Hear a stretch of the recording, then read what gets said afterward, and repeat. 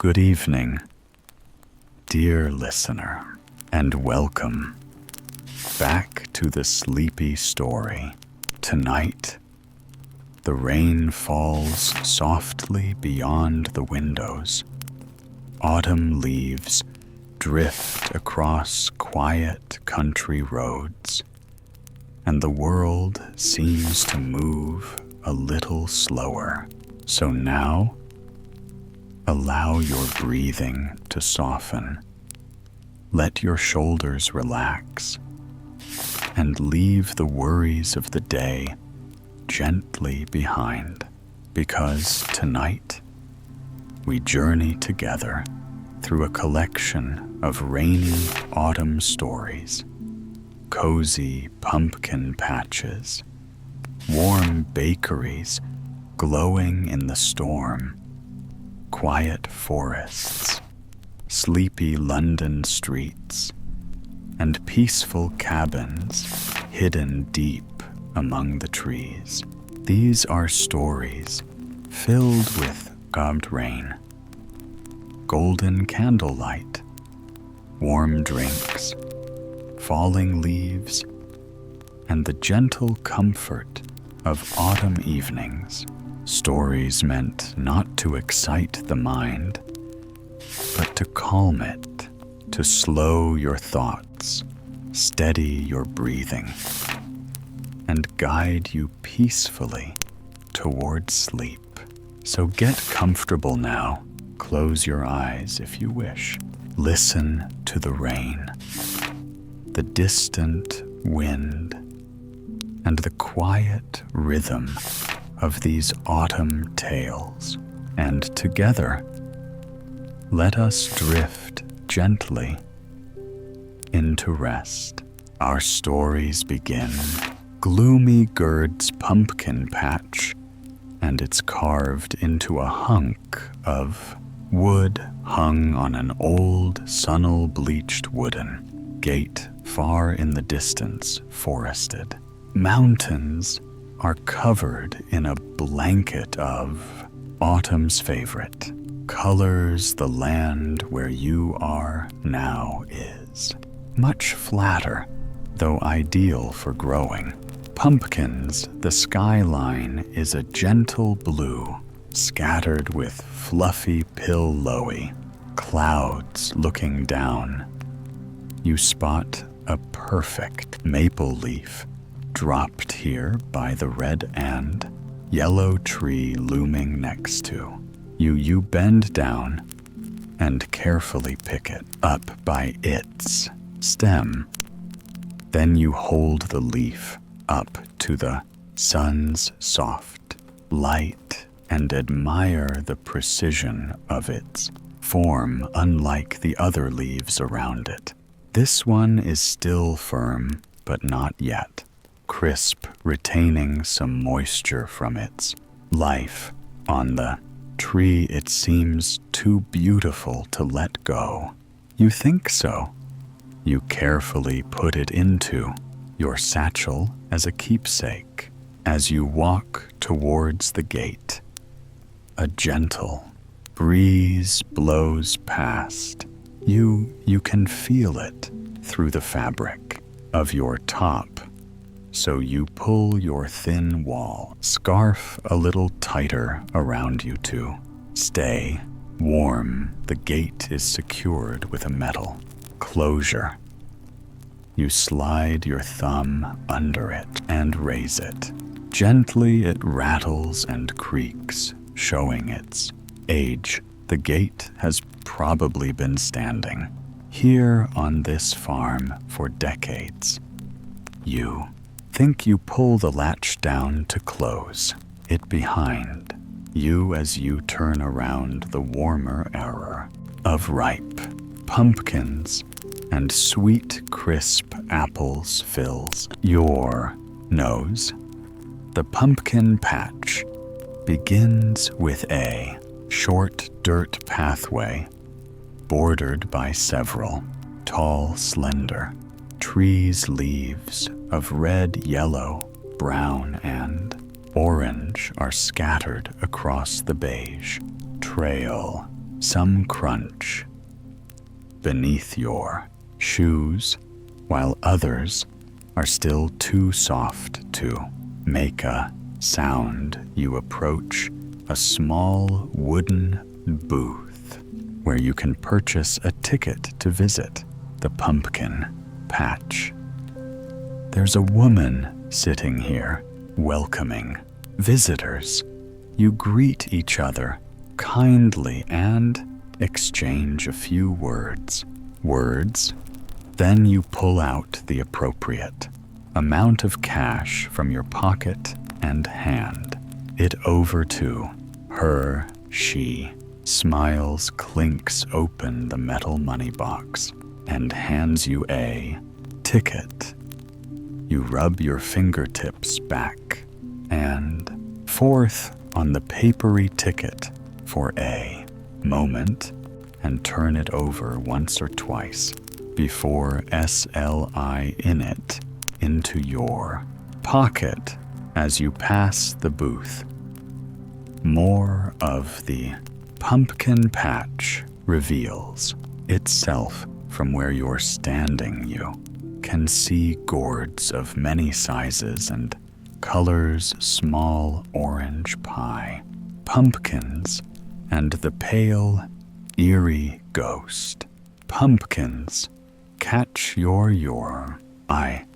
You admire the uniqueness of the white ones with their thick black stem, handles, and glossy sides. You wonder how they might taste, bitter or sweet. You muse to yourself, it's been a while since you last came to the patch. You almost forgot about all the colors, shapes, and sizes that Mother Nature has to offer around you are green speckled, yellow, and even multicolored varieties. As you glance around you, notice that aside from the pumpkins, there are many more things to see at this patch. Your gaze lands on a white barn with a black roof nearby, almost mimicking the look of the ghost pumpkins. You can also see signs for a corn maze, an apple orchard, hay rides, and a bonfire. There's even an especially cozy area where a vendor is selling treats and warm beverages. You'll definitely make a stop there later. You decide to your right. You find a big map displayed on a wooden signpost. You trace your fingers over the map to see how to get to the apple orchard, making a mental note of the general layout. You carry on towards the orchard in search of the perfect, crisp red apple. For a little while, you follow a small path that is lined on either side with displays of painted pumpkins, festive decorations, and large hay bales. Looking around, you can tell that it's a rather quiet day at the pumpkin patch. Some families and groups are here, but it's far from crowded. It promises to be a peaceful outing, and that makes you happy. Before long, you arrive at the orchard and notice that it's quite small, with just a dozen or so trees. Each one, however, is dripping with plump, ruby apples and vibrant green leaves. Both are also scattered across the faded grass below the trees. A gentle breeze moves through the orchard, and you feel the crisp air brush across your arms, although you're wearing a warm cardigan and scarf. The light wind still finds your skin in the little spaces between the knitted stitches, but with the soft autumn sun above and the warmth of the wall, you feel tremendously cozy and comfortable. As you walk slowly through the orchard, you see a gleaming red apple fall from a tree in front of you. It bounces from its branch into a pile of leaves. Curious, you make your way over to it. Leaves rustle around your hand as you reach into the pea pile to pick up the apple. It feels nice and firm in your palm as you turn it around, inspecting it for imperfections. But the fruit is glossy, smooth, and ripe. This particular apple must have been meant for you. Making your way out of the orchard along another dirt path, you soon come to a stack of wooden signs pointing in different directions. One of them reads candied apples with a large arrow. You'd planned to eat a plain number frills apple, but now your senses are tingling with your fruit in hand. You follow the sign. After a minute or two, you come to the booth. The fruit stand offers freshly prepared candied and caramel apples with a variety of toppings. But there's also the option to make one yourself.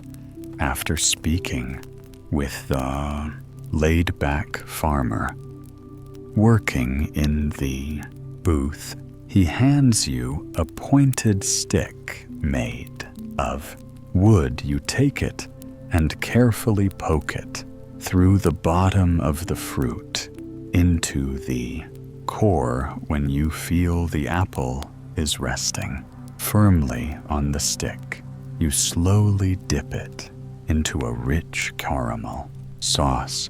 The scent of smoky molten sugar reaches your nose, and the sticky hot liquid soon coats the skin of the fruit. Your mouth waters with delight at the thought of this special treat. As a final touch, you roll the apple over in a bed of chopped peanuts. Now it's ready. You thank the farmer for helping you with the apple. Then you turn away and head for the main pumpkin patch. A pair of kids holding hands dart past you, eager for their turn to make candied apples. Soon you come to a wooden bench, which looks like a lovely place to relax while you enjoy your treat. It creaks when you sit down, but is comfortable beneath you. From here, you have a beautiful view over the patch. There's a straw scarecrow dressed in linen overalls, surrounded by hundreds of orange pumpkins, some big, others small, glancing down at the caramel apple in your hand. You turn it slowly to admire your work. It's shiny and reflects the soft afternoon light and a single branch of the maple tree behind. You then bring it up to your mouth, carefully sinking your teeth into its sweetness. It tastes just as good as you. Remember, you spend some time sitting on the bench and admiring the kingdom of pumpkins in front of you. The mountains in the distance collide with an uneven line of ripe orange gourds. From this perspective, it looks as though a jumble of curly and straight stems are poking up into the skyline. The whole place smells of autumn. There are hints of cinnamon and apples, and the earthy aromas of caramel and pumpkin spice. They mix with notes of fallen leaves, rich soil, and straw. Everything about this moment makes you feel warm and cozy. You'd like to go and pick a pumpkin to take home, but you decide to wait a while longer. You don't want to carry around a heavy gourd when there's still much to explore. Here, for now, you'll just consider what kind of pumpkin would be best to choose as you continue looking out at the patch. You watch families, couples, and individuals amble through rows of vines and soil. Some take photographs, while others are in search of the perfect orange squash. They bend down, inspecting various pumpkins with expressions of curiosity dancing across their faces. Some of the visitors pull small red wagons where their children ride, holding their prized pumpkins. Others choose to carry them tucked under their arms instead. After a few moments, you lift yourself up from the creaky bench and make your way onward towards the black and white barn you noticed earlier. It's just past the apple orchard you've already visited. Instead of retracing your steps to the right, you choose a path heading left. As the day progresses, the breeze grows crisper. You do up another button on your cardigan to stay warm and snug, walking in the direction of the barn. You notice a few crows soaring through the sky above you, chattering to one another. You look up at the cloudy sky, admiring how the autumnal sun is beginning to fade away. After another left turn, you arrive at the quaint barn. It's situated in the middle of the pumpkin patch, and it seems like a meeting place for the farmers on staff and families and friends visiting the patch. Today you see one farmer standing with his foot propped against the side of the barn as he talks to another. Every so often, both sip from steaming mugs held between their palms. One man is dressed in loose overalls and a brown plaid shirt. The other is wearing blue jeans with a simple shirt tucked in at the waist. Both have on comfy-looking boots together.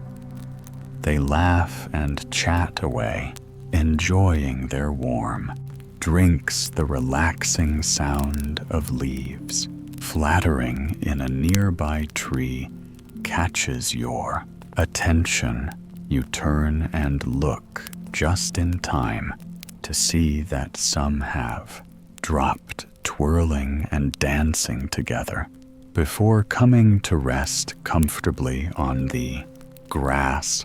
A few others are tossed up by the breeze and carried in the direction of the barn, drawing your gaze with them. Out of the corner of your eye, you notice a group of horses.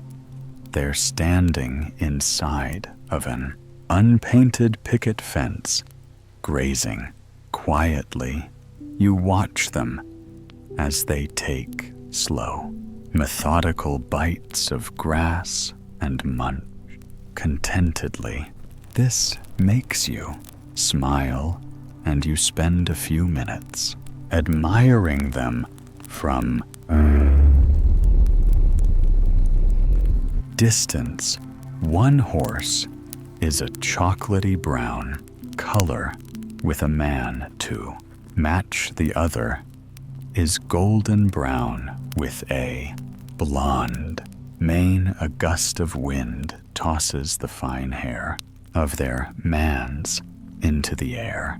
The horses shake their heads to brush the hair out of their eyes before turning their attention once more to the grass. They truly are majestic creatures. You think. Just then, another farmer comes out from the back of the barn. She begins to brush the chocolatey brown horse, and it seems happy to be receiving this special attention, thinking it's time to carry on. You leave the horses to their brushing and feeding all around you. The pumpkin patch is buzzing with activity. You spot a track-to-pulled wagon with hay. Bales. Families gather one by one for a ride around the farm. You knew these rides were a staple of the pumpkin patch, and you considered going for a ride to feel the crisp October air moving past as you bumped and bounced around the farm. But you decide to leave that activity to the groups waiting. Now, as families fill the wagon and head out for their ride, you're left alone near the barn. You've got the place almost entirely to yourself. It's so calm. It's no wonder your mind feels serene and relaxed here. A crackling sound drifts towards you from the opposite side of the barn. Remembering the map you saw earlier, you realize that's the direction of the fire pit. You walk over, noticing a bit of smoke rising as the crackling grows louder.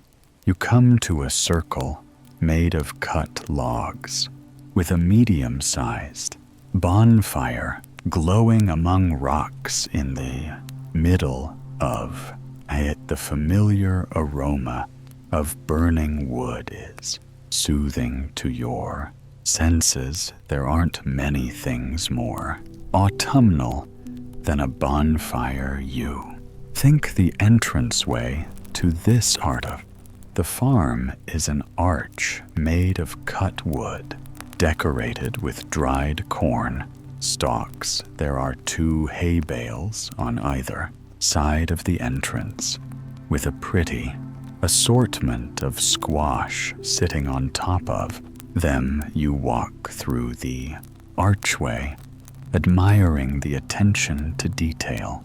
Here in the pumpkin patch, fairy lights hang above your head, forming a twinkling square around the fire pit. Below the lights are thick, sturdy hay bales and logs for sitting. Over to your right is a covered area where vendors are serving treats and warm drinks to passers-by. The temperature is growing colder as evening approaches, and you believe a hot beverage will warm you right up. You happily walk over to the covered area where the smell of cinnamon and spices fills the air. You can still hear the crackling of the bonfire behind you, setting the perfect mood. The menu has been handwritten on a chalkboard hung on a wooden pillar. You take a moment to read it and see that they serve pumpkin spice hot chocolate, warm apple cider, and coffee. After a moment of contemplation, you decide on the pumpkin spice hot chocolate. You are at a pumpkin patch, after all, and their blend is homemade. You read. Plus, you can already smell the earthy, chocolatey aroma, and it seems to be calling to you. The attendant smiles as he hands you your drink. It's served in a dark green ceramic mug with pumpkins painted on it. You pay and thank him before waving goodbye. Turning around, you glance back at the cozy bonfire. You wish you could have one just like it in your own backyard.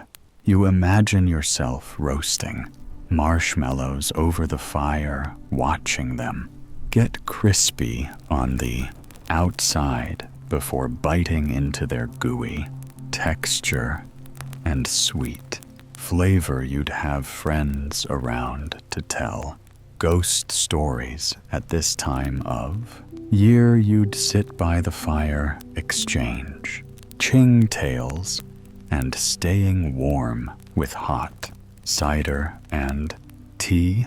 The longer nights would feel shorter in good company. You walk across the grass and take a seat on one of the hay bales. As you move your palm across it, you feel the rough, dry texture of the head hay against your skin. You catch a whiff of its dusty scent between notes of the hot chocolate you're holding in your hand. You take a deep breath, feeling quite relaxed.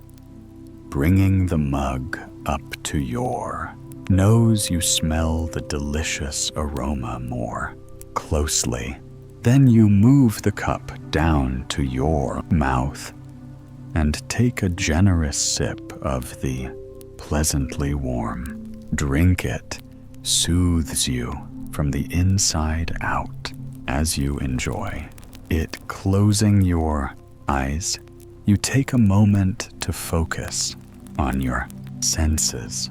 You can hear the rustling of the leaves in the maple and birch trees around you and the crackling fire next to you. The sense of autumn surround you, and you feel completely at peace as the sun fades away and night begins to fall. The fairy lights seem to grow brighter and the fire warmer. It's been a beautiful day. And now you'll sit and sip your hot chocolate, admiring the crispness of the season, the warmth of the bonfire, and the sound of the breeze. Later, you'll find the perfect pumpkin to take home. Who knows, perhaps you will make that fire pit in your back garden this season. After fall, maybe you'll bring friends around for homemade pumpkin pies and stories.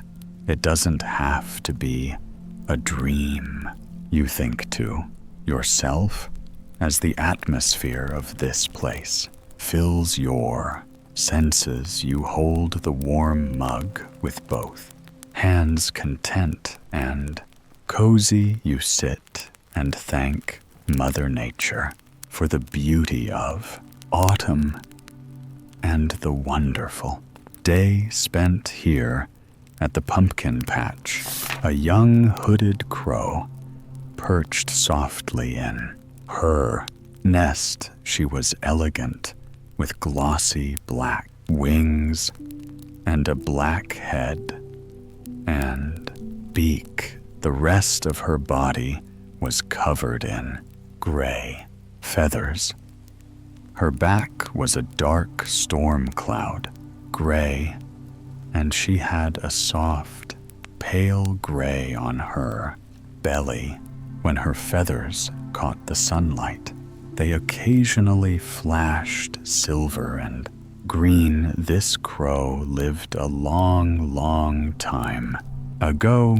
She built her nest on the edge of a golden cliff overlooking the crystalline blue waters of the sea.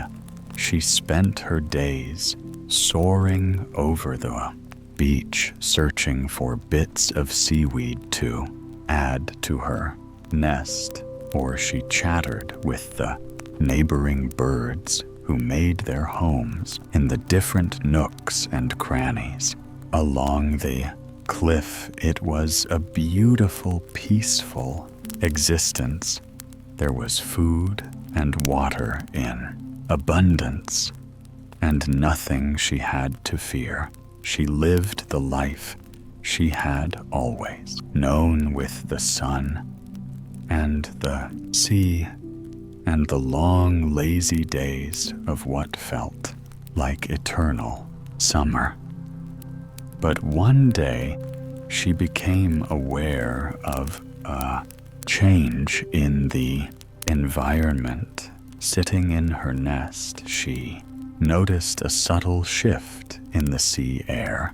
It was cooler than before, no longer the soft, refreshing summer breeze, but a wind that felt almost cold. The crow shivered in her nest and buried herself in a blanket of moss. The summer was all she had ever known. Now that cooler weather was arriving, she would have to find another place to nest, at least for the next season.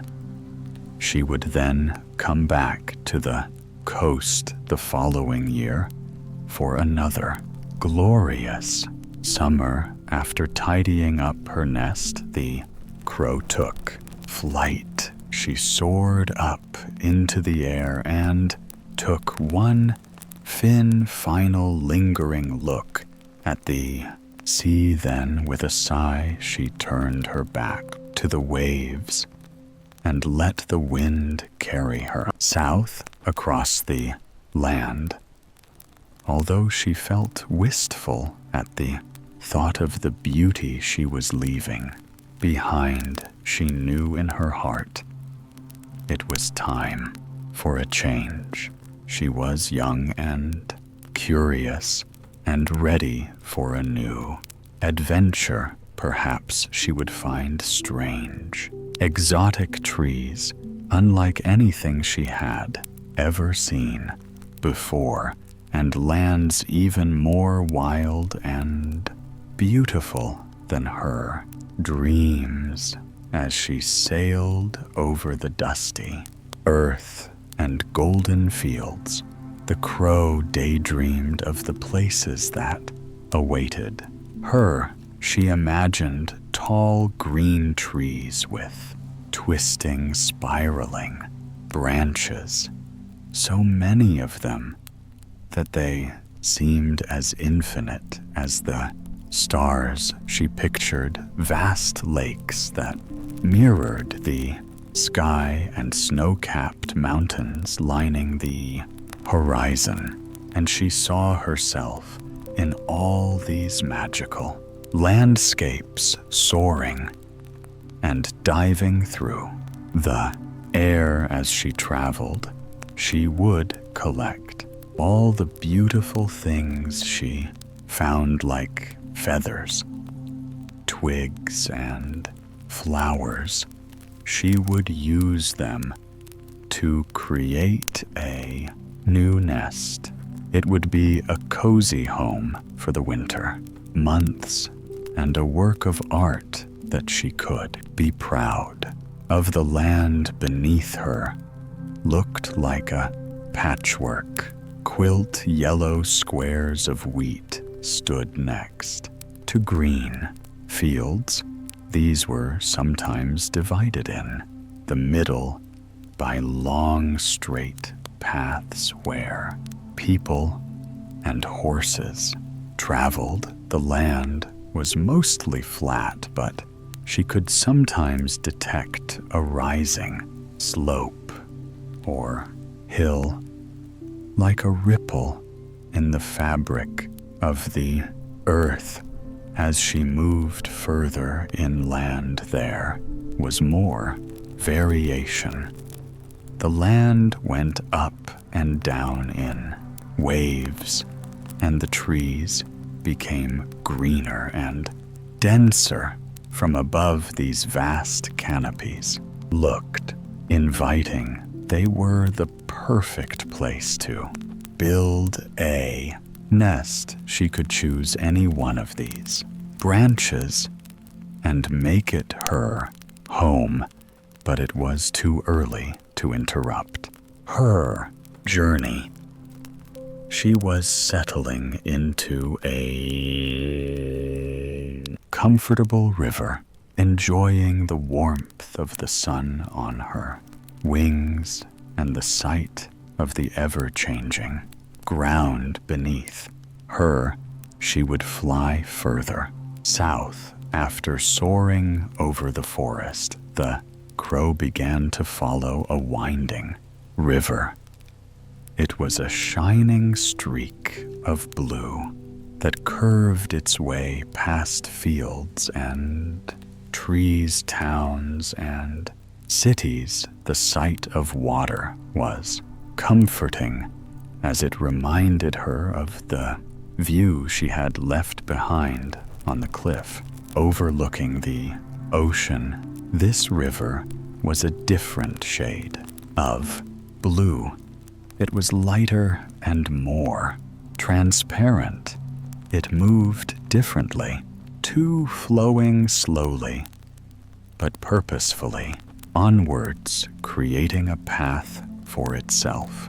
Across the land, the ocean waves would roll towards the shore, over and over, again advancing and then retreating. The land and the ocean were two separate worlds, but this river moved through the earth, living right in the middle of the woods and the hills.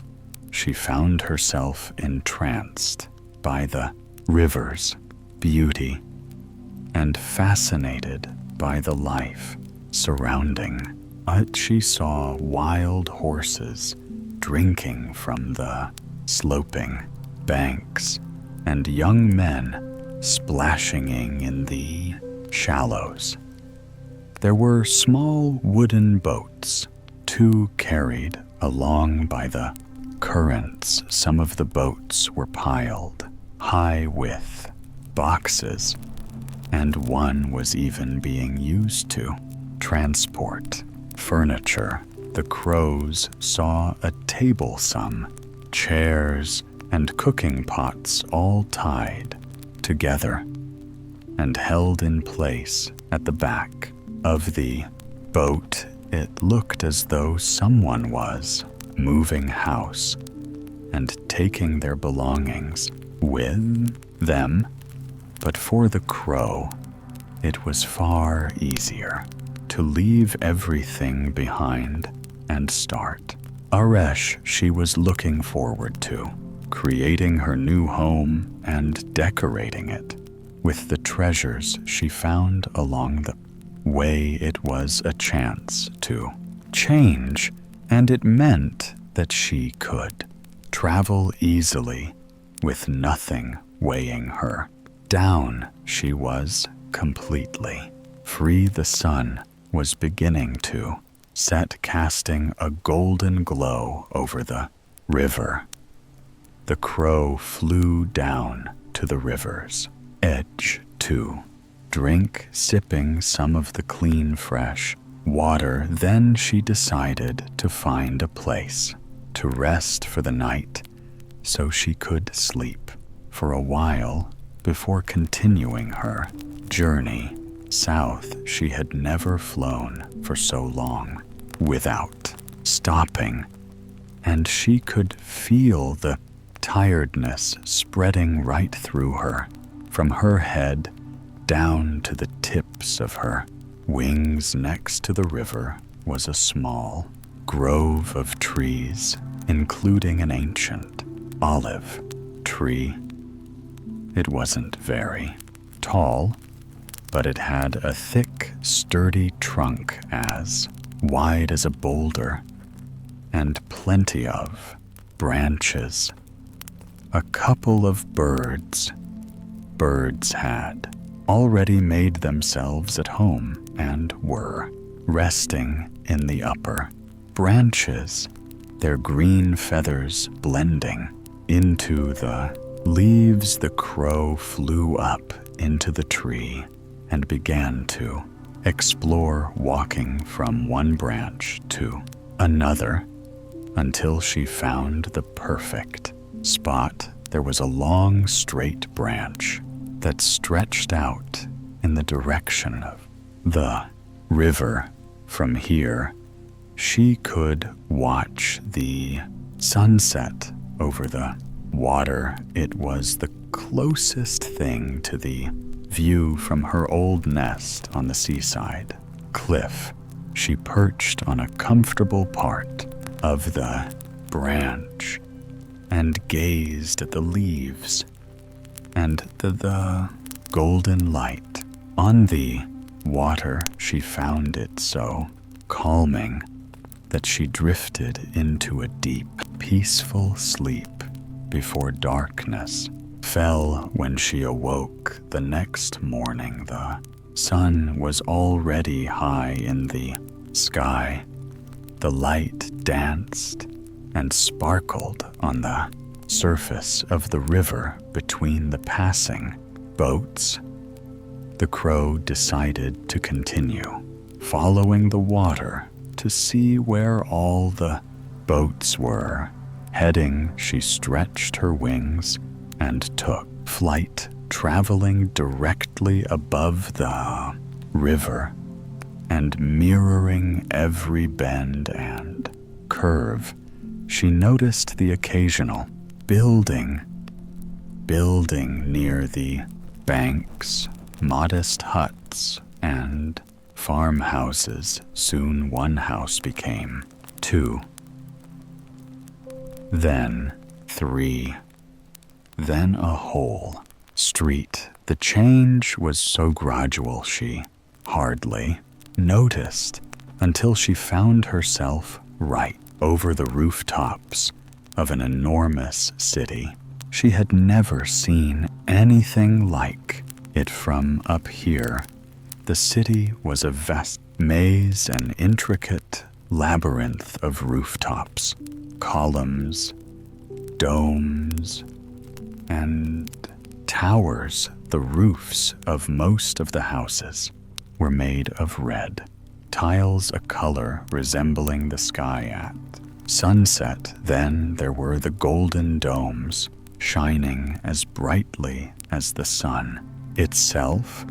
The rest of the city was like an ocean of white marble flowing over the land as far as the eye could see there were even a few trees in between the buildings. As the crow glided over the rooftops, she spotted huge palm trees swaying in the breeze and a square lined with purple jacarandas. But although it was beautiful, the crow could not imagine herself living here. She could admire it from a distance, but she would have to keep searching for a quieter, greener space. After one last glance over the glimmering rooftops, she slowly flew away from the city towards the countryside. In the south, she had now lost sight of the river, but there were always new things to look at. There were orchards, vineyards, and fields where sheep, cattle grazed. It may not have rivaled the splendor of the city, but she felt more at home. Here, any of these trees would make the perfect place for a nest, but she wanted to travel just a little bit further to see what lay beyond the horizon. As the day went on, the crow began to feel tired and thirsty. She had left the river far behind, and there was no sign of a lake or pond, so she would have to find another source of water to quench her thirst. She flew down and landed on the roof of a country house directly below her. It was a humble home surrounded by a vast garden filled with cypress trees and acres of vineyard. Looking closer, she noticed rows of potted plants lined up by the walls of the house.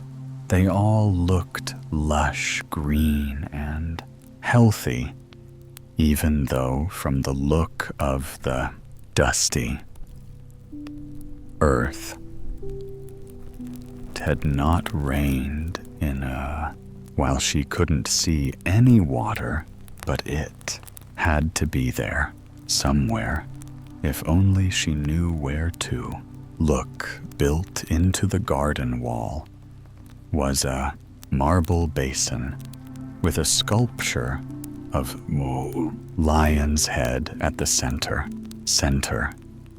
The crow flew over and perched on the edge of the basin.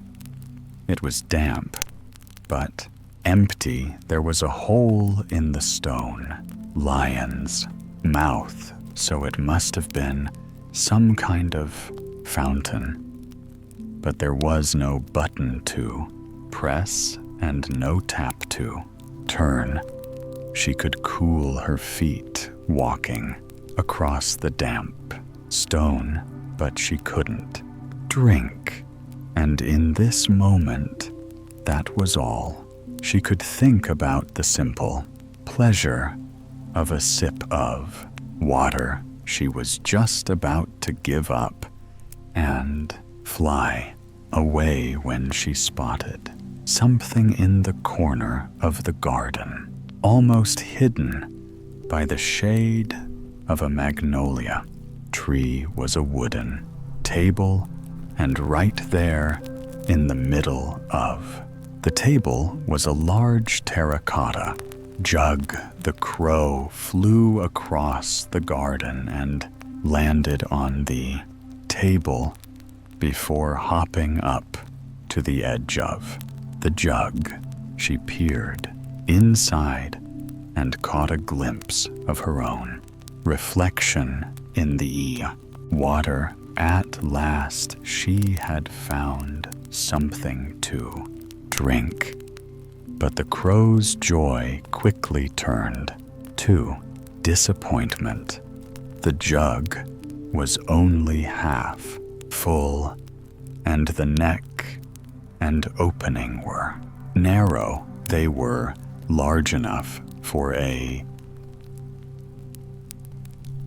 sparrow to enter, but not a crow. She could see the water, but she couldn't drink it. Her first thought was to push the jug over, but as she tapped it with her beak, she realized that it was far too heavy to move. She would exhaust her strength and make herself even more thirsty in the process. Even if she did succeed in pushing it over, the water would be wasted. It would pour out over the table and onto the ground in a matter of seconds. Then another idea came to her.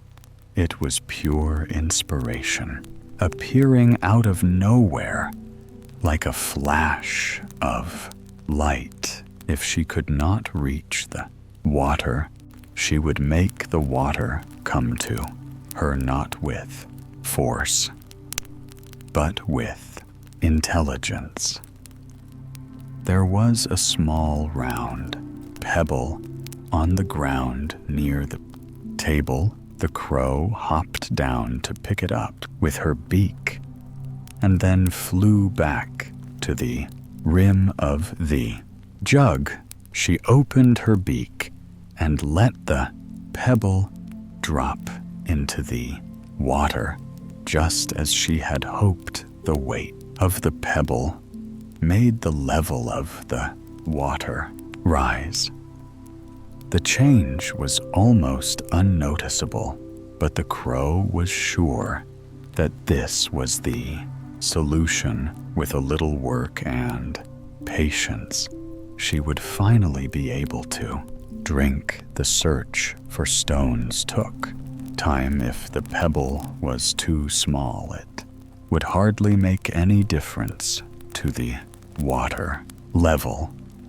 And if the pebble was too big, she would struggle to carry it in her beak. She would have to choose each stone carefully, one at a time. As the crow explored the garden and the surrounding fields, she felt herself sliding into a kind of trance. In the soft, dry heat of the late afternoon, her mind cleared. She forgot about her thirst and everything except her quest. It was a relaxing routine, searching in the bushes and secret corners of the garden to find the perfect pebble, and then bringing it back to the junk. Each time she dropped a stone and watched the water rise up ever so slightly, she was filled with a sense of deep satisfaction. And although she soon grew tired, flying back and forth, she was never bored. With each stone and every journey, she found something new to notice and appreciate. Once she was enchanted by a particular part of the garden, a bench in the shade, encircled by wonderfully scented bushes of lavender and thyme. In another moment, it was the color and shape of the stone that caught her imagination. It lay half hidden in the earth near the vines, and when she pulled it out, she saw that it was a pearly white and as smooth as if it had been shaped by the sea. But as the water in the jug rose higher and higher, it was the act of dropping the stone that gave her the most pleasure. Time seemed to slow down, almost to the point of standing. Still, she opened her beak to let the pebble fall, and she watched, mesmerized as it tumbled down the surface of the water, rippled, then slowly became still again. The crow gazed at her reflection and the growing collection of pebbles beneath it piled up like an underwater mountain. She paused for a moment, feeling happy with her progress and grateful for each and every stone. These were pebbles that others would have passed by without a second thought, but they were invaluable to her. The stones were easy to overlook, but the crow knew that sometimes it was these simple objects that made all the difference. When she built her nest, she often used material that other creatures ignored or discarded, like twigs or pieces of torn fabric. She understood the true value of everything in the world, no matter how ordinary it might appear. By the time the crow dropped the final pebble in the drew, it was dusk. There had once been a patch of shade from the magnolia tree covering the table, but now the entire garden was transformed by the evening shadows. The final rays of golden sunlight were visible on the walls of the house on the far side of the garden. It would soon be night and time for a deep, restful sleep. But first, she would relish this long-awaited drink after the final pebble had settled. In the jug, the crow leaned down and dipped her beak into the water. It was cool and delicious, and left her feeling refreshed. After just a few sips, she imagined she could feel the water spreading right through her body like a deep breath. Now that she had quenched her thirst, she wanted nothing more than to rest. When she thought of taking flight once more and scanning the countryside for a suitable tree, she felt even more exhausted. She couldn't take to the skies again with such a tired, heavy head and such weary wings. Tomorrow she would continue her search for a more permanent home somewhere to build a nest for the coming months. But tonight she would stay right here. It was safe, quiet, and peaceful, and there was plenty of water to drink. The next morning, she gazed down into the jug, admiring the results of her hard work. And then the crow noticed that something else had become visible in the reflection. She could see not only the stones in the water and the mirror image of her head, but also the leaves of the tree above. The magnolia tree that had given her shape would also provide her with a place to sleep. When the wind moved to the leaves, she could make out the faint reflection of a crescent moon. From this perspective, the moon looked like part of the magnolia, delicately balanced between the branches. The crow took one last sip from the jug and then fluttered up to the nearest branch. There were no other birds in the tree, and it felt like having a large, comfortable house all to herself. She could hear the sounds of distant birds and the hum of insects, as well as some far away voices. Perhaps they were coming from inside the country house, but in that moment it didn't really matter what the sounds were or where they were coming from.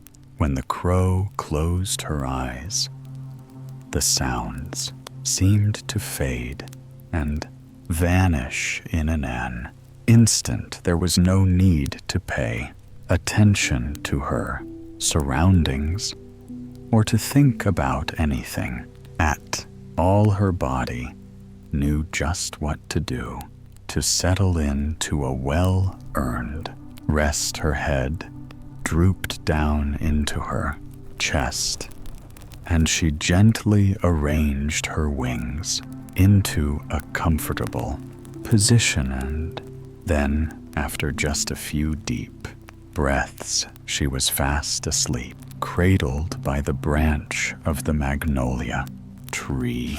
Heavy raindrops tap the window panes near Lily's bed. Every so often, a gust of wind tosses the rain towards the glass with slightly more force. Lily lies under the covers with her eyes closed, listening to the sound of the storm ebb and flow.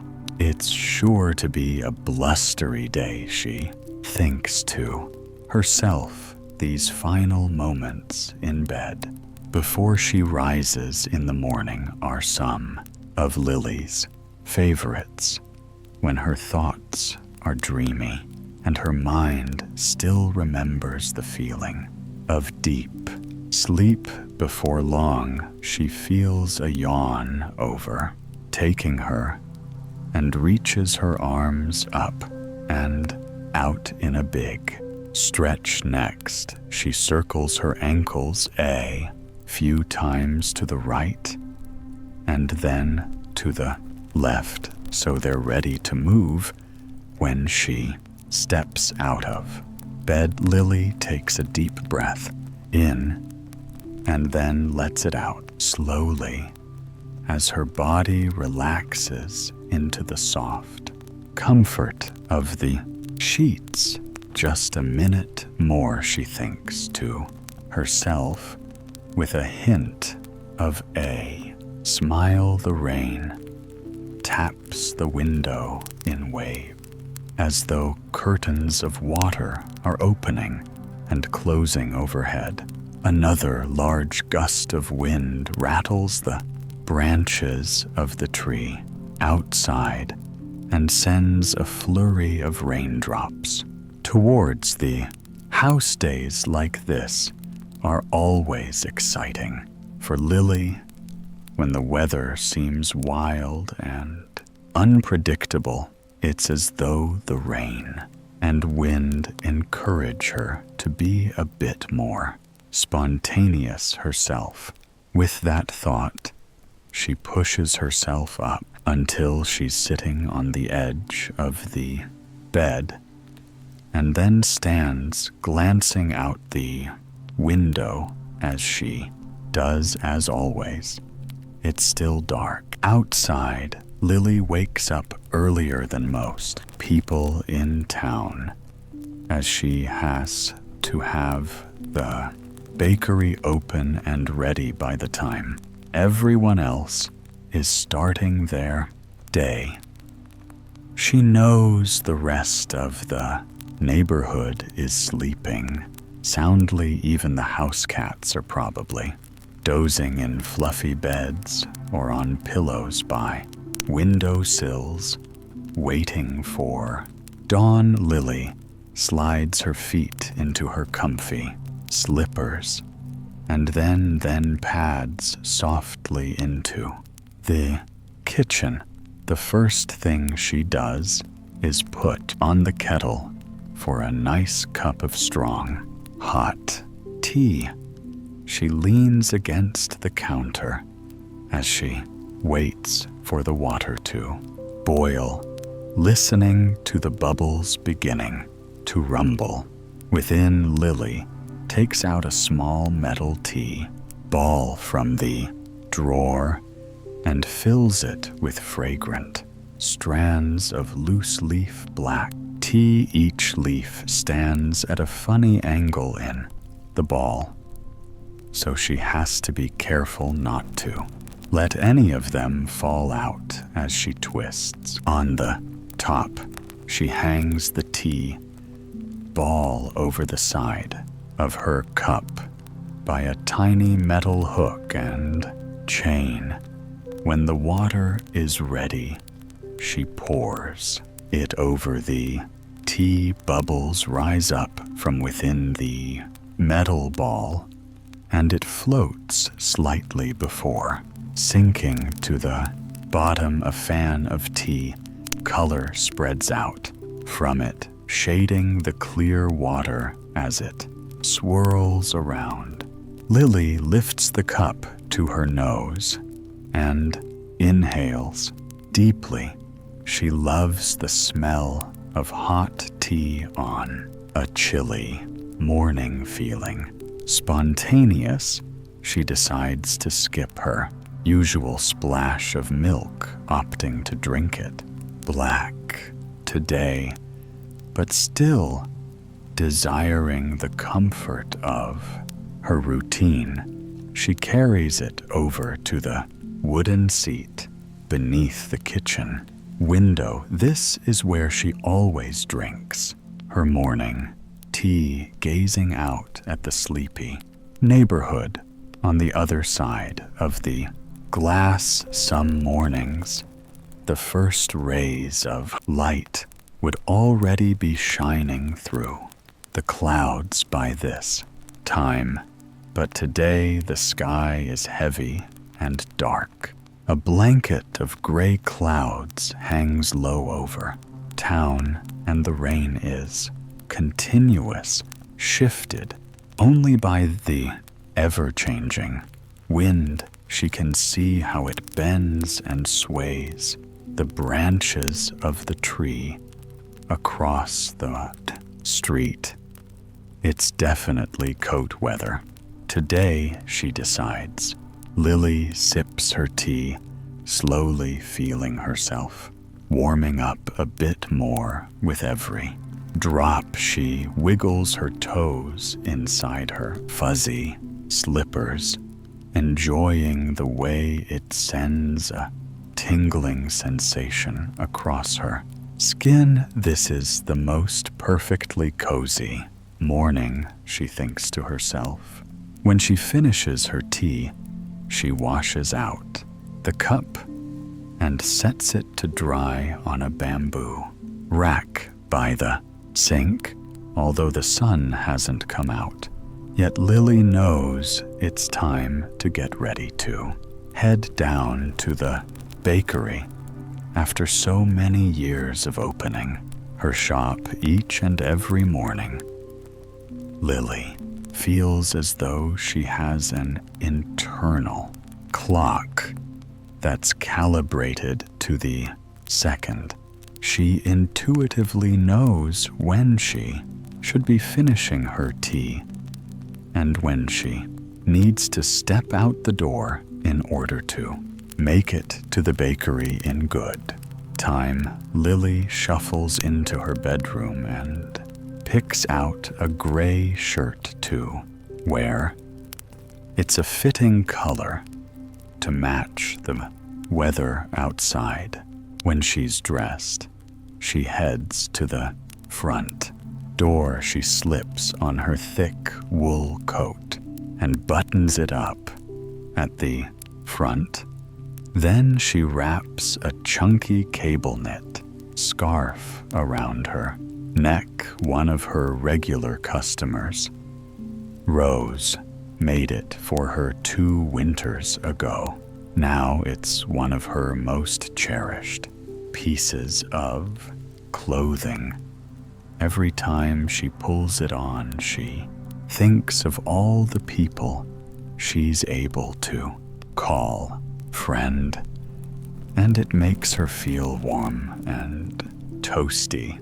Inside, Lily pulls one edge of the scarf up over her chin and then tucks the ends into her wool coat. She takes out a large pair of gloves from the coat, pockets slipping them on one by one. The last thing she has to get is her trusty yellow umbrella. Now she's ready to head out. She closes the door behind her and pauses on the front step to open the umbrella. The wind pushes against it, making it hard to raise the slider up to expand the canopy. But with a little determination, Lily gets it open, adding a splash of yellow to the otherwise dark morning. Bracing herself against the wind, she steps out onto the sidewalk. Heavy raindrops thunder against the fabric of the umbrella. The sound is magnified beneath it so she can hear the plop and splat of every drop. On her right, she spies the small white cat that's always waiting for her in her neighbor's window. But this morning, the cat is still asleep in the warmth of the house, with its pink nose tucked under its fluffy tail. Usually the cat is awake and washing its paws or following her path with watchful eyes. But today is a lazy day for the white cat. Lily watches as it naps contentedly behind the glass. For a moment, she wishes that she, too, could be at home, tucked up in bed. But then she thinks of her regular customers, and it brings a smile to her face. They are the reason she gets up each and every day, rain or shine, and opens the door to the rainy day bakery. She continues walking down the wet pavement towards town. Every few steps she has to move to one side or the other to avoid a large puddle. The sidewalk glistens in the glow of the street lights, and still the sun is nowhere to be found. This will probably be one of those days where it stays dark until noon. She thinks. Up ahead, she catches a glimpse of the brightly painted bakery door. Even in the dim light, the brilliant colors stand out, welcoming in all who pass by.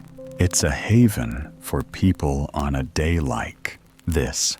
They can come inside, drink a cup of something hot, and have a slice of pea or a cinnamon roll, and read a good book. Some customers prefer to chat to one another, enjoying the company of new friends and old in a familiar place. Her bakery really has become part of the fabric of this community. She realizes It's a home away from home, a spot where everyone can find something to make them feel happy and content. Just as this thought crosses her mind, a gust of wind rooms, pulls the fabric of her umbrella. The handle jumps in her fingers, and before she knows what's happening, the top canopy of the umbrella has blown backwards, no longer protected from the rain. Lily makes a dash for the colorful door.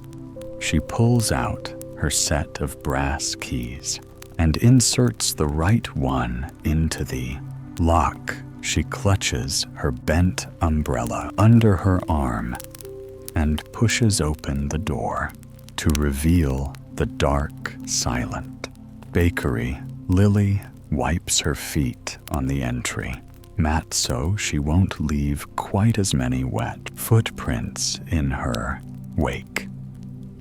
Then she flicks the light switch with her fingertip, illuminating the small shop. Now that she's able to see a bit better, Lily looks down to inspect the damage to her yellow umbrella. Unfortunately, several of the connecting pieces of metal are bent in the wrong direction. Also, the slider no longer catches, so the canopy doesn't stay propped open anymore. With a sigh, she places the umbrella down on the ground in the entryway. It has served her well for many years, but it's time for a replacement. Lily had planned to be in the bakery all day, so she isn't sure when she'll have time to shop for a new one. It might end up being a very damp walk home tonight, she thinks to herself, but that's all right. She's used to the weather here, and she'll just have to make the best of it. Lily takes a deep breath to clear her mind and then exhales, refocusing on the tasks of the day. She smells the familiar hints of espresso beans, flour, and beans lingering from the evening before. On a typical day, she makes cinnamon rolls first thing.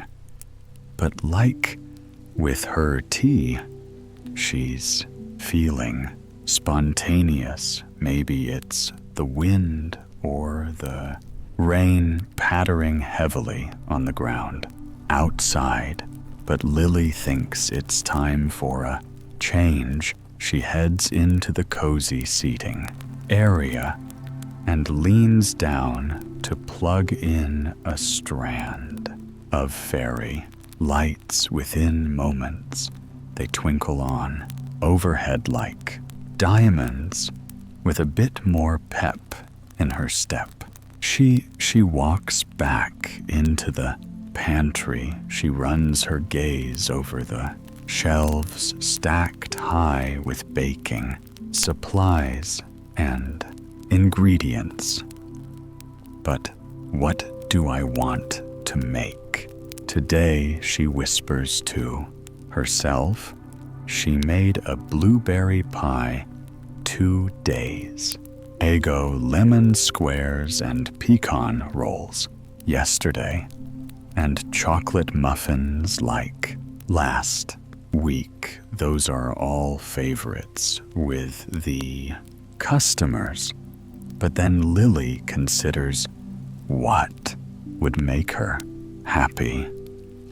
A few years back, Lily found her grandmother's cookbook on a shelf in the family house.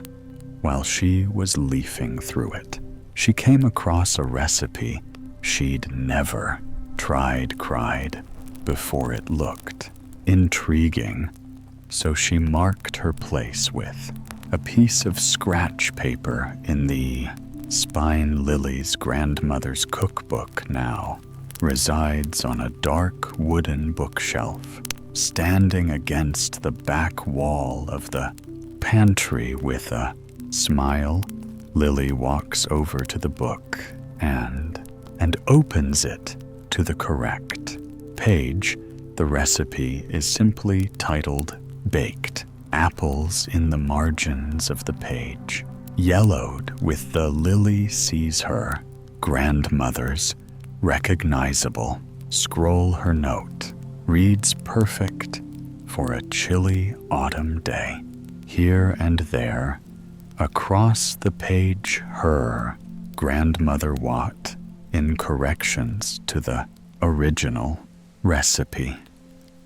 Little tips and slight changes of measurements to make the final product even better. This is what I'll make today. Lily decides it's time to try something new.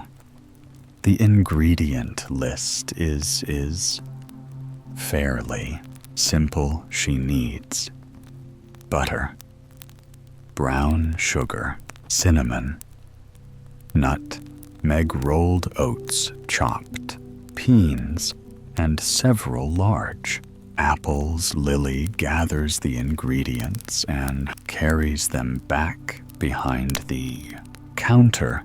She leaves the butter out to soften. Then she begins preparing the nuts. She chops them coarsely and sets them to the side before measuring out the oats. Finally, she turns on the oven and leaves it to preheat. The next part of the recipe is a bit trickier. She has to core the apples and make a pocket for the filling without splitting them in half. Her grandmother wrote in the margin beside it, used paring knife and spoon. It instructs her. Lily picks up her paring knife and inserts the tip near the stem of the first apple. She slides it in and cuts in a careful circle around the core. Then she twists it slowly to help the cord detach closer to the bottom. With a gentle pull, it comes free. The hollowed out apple reminds her of a pumpkin with its seeds removed. She sets the fruit aside and moves on to the next one. Soon the task feels routine. She's able to remove the core with one swift movement over and over again until she has a row of apples ready to be filled. Next, it's time to make the filling. Lily gathers the softened butter, sugar, cinnamon, and nutmeg and mashes them all together with a wooden spoon. When the spices are evenly distributed, she stirs in the oats and pecan pieces. Then she takes a spoon and carefully stuffs the filling into the apples right up to the top. When the apples are prepared, she lines them up carefully in ceramic pie dishes. Lily pours water into each dish so the bottoms of the apples are just submerged, prevents drying and burning. Her grandmother wrote, finally, she's ready to put them into the oven. She slides her hands into thick oven mitts and places the pie dishes on the metal racks. Lily closes the oven door and sets the timer to let her know when she needs to check them as she's beginning to clear up her workspace. She hears the door to the bakery creak open. It's Rose, one of her favorite customers, and someone she now considers a friend after all these years.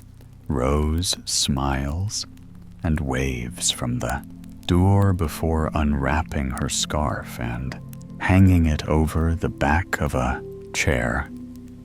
Lily has her coffee ready by the time she's heading over to the counter. Rose thanks her with a warm smile and then asks how Lily's day has been going so far. Lily tells her all about the baked apples from her grandmother's recipe. She's excited to have her first taste tester if Rose is interested. The pair chat about the weather and how it's an especially blustery autumn day. Then, with a S, Lily mentions her broken umbrella. I don't know if I'll have time to replace it before I head home tonight, she says. Rose pats her on the arm. I'm sure it will all turn out just fine, she replies before carrying her coffee to her table and sitting down. Soon after, one of the other regular customers, Seamus, arrives. Lily brings him his coffee and promises him a baked apple when they are out of the oven. One by one, all of her morning customers file in. Some of them look like they've run through the storm, wearing coats as splattered with raindrops. Others carry folded newspapers over their heads or open the door to shake out their umbrellas. She serves them a variety of coffees, teas, and sweets. When the timer goes off, Lily turns away from the seating area and faces the oven. She carefully pulls out the pie dishes filled with apples, which are now soft and gooey. Out of the corner of her eye, Lily notices Rose speaking with different customers. She wonders what they're all talking about at this time of the morning. But it's just a passing curiosity as her mind returns to the task at hand. She carefully plucks the apples out of the water-filled pie dishes and sets them on individual plates. Then she walks over to the refrigerator and takes out a carton of whipping cream. She pours some in a bowl and spoons a bit of sugar on top. Then she uses a handheld mixer to beat it into whipped cream. The mixer drones on as the beers spin, and Lily watches Rose head out the door. But she hasn't even tried her baked apple yet. Lily thinks when soft peaks form in the white cream. She stops, beating with a metal spoon. Lily drops a dollop of whipped cream on every apple, along with a drizzle of her famous caramel sauce. The warm fragrance of the hot apples and rich cream is tantalizing. It permeates the air, creating an atmosphere of homey comfort. She carries the first plate out to Seamus and sets it in front of him. Next, there are plates for the family.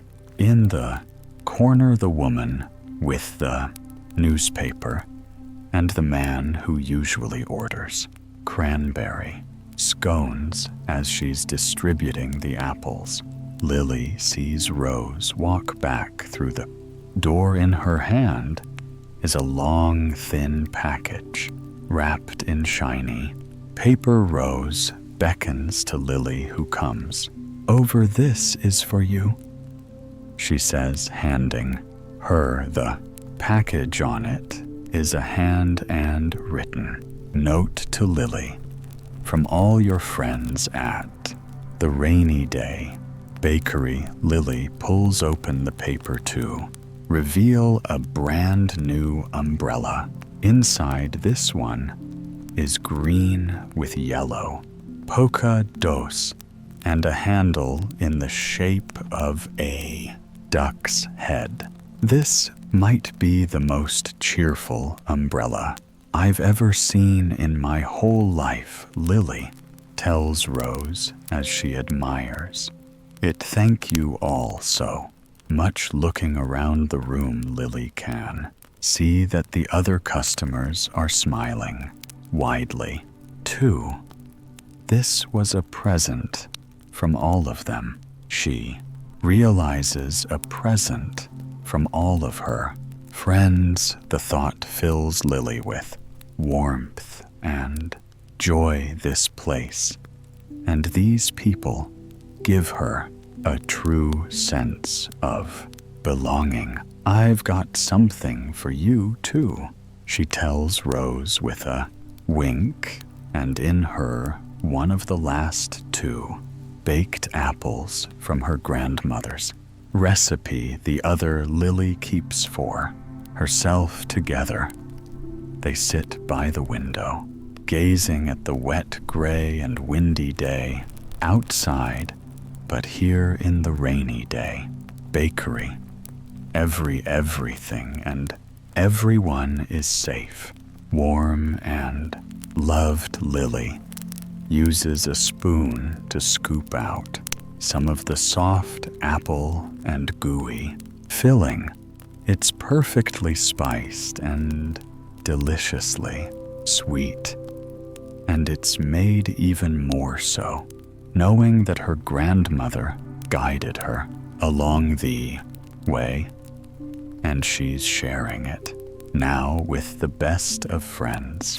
Imagine yourself sitting on a bus in London on a damp autumn afternoon. You've found a seat on the top deck at the front, so you're surrounded by windows. It feels a little like flying, slowly gliding through the streets of the city past distinguished white buildings and the sensationally red leaves of the plane trees. It's cool outside and raining lightly on and off, the typical drizzle of an English autumn. But the bus is warm and cozy with all that the heaters on. This difference in temperature makes the glass steam up. Every now and then, you brush your hand against the window next to you, clearing the moisture, so you have a better view. You're in a relaxed, dreamy mood. All you want to do is watch the world go by, enjoying every detail from the street signs to the pigeons perched along the window ledges. Your gaze drifts down to the people walking in the street below, covered up with coats and umbrellas.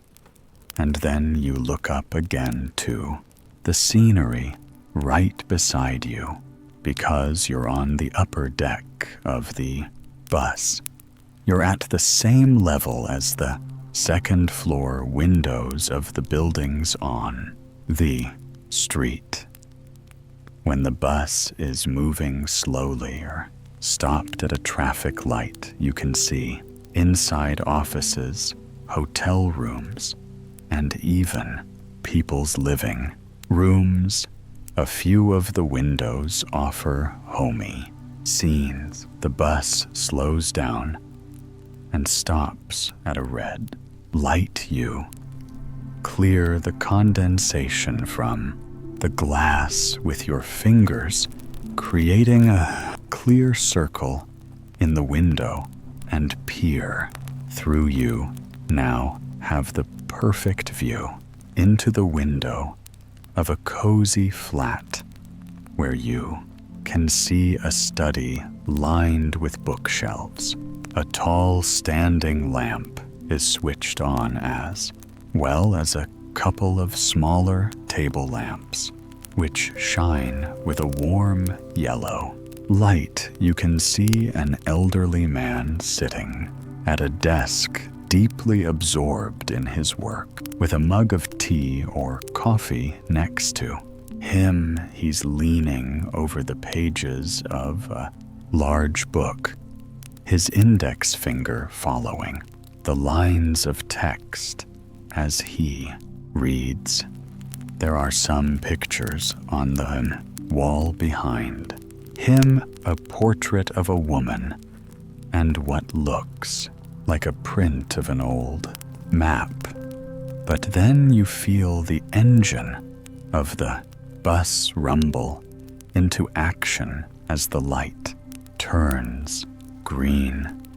You're off again, leaving the man and his study behind you. Love getting these little glimpses into people's lives.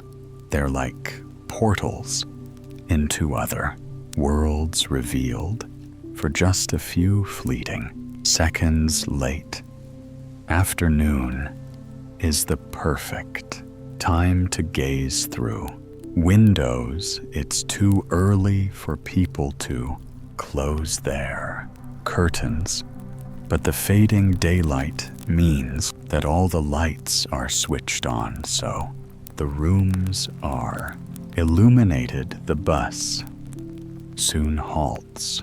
Again, it's stuck in a bit of traffic, and you gaze through another window to find a young woman playing the harp.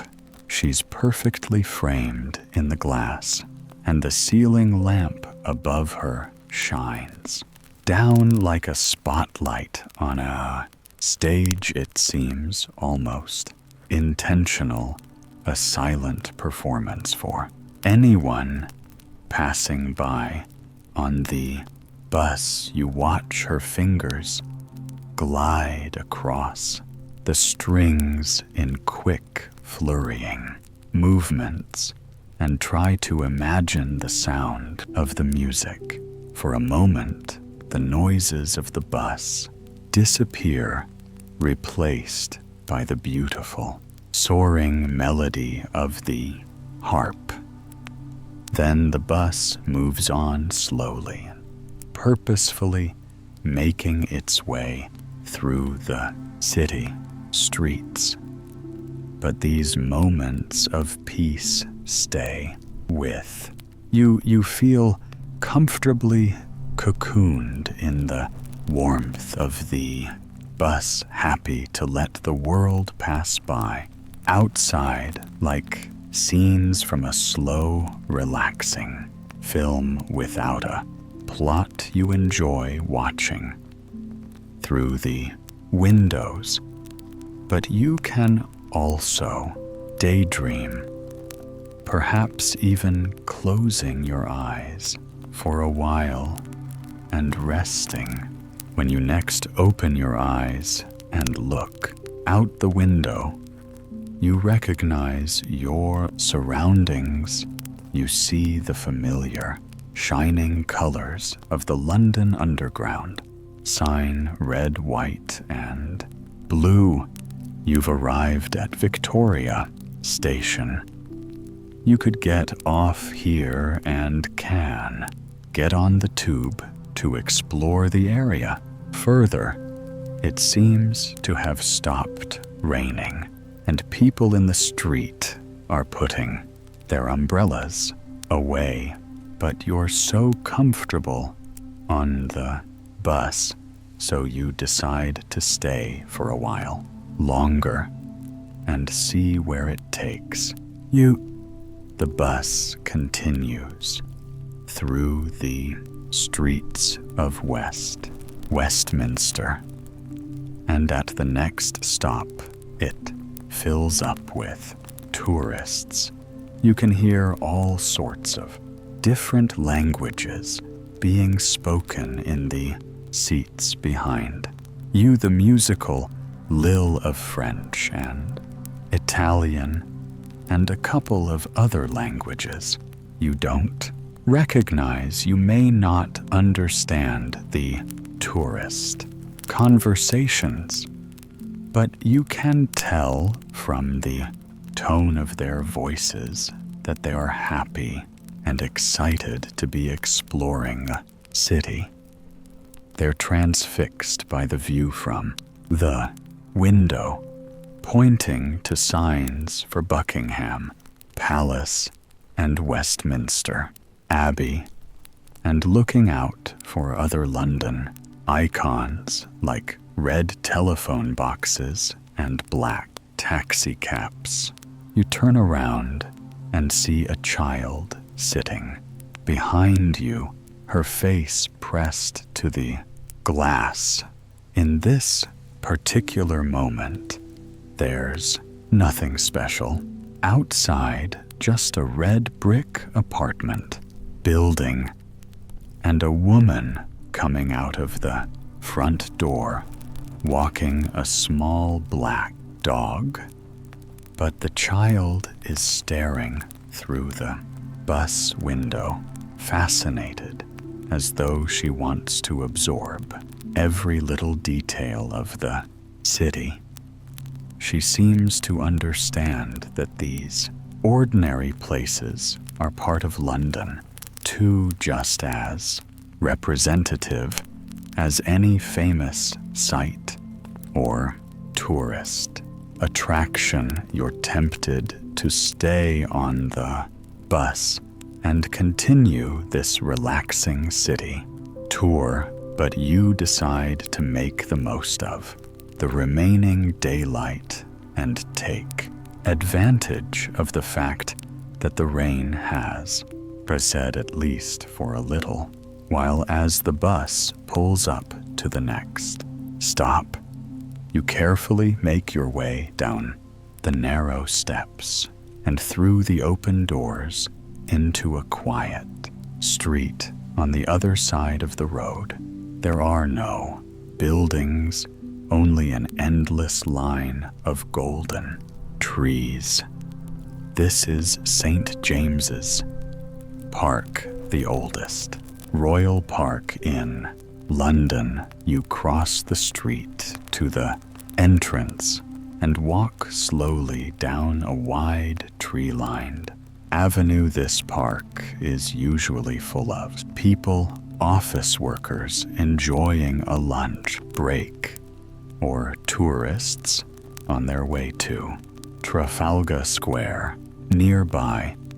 But the recent rain means that this afternoon it's quieter than usual. There are only a few people near you, a couple walking arm in arm, and a family of tourists wearing plastic ponchos for the rain. As you continue down the path, looking all around, you notice other signs of life. There are pigeons pecking at the ground beneath a bench, and tiny sparrows flitting between the trees.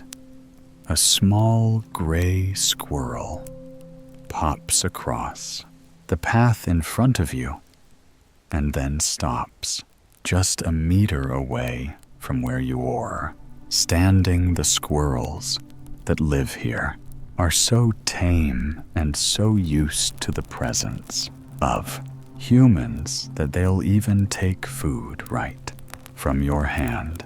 This squirrel pauses to look at you, its nose twitching, and then it scampers away over the grass and up the trunk of a large tree until it's lost among the leaves. But once you've spotted one squirrel you start noticing, more suddenly they seem to be everywhere, crouching in the grass or running up and down tree trunks. It's enjoyable to watch them, following their quick, nimble movements across the park. You're struck by their sense of purpose. Unlike the pigeons who sit or walk around in aimless circles, each squirrel seems focused on its own secret mission, darting quickly from one place to the next. You follow the path around the park, taking care as you walk across the damp, fallen leaves. The air is growing cooler, and you sense that it's about to rain again. But you'd like to explore a bit more and see one of the most famous landmarks here.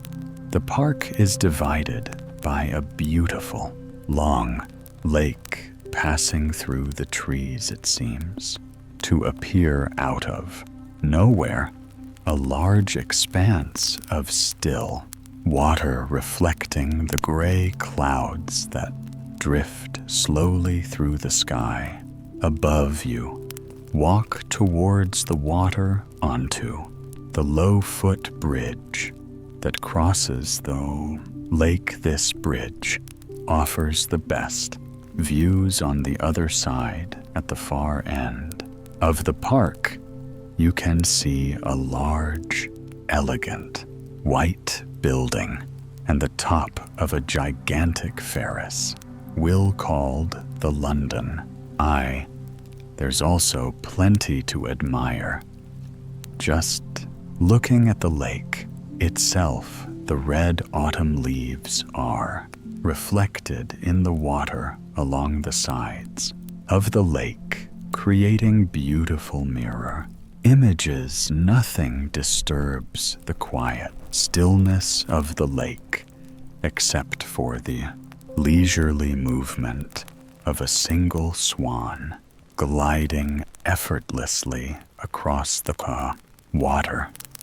You stroll across the bridge and notice that there are other birds resting at the edge of the lake. Some are in the water and others are in the grass nearby.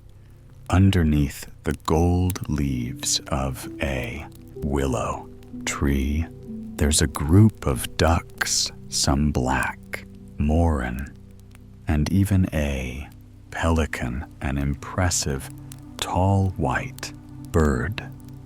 St. James's Park is famous for its pelicans.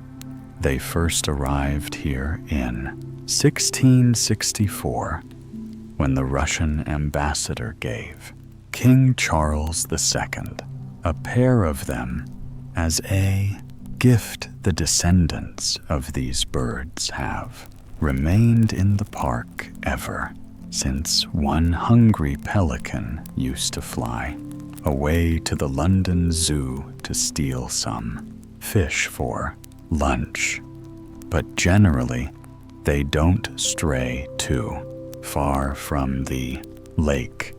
They have everything they need here: regular feeding sessions, as well as plenty of attention from the park visitors. They are friendly, sociable creatures who sometimes come to sit next to people on the benches, but this particular pelican seems to be happy where he is resting beneath the willow tree. Then you feel the first drops of rain on your skin and realize that the birds are sheltering you.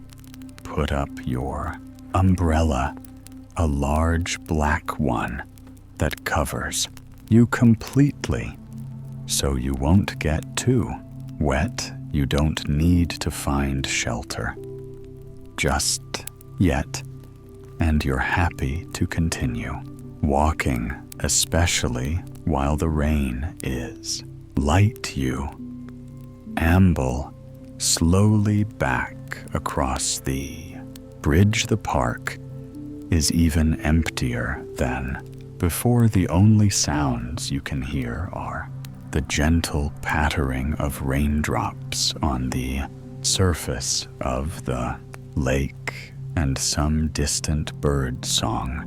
From where you are, you can't hear the city traffic.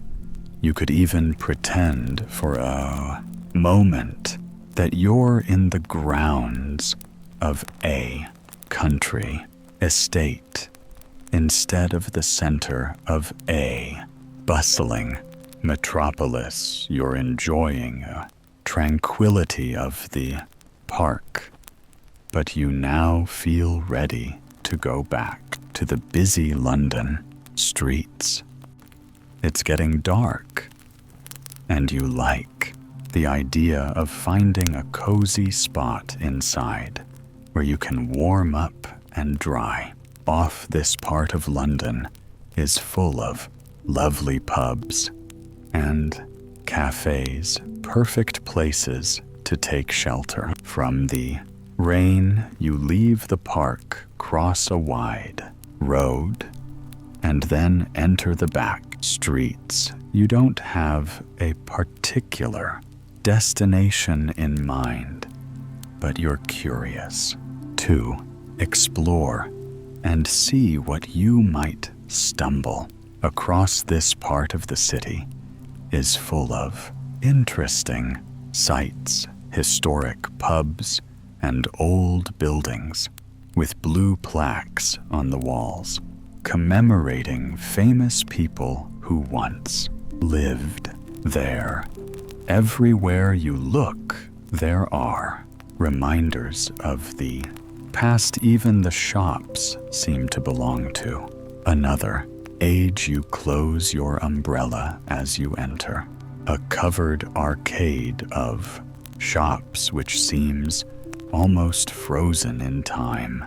There's an old-fashioned hat shop which has so many hats stacked up against the window that you can only catch a glimpse of the interior. You see light emanating from a scone on the wall and the edge of an open door leading into another room. On the other side of the arcade is a smart, traditional barber shop with wood-paneled walls and stylish vintage furniture, like something from a film set. You walk slowly through the arcade, peering through shop windows, listening to the echo of your shoes tapping against the stone tiles.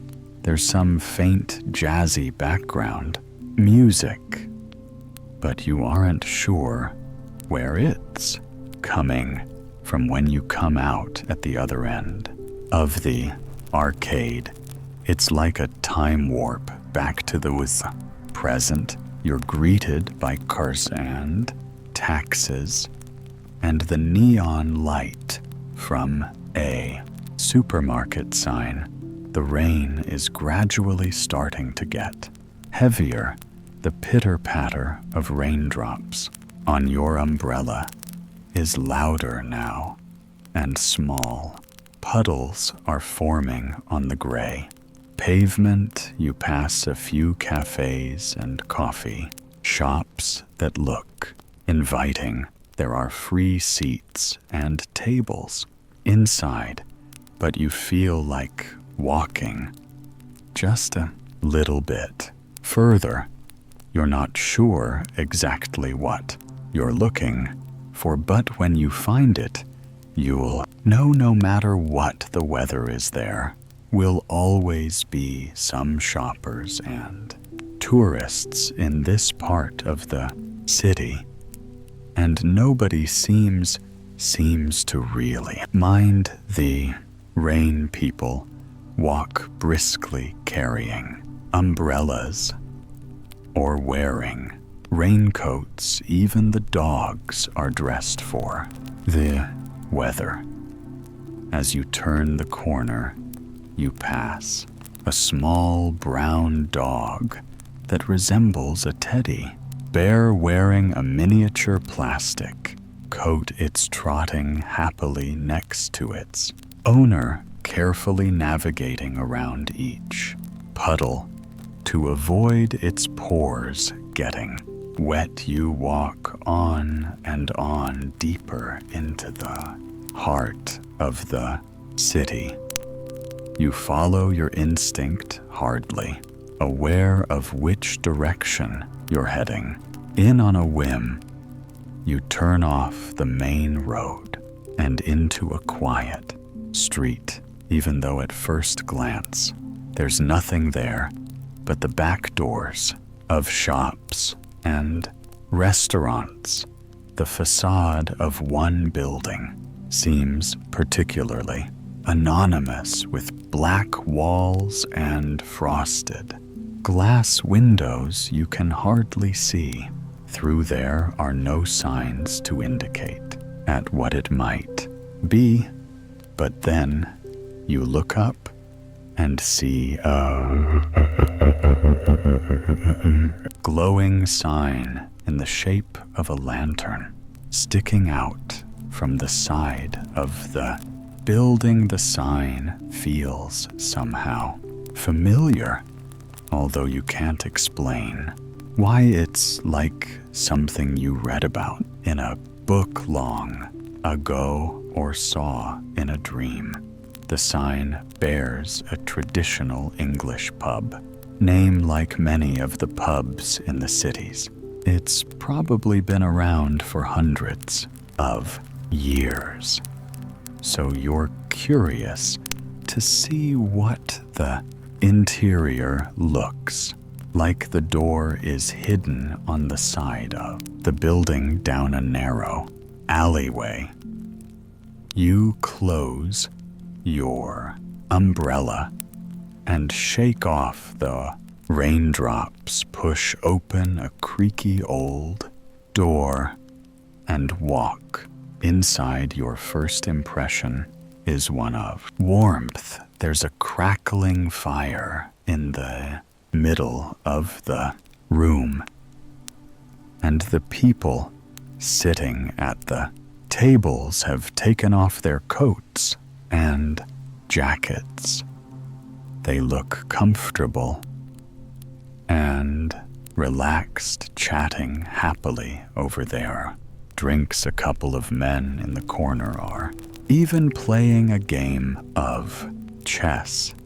In some ways, it looks more like a living room than a pub. There are other signs that this is no ordinary room. The walls are decorated with an eclectic display of mirrors and old paintings, and the wooden floor is covered with sawdust, an old-fashioned technique for soaking up spilled liquid. A wall near the entrance is covered with newspaper clippings dating back more than 100 years. A nearby sign says that this is one of London's oldest pubs and has been a gathering place for writers and artists for centuries. You leave your umbrella by the entrance and walk slowly across the room spotting more quirky details, like a glass case with a collection of cork, screws, and a vintage telephone. And then you spot something moving near your feet. A black cat hurries past. It pauses halfway up the steps of a nearby staircase instead of a collar around its neck. It's wearing a white Elizabethan ruff. This aristocratic cat sits on the steps watching you. It looks as though it's waiting for someone to take its photo or paint its portrait. Then it suddenly turns and continues up the carpeted stairs out of sight. You decide to follow the cat and see what's upstairs. There must be another part of the pub, a secret room. Perhaps as you climb, you notice a sign in the shape of a pointing hand. It's another invitation to keep exploring. You can hear the steps creaking, the soft murmur of voices, and some faint music, cheerful jazz from the 1930s, playing quietly in the background. When you reach the top step, you find the source of the sounds. You're standing in a vintage tea room where people sit and chat over cups of tea. A vinyl record spins round and round on a record player in the corner of the room. You were expecting to find yourself in another part of the pub, but this is a separate cafe that just happens to be connected by a staircase. Next to the stairs is a sign in cursive script that reads, "Welcome to London's secret tea room." A few of the tables are occupied by other people, but the small one in the far corner is free. It's a low wooden table next to a plush velvet love seat. There's also a standing lamp with an old-fashioned tassel lampshade which emits a warm golden glow. And nearby is a small window with lace curtains. From here, you can see its glasses covered by trails of raindrops. You cross the room walking past a couple enjoying afternoon tea with scones and sandwiches, and a young woman on her own reading a book as she waits for her steaming cup of tea to call. Then you sit down on the comfy sofa and sink into the cushions. It's only now you realize just how much you needed to get off your feet and relax for a while. After your long walk, you've earned an equally long rest. A friendly waitress in a white apron comes to take your order, and then a few moments later, you're greeted by another friend, the black cat. He purrs and jumps up onto the cushion beside you. You stroke his fur and scratch him behind his ears, noticing how wonderfully warm and soft he is. The cat seems to relish attention and affection, purring happily and nudging his head against you, encouraging you to keep petting him while you wait for the tea to arrive. You gaze out of the window. The grass is becoming wet and is steaming up, so it's harder to make out the details, but you can glimpse the darkening sky and blurred golden shapes the autumn leaves of a tree moving gently in the wind and rain.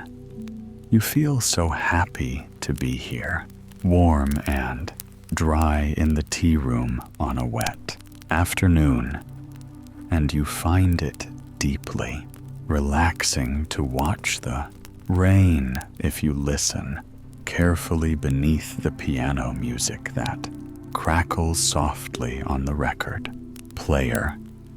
You can also hear it. You focus on the raindrops quietly tapping against the window. It's a monotonous, calming sound listening to the soft pattering. You're slowly led into total relaxation. If you close your eyes, you could even fall asleep. The crisp air quietly whistles through the tree branches which sway in harmony outside Sarah's cabin. It's autumn now, her most treasured time of the year. She has never hulled in a rocking chair, legs lifted up onto the wooden railing as she sits outside on her balcony, admiring the gloomy autumnal scenery before her, the first big drop in temperature after another scorching hot summer sent happiness coursing through Sarah's body.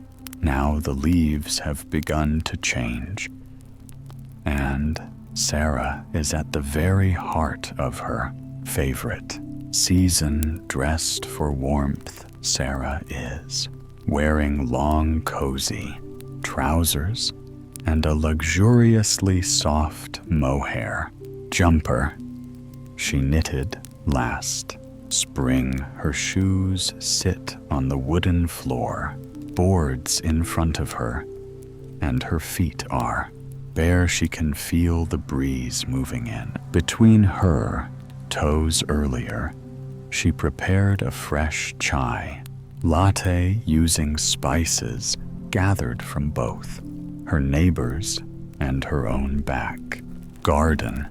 She also used oat milk that she'd make yesterday morning after a long, quiet walk in the forest. That walk was wonderful, Sarah remembers, with leaves crunching beneath the soles of her shoes. She combined all the ingredients, adding a spoonful of honey to sweeten it. Now the warm beverage bridge sits on the table next to her, its spicy sweet aroma wafting up into the air. Next to the latte is a paperback book. Sarah has it turned page side down as she's taking a reading break to admire the autumn views. The sky is a bright shade of gray and white, as if the clouds have all joined forces to hide the sun that radiates behind them. The air out here smells of a coming rain, Sarah thinks as she takes a sip of her Luckily, the roof of Sar's cabin stretches out over the balcony, and a set of stairs leads down to the ground. So if it starts to drizzle, Sarah will stay comfortably dry right where she is. As she looks back Out at the view, she can see the green pine trees intertwining with a sea of other trees, boasting their autumn. Hues ash shades of burnt orange deep, yellow mahogany, and crimson are scattered throughout the forest. To Sarah, it's the most beautiful time of autumn, when the leaves are slowly falling, but the trees themselves are still bushy and full as the wind continues to rustle the trees. Bundles of leaves spin around and dance together harmoniously. It reminds Sarah of ballet. Her eyes follow the dancing leaves, and in her mind, she is at the theater. The curtains are drawn and the leaves are center the stage, giving another timeless performance of the season. Soon they fall elegantly to the ground, and the audience gives a standing ovation. The view from Sarah's balcony has many layers. First, there is a hilltop meadow, which she can reach quickly by descending the staircase next to her. From there, the terrain transforms into a deep forest with spectacular walking paths that lead to quaint mountain streams and moss-covered boulders.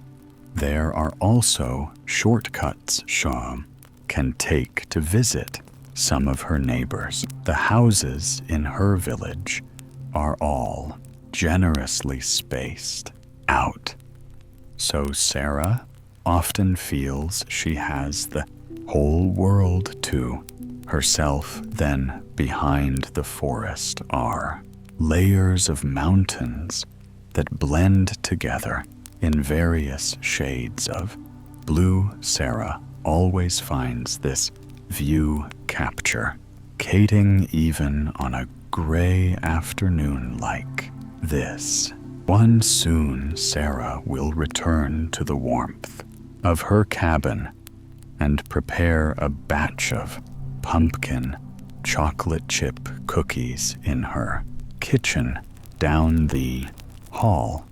But for now, she remains with her feet kicked up, drinking from her warm mug and embracing the autumn air. She lifts the mug to her mouth, closes her eyes, and takes a big, generous breath in through her nose before enjoying another smooth sip of her chai latte. She remains like this for a moment, cupping her drink to warm her hands. The moment has completely taken her away from the book she was reading. But Sarah doesn't mind. She will have plenty of time to read this evening, she knows. After just a few more minutes, Sarah lifts her feet off the railing and slips them into a pair of fuzzy house slippers. With the mug in her hand and her book squeezed between her arm and side, she walks across her balcony, looking down at several pumpkins she has placed for decoration. Then she slowly pulls open her door with the stained glass. As usual, it creaks just slightly as she opens it. She always thinks she should fix it, but never does at this point. The gentle creaking sound is both familiar and comforting to Sarah. Walking inside, she feels the warmth of the fireplace in the living room. Just to her right, It is a beautiful brick covered fireplace with logs assembled, inside crackling every so. Often today is only the second day she has used it this season, and she is still admiring the wonderful smell of burning wood. She rarely uses scented candles during the colder seasons. Why would she? When the fireplace and her baked goods create the most tantalizing scents all on their own. She takes one final sip of her chai latte, feeling the warmth of it glide down her throat. Then she places it on a coaster on her credenza along with her book. Now she feels ready to bake her favorite autumn cookies. Her grandma loved these particular cookies just as much as she does, and whenever Sarah makes them, she always follows the family recipe. She walks down the hallway soon, arriving at her kitchen. She draws open the curtains above her sink, bringing in a bit of light to complement what's coming in through the windows of her back door to the right. The room is airy, but nonetheless still a bit dark, so she flicks on one of the tall standing lamps located at the edge of the kitchen. Sarah then moves over to her quaint square dining table. It is situated in the left corner, closest to the hallway. On it is a small beige lamp and a stack of books. Both are pressed against the wall, with only enough room at the table for two diners. She pulls down the beaded cord to turn on the lamp's yellow-tinted light. Much better, she thinks, as she looks around. Next, Sarah heads over to the kitchen sink. She flicks on the foret. The old pipes clink slightly before fresh, warm water flows from the tap. She presses down on the nozzle of a glass bottle of hand soap. The luxurious scents of Veda and amber spill onto her hands. She takes a relaxing moment to wash them, moving the soap between her thumb and fingers before she rinses the suds down the drain. Now, with freshly was washed and moisturized hands, Sarah feels even more relaxed than before. She is ready to prepare the pumpkin-flavored treats. She first turns on the oven to preheat it. Then she crouches down to grab a baking sheet from the cupboard near the sink. Her recipe involves several ingredients, from eggs and brown sugar to pumpkin puree and chocolate chips. Sarah tugs open her refrigerator, gathering all the necessary ingredients. The eggs came from one of her neighbors down the road, called George. He has nearly a dozen chickens and plenty of eggs to spare. He came over for a coffee just the other day, bringing her several as a thank you for inviting him. Sarah loves this way of life where people think of one another and always give back. Of course, she would never come to his place empty-handed. Either she places the eggs and other ingredients on the counter next to a wooden chopping board. Then she opens up her spice cabinet and finds her homemade jar of autumn spice. It's a delicious blend of cinnamon, nutmeg, ginger, cloves, and cardamom. Sarah opens the last cupboard and finds a jar of dark chocolate chips nestled behind a bag of fluffy marshmallows. She slides open a drawer. Just to her, right inside are miscellaneous cooking items, including parchment paper. Sarah pulls out a layer of paper long enough to cover the baking sheet. It makes a crackling sound as she spreads it across the metal tray. She needs just a couple more things, so she dances around the kitchen in pursuit of a wooden spoon and a large glass bowl. Now for the fun part. Sarah thinks she begins working culinary magic.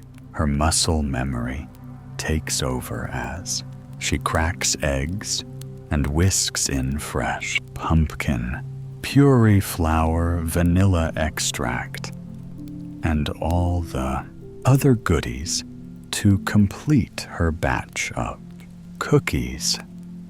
As she works, her mind travels back to being a child standing on a stool baking with her grandma on a crisp autumn day, much like this one. From learning how to knit to getting into baking, Sarah's grandma taught her a lot of handy skills that she uses nearly every single day. Before she knows it, Sarah hears a little ding informing her that the oven is properly preheated. And now that she has whisked and blended her cookie dough into a beautiful orange-tinted clump, she can begin forming it into circular shapes. Using the wooden spoon, she scoops out sections of dough and then PS them up by rolling them in the palm of her hand. Then one by one they are placed evenly across two rows of the baking sheet. Easy as that, Sarah thinks as she rinses off her hands, excited to sink her teeth into these gooey cookies in just a little, while the oven clinks as she pulls down the door, feeling its captivating warmth. As she places is the baking sheet in the center. She grabs her timer. It clicks as she moves it to 12 minutes. Then she leaves it on the counter and turns off the standing lamp as she makes her way down the hall. Soon, she's back in the living room with the sound of the crackling fireplace soothing her mind and spirit. The room is comfortably sized. There is an old rocking chair facing the window and a cozy sofa with throw pillows, knitted blankets, and a low coffee table in front. There are unlit taper candles scattered on the mantel above her fireplace. And on the opposite side, Sarah has a record player and a narrow bookcase stuffed with books of various genres. Her large windows that face outward towards the mountains are letting in that classic soft autumnal glow.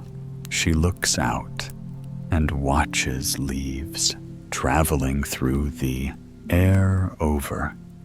By the mantle, she picks up pack of matches, eager to make the room extra cozy, especially to complement the cookies she will be eating. Soon she lights several of the unscented taper candles on the mantle, cupping her hand to light one and then using the first to light the others. Then she walks over to the table where the antique record player is and lights a thick cream-colored candle to fill the room with a warm glow. Naturally, Sarah places the original candle back on the mantle. She turns around and admires the room. The soft glow from outside mixes beautifully with the redness of the fireplace and the light orange hue of the candles. She looks at the watch on her left wrist and calculates roughly 6 more minutes until the cookies are ready. So she plops herself down on a comfy seat located by the bookshelf. Sarah admires her books, scanning her eyes across the rows, smiling at particular ones that sparked her soul. It feels like her own little bookstore. As she notices some books she has still yet to read, and others she's almost forgotten. Even grabbing one in particular, she holds it in her hands and runs her fingers across its smooth, simple cover. It's a contemporary romance novel that caught her attention when she discovered it in an independent bookstore in a larger town near her village. It's going to be her next book, she tells herself. Confidently, she looks over her books with admiration one last time before standing up.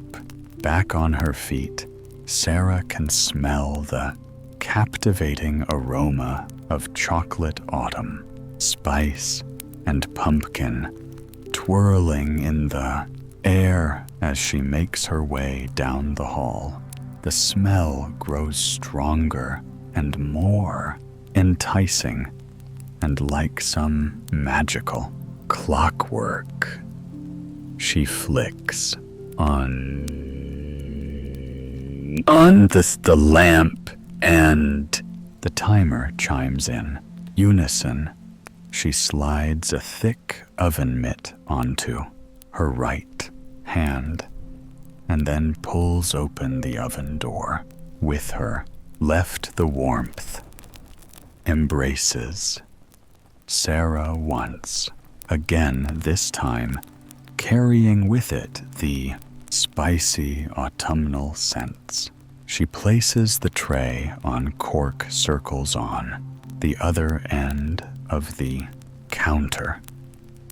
Then she looks over the cookies, inspecting them curiously and breathing in the tantalizing aroma.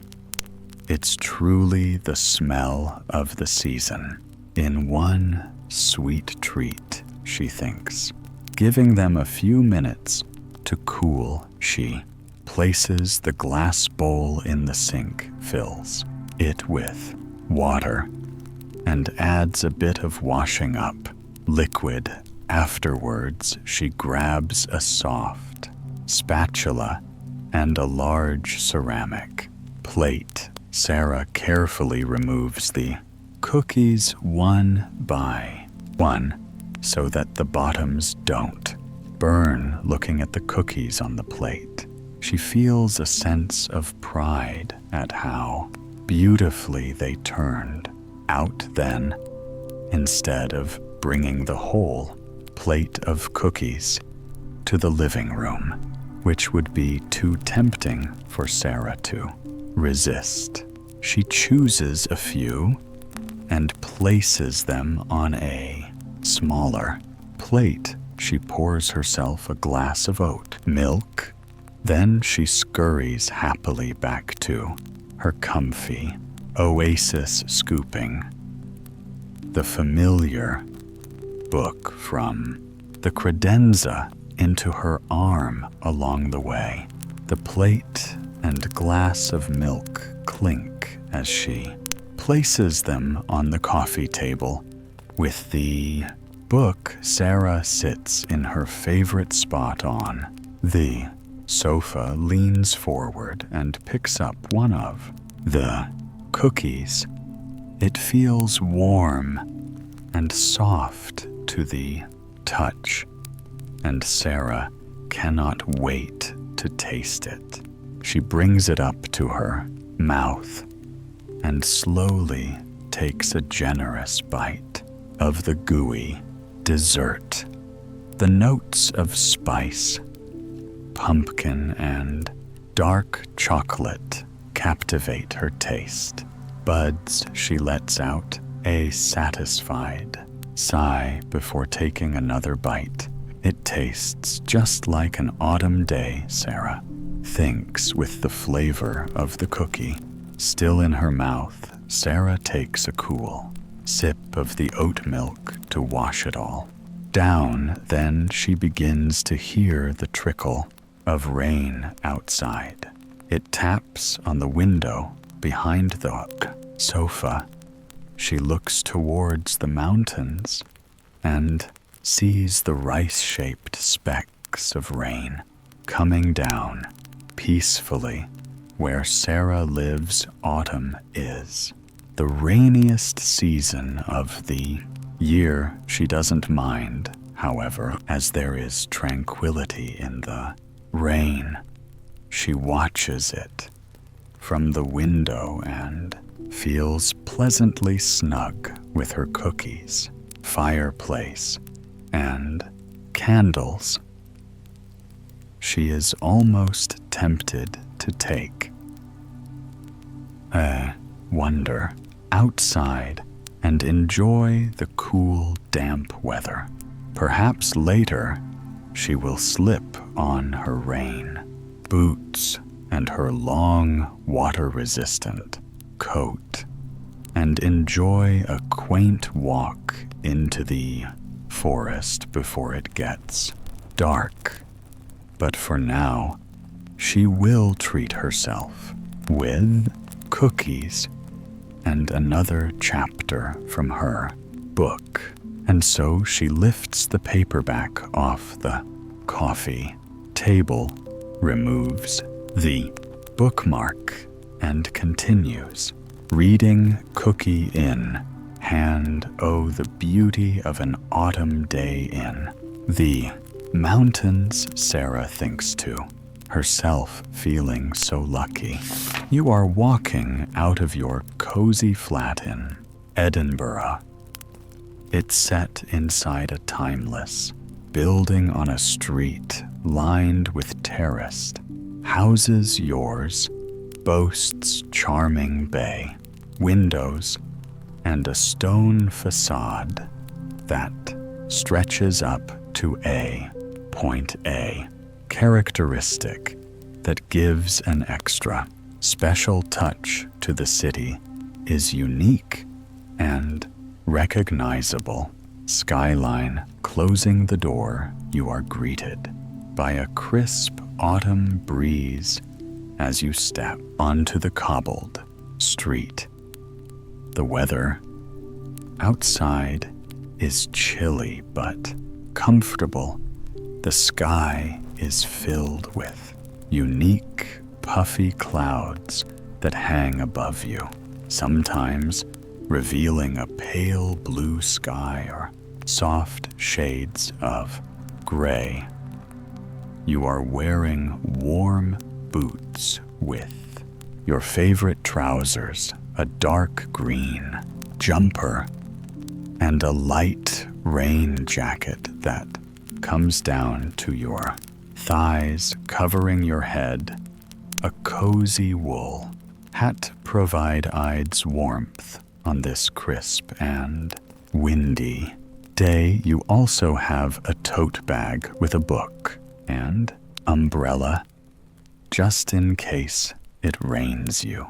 Think your flat is next door to the meadows, a grassy, tree-lined park just south of the old town, and you find yourself coming here often, with a small picnic blanket in hand, spending an hour or maybe two reading or drawing among other park visitors. What you truly love about this park, however, is the distant view of Arthur's Seat, an ancient volcano on the highest peak in Edinburgh. You admire its curved arches peeking out high above the park's flat tree line. Sometimes you nestle yourself in the grass and draw this particular view. Other times, you simply prop your head up on your backpack and stare out at the distant hill, allowing your mind to wander and drift like the fallen leaves of autumn. Now your boots tap against the pavement as you make your way into the meadows. Today, the park is draped in the season's captivating foliage. The grass is still a vivid green, which provides a delightful contrast to the burnt orange and pale yellow leaves that are scattered across. Yet there are paved walking paths going both around and diagonally through the park. This time you are walking across one of the diagonal paths so you can explore Edinburgh's old town on this perfect day. The pathway is lined with leafy trees on either side, standing tall and reaching for the cloudy skies up above. Your shoes press against fallen leaves, some brown and crunchy, others soft and in shades of yellow and orange. The day is surprisingly dry so far, but reminders of a previous rain still linger, dampening some of the leaves and covering the grass in a sparkly dew. As you walk, you notice a man playing fetch with his fluffy beige dog.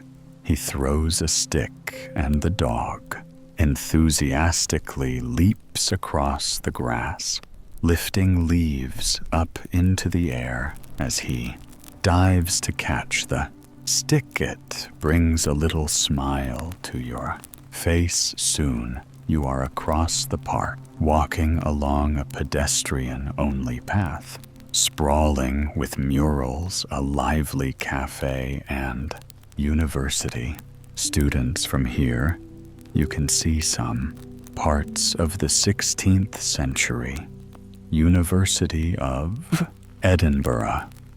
The university's historic sandstone buildings fit perfectly with the mood of the city in autumn, you think. When you reach the end of the pedestrian pathway, you go over the zebra crossing and arrive at the other side of the road. You continue straight for just a minute, passing shops and restaurants until you reach a set of gates on your left-hand side. It is the entrance to Greyfriars Kirkyard, a 16th century graveyard offering museum and walking tours. It's considered to be one of Edinburgh's most famous places you take a few steps inside to admire this historic location. The paths are decorated with vibrant orange leaves that spill over onto the green grass. You can see old tombstones dating back more than 400 years and glimpse sandstone buildings that poke out beyond the walls of Grey Friars. An autumn walk through Edinburgh is hardly complete without a stop here, you decide. So you pass through the black, raw tying gates and feel the coolness of the shade around you. The autumn weather suits the stillness of this curious gray place. Your gaze follows the path that leads up to the church around the graveyard and towards an exit on the other side. You actually prefer to take this path when walking home, and often you do. It's much more peaceful than going past all the shops and restaurants that line the street on the other side of the thick stone walls. Perhaps you will amble through it properly on your way home. Looking up, you see lingering gray clouds above. A walk through Greyfriars on a rainy afternoon is just the kind of experience you'd like. In your mind, you hope for a little drizzle later today, but for now you carry on further into Old Town. The crisp air embraces your skin as you approach the cobbles of Edinburgh's most notable street, the Royal Mile. This captivating street is full of life. Today, the sound of bagpipes floats through the air. Wool tartan scarves are on display, and the smell of baked goods and coffee finds your nose. You adore the Royal Mile for many reasons. For one, it leads up to Adra Castle, perched high on a base of volcanic rock, which is stunning to see up close. However, it is also full of fairy tale like stone buildings with sharply pointed turrets, and the Gothic St. Giles Cathedral with its open spires and sculptured turret. But what you really love about the Royal Mile is what you find on its side streets. Tiny pathways lead into quaint, often silent squares, creating pleasant oases from the bustling life just on the other side of the buildings. You look right, first catching a glimpse of the bronze statue of Scott British philosopher David Hume. Apparently, local tradition suggests it is good luck to touch his big toe, which sticks out further than the rest of the statue. You watch a man in a kilt stop by and graze his hand across Hume's toe, and you smile.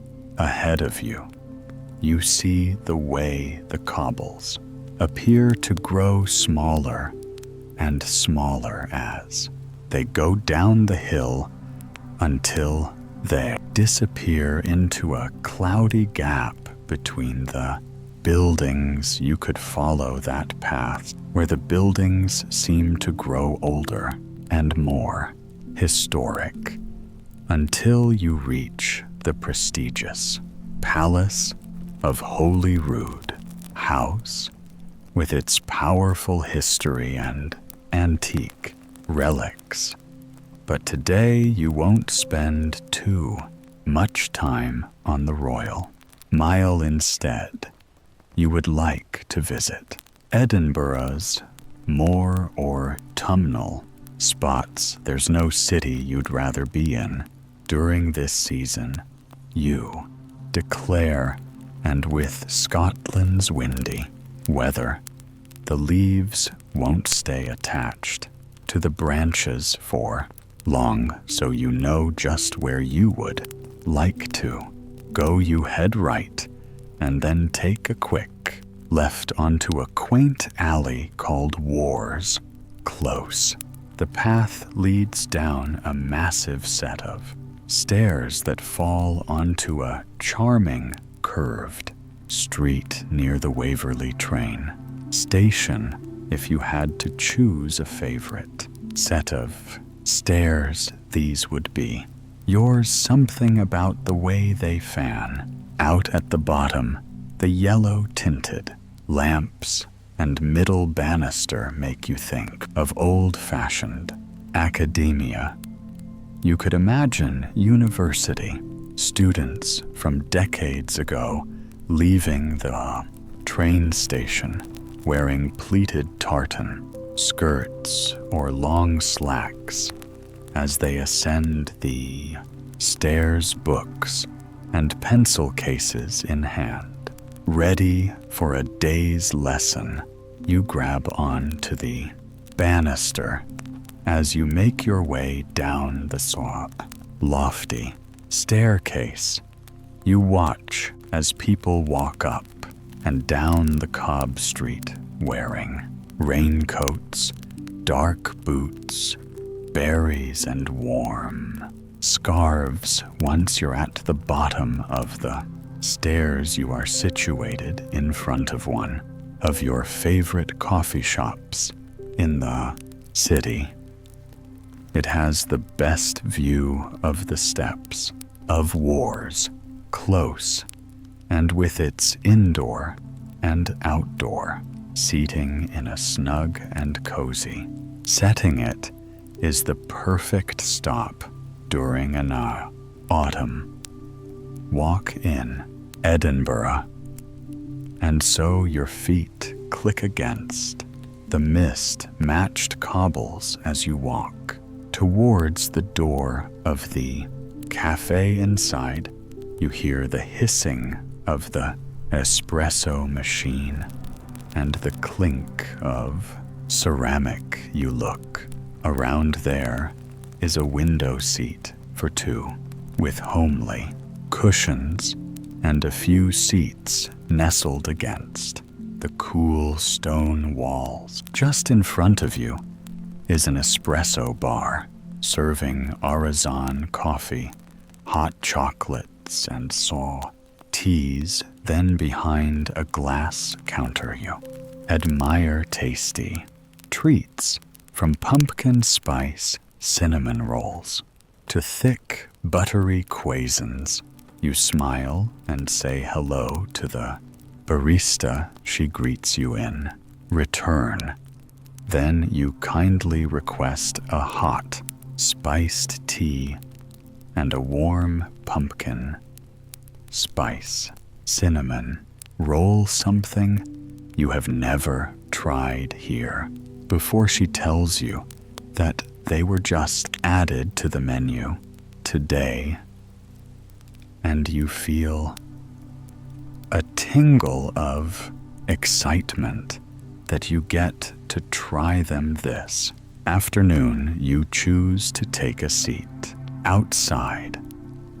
After all, you're enjoying the fresh autumn air on your face, plus your woolly layers and steady walking pace have been keeping you nice and warm. There are 2 large tables on either side of the door. You choose the one to the right, with the best view of your favorite staircase.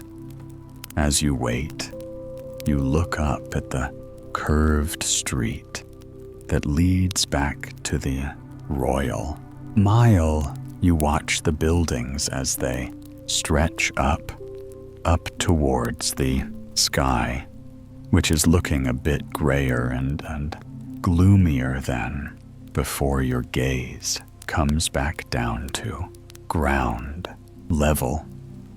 There are no trees on this street, so there is no foliage to admire. Nonetheless, the brownish shades of the street combined with the crisp air carry the feeling of the season. But then you smile, considering that rain clouds and cool weather are common year-round. Here, the barista delivers your cinnamon roll and hot spiced tea, the smell of them together captivates your senses. You close your eyes and take a deep breath in, bringing the mug up to your nose as you do.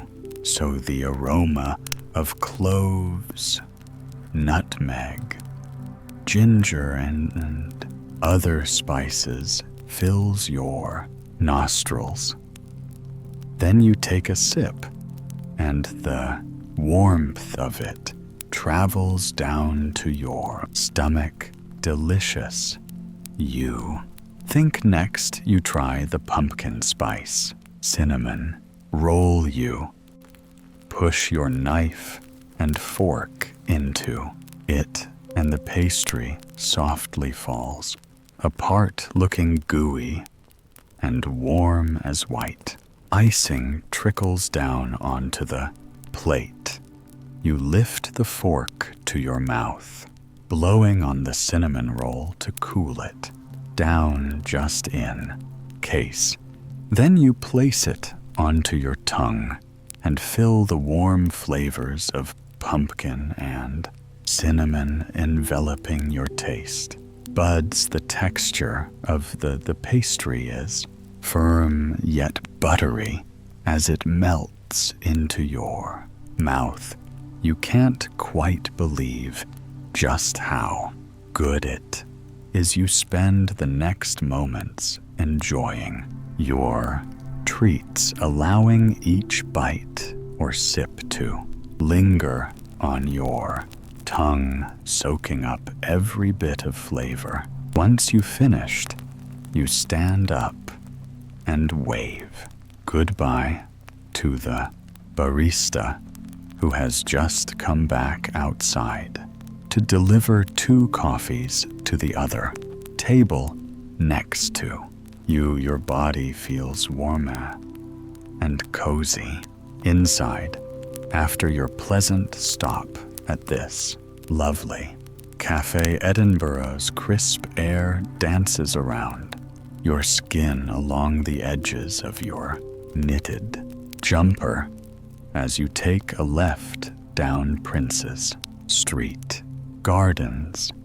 But soon you pause, looking out towards Edinburgh Waverley Station, with the park just across the road. For a moment, you watch the world go by.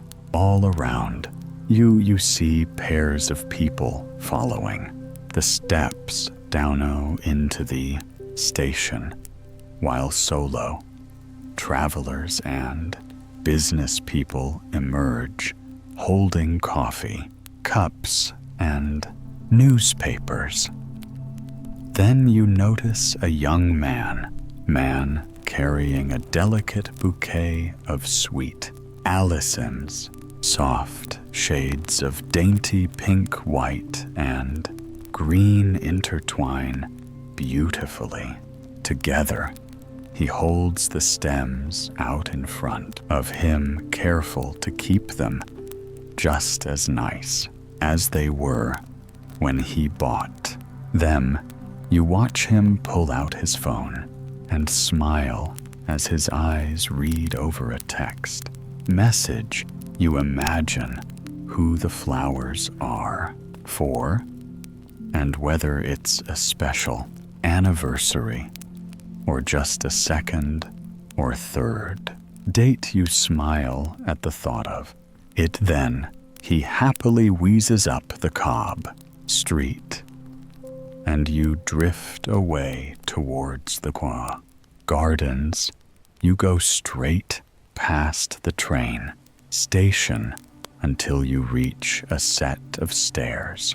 To your left, your stomach fills with happy butterflies at the view in front of you. In this moment, Edom Umrah feels like it has been pulled from a storybook set in the heart of autumn. The wide concrete stairs are dressed in pumpkin orange leaves. They are scattered generously around, but seem to congregate along the sides of the stairs. In the middle is a long black railing with matching street lamps in between. Here, the trees are barer than the ones in the meadows, so you admire the patterns of their branches as they loom over the stairs. Further out, you can see thick, bright yellow, orange, and red trees dotting the park. But best of all, you have a splendid view of the grand volcanic rock and Edinburgh Castle that consume much of the impressive gray skyline. The stunning panorama makes you feel very glad to have taken such a wonderful walk on a magical day like today. You glide your fingertips along the handrail, which points to a paved footpath that wraps around the park. From here, you're able to take in more of your surroundings. Bushy, dark green shrub robbery meets the bright green of Scottish grass covered with mounds of fallen leaves. The piles of leaves are just waiting for someone to jump into them, you think with a smile. Then you notice a tiny drop of rain fall from the sky and splatter on your jacket. You are wearing a light raincoat today, and the droplet glides off your sleeve, plummeting onto the pavement. It's a good thing you remembered to bring your umbrella with you, but you decide a couple of drops here and there don't warrant bringing it out just yet. This is Scotland after all. You are no stranger to rain here. So, for now, you carry on towards the majestic Ross fountain with its cast iron display. The castle hill slowly reveals more of itself as you walk.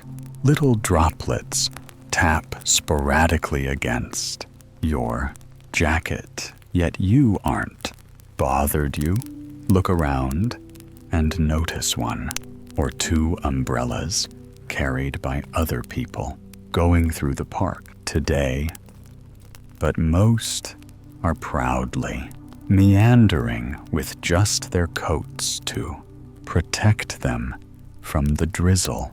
Besides, there is beauty in the rain. This is evident in the vibrant green grass that covers Edinburgh and the way the city looks majestic on a gray day. The rain suits this place, you decide. This thought sends a tingle of happiness through your body as your feet move rhythmically across the damp pavement. Soon the rain grows heavier, and you reluctantly decide to use your umbrella. It's a clear bubble with a classic dome design. You love the style of it and the calm way you can still see the sky above as you get closer to the fountain.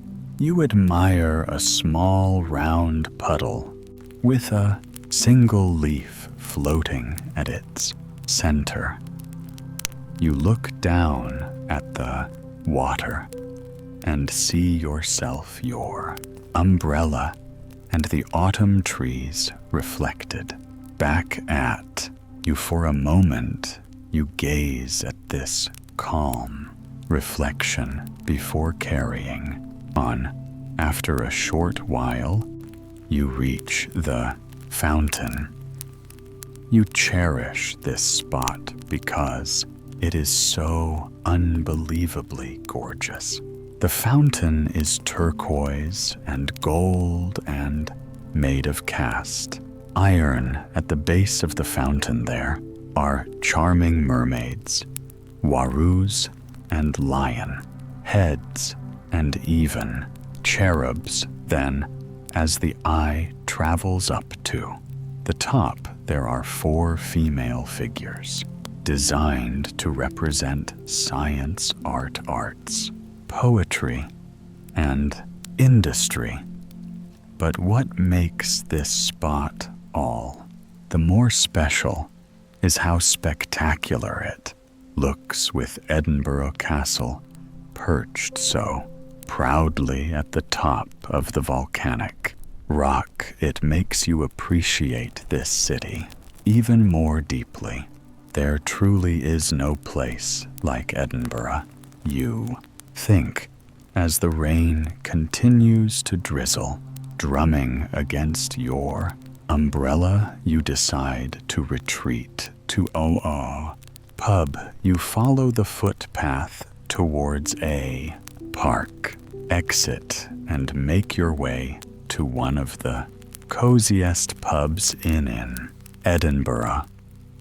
Once inside, you're greeted by the warmth of a fireplace and the sound of folk musicians seated in a circle. You hear the familiar tones of flutes and fiddles and admire the backdrop of stained glass windows and quaint yellow lights. The welcoming environment lures you deeper into the pub. You order something warm to drink, nestle yourself into a tartan-covered booth near the fire, and relax to the sound of the music. Perhaps you will pull your book out of your tote bag and read as you enjoy the captivating ambience and perfect retreat from the crisp autumn air and drizzly rain outside. But for now, you sit back, listen, and let it all sink.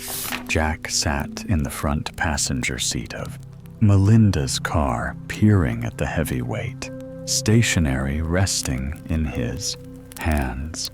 He muttered that he wished he hadn't forgotten his reading glasses, and then handed the paper back over his shoulder to Anne, who was in the back seat, accepting the directions and her new role of navigator.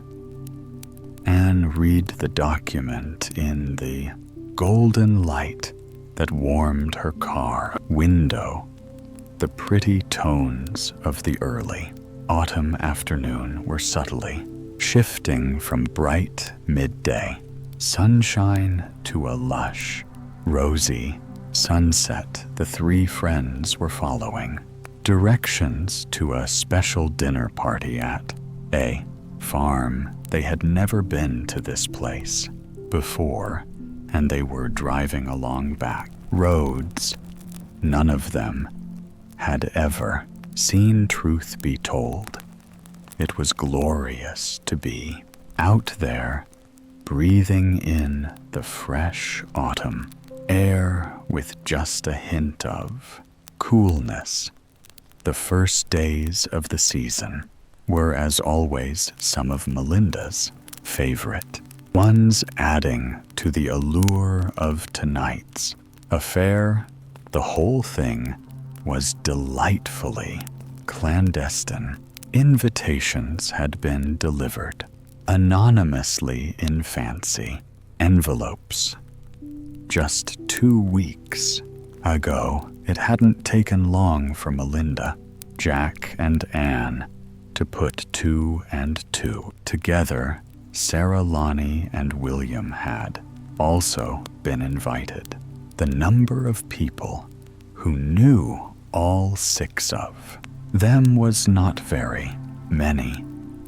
This had to be another old friend from childhood. They were nearly giddy with the prospect of a party in the country where they could bid the summer farewell and greet the autumn together once again, free of the responsibility to read the directions. Jack rolled his window down further and closed his eyes, inhaling the grassy scent from the fields meanwhile, and picked up where he'd left off, announcing that they would soon be turning and to look out for a bright blue shed. When they reached that intersection, the directions said they must go right. Jack's phone buzzed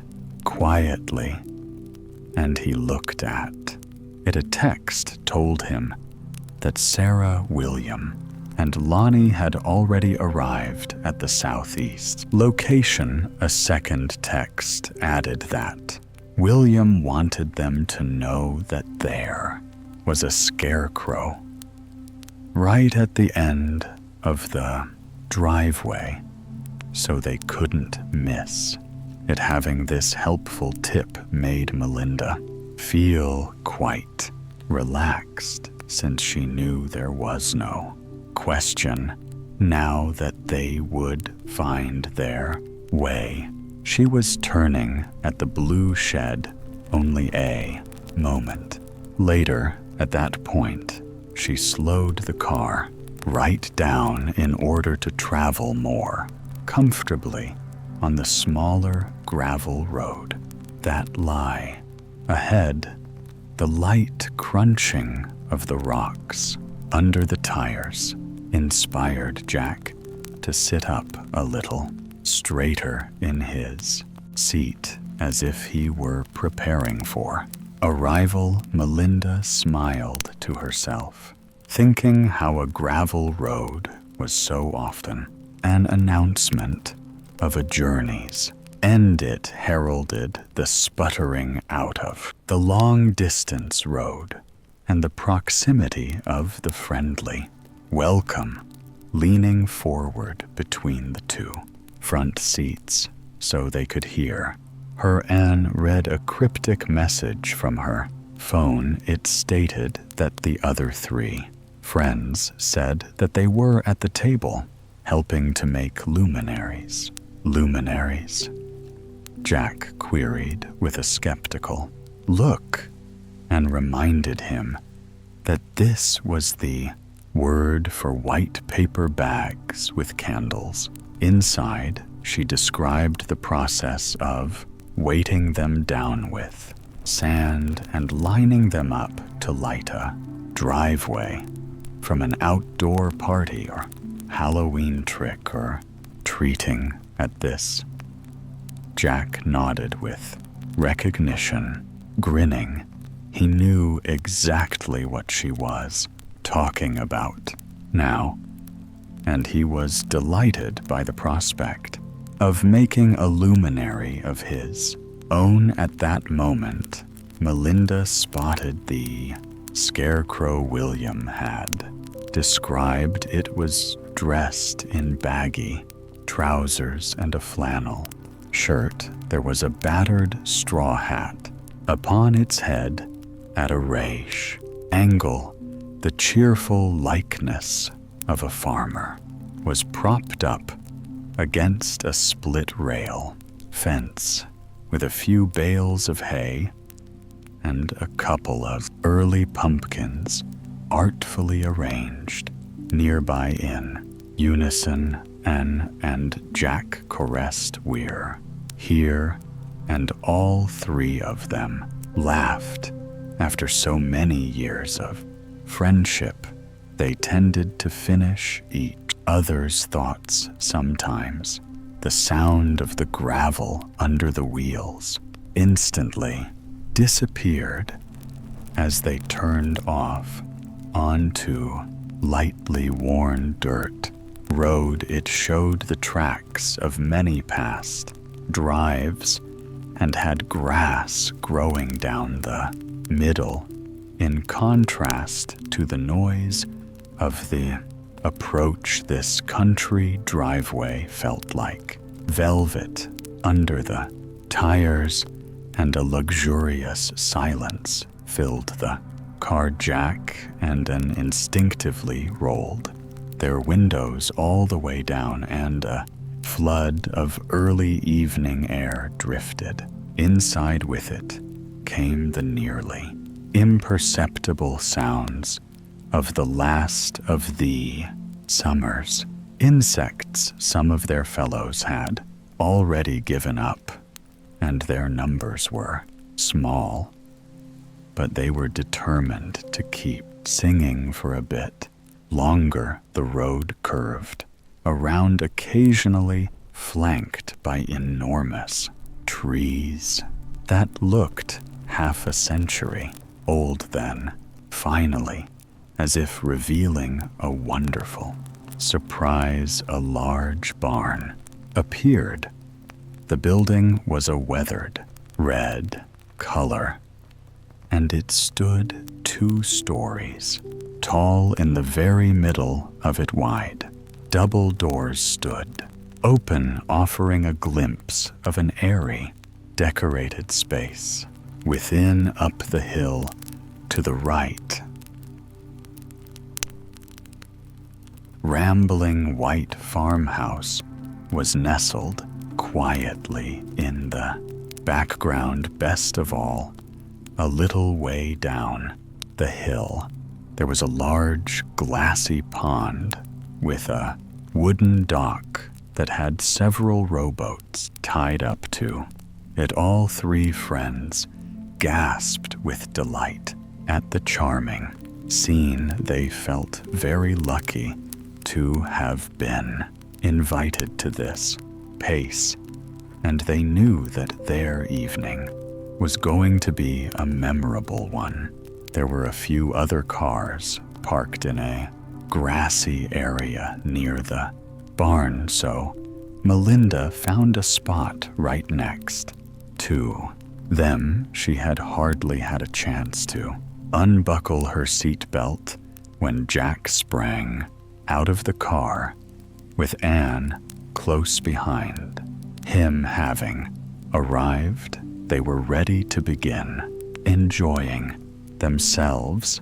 They wanted to know which friend had arranged this surprise, and who else among the guests they might know. They had the answer to their question in moments when their childhood friend Elizabeth rounded the corner of the barn with Lonnie William and Sarah close. Behind all four friends were carrying luminaries and talking with animated expressions welcoming them to the party. Elizabeth confirmed their hunch was correct. She was the anonymous person who had arranged the surprise dinner.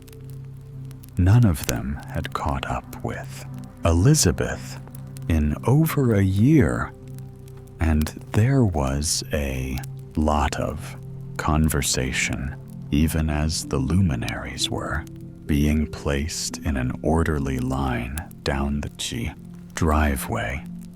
Then Sarah and Anne linked arms, and Jack put his around Lonnie's shoulders, and they all trooped back around the corner where the rest of the luminaries were being assembled as they did. Elizabeth disappeared to take care of some hosting duties, saying she'd look forward to talking more with them during dinner, having already contributed to their efforts to the paper bag assembly. William, Lonnie, and Sarah took the opportunity to walk down the slope to the beautiful pond below. As they arrived at its edge, they stood in momentary silence, as if implicitly agreeing that some respect was required. The sunset was now in full bloom, and it was a gorgeous one. Shades of pink and orange filled the sky like layers of SB. Each moment that they thought the sunset was at its peak, it proved them wrong by becoming even more gorgeously saturated. Lonnie commented quietly that it was like the entire sky was made of stained glass, enhancing the effect. The pond acted like a mirror reflecting back the sun sat in its many tones. The orange and pink spread across its surface, and only the tiny skating insects made the water move at all. Sarah commented that it was too gorgeous to capture in a picture. William and Lonnie agreed they would not soon forget this country sunset.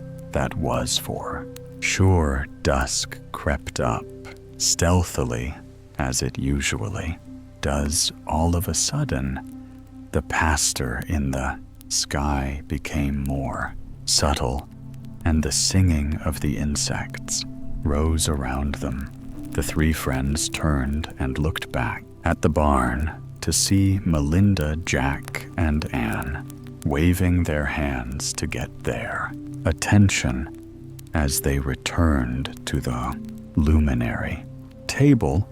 They could see that the work was done, and Elizabeth was handing out 2 long matches for guests to help light the candles they'd placed on the drive. 1, 2, 3.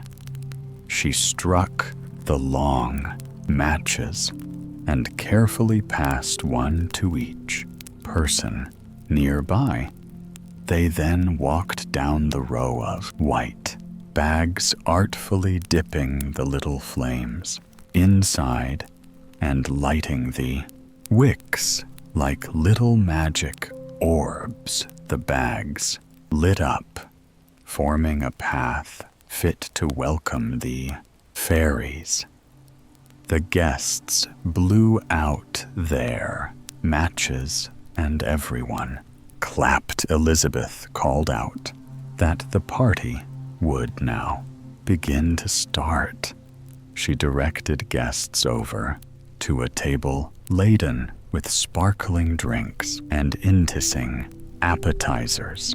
A service stood behind the table wearing a white shirt and an apron as guests selected their favorite refreshment. He poured it into a delicate, cut crystal glass.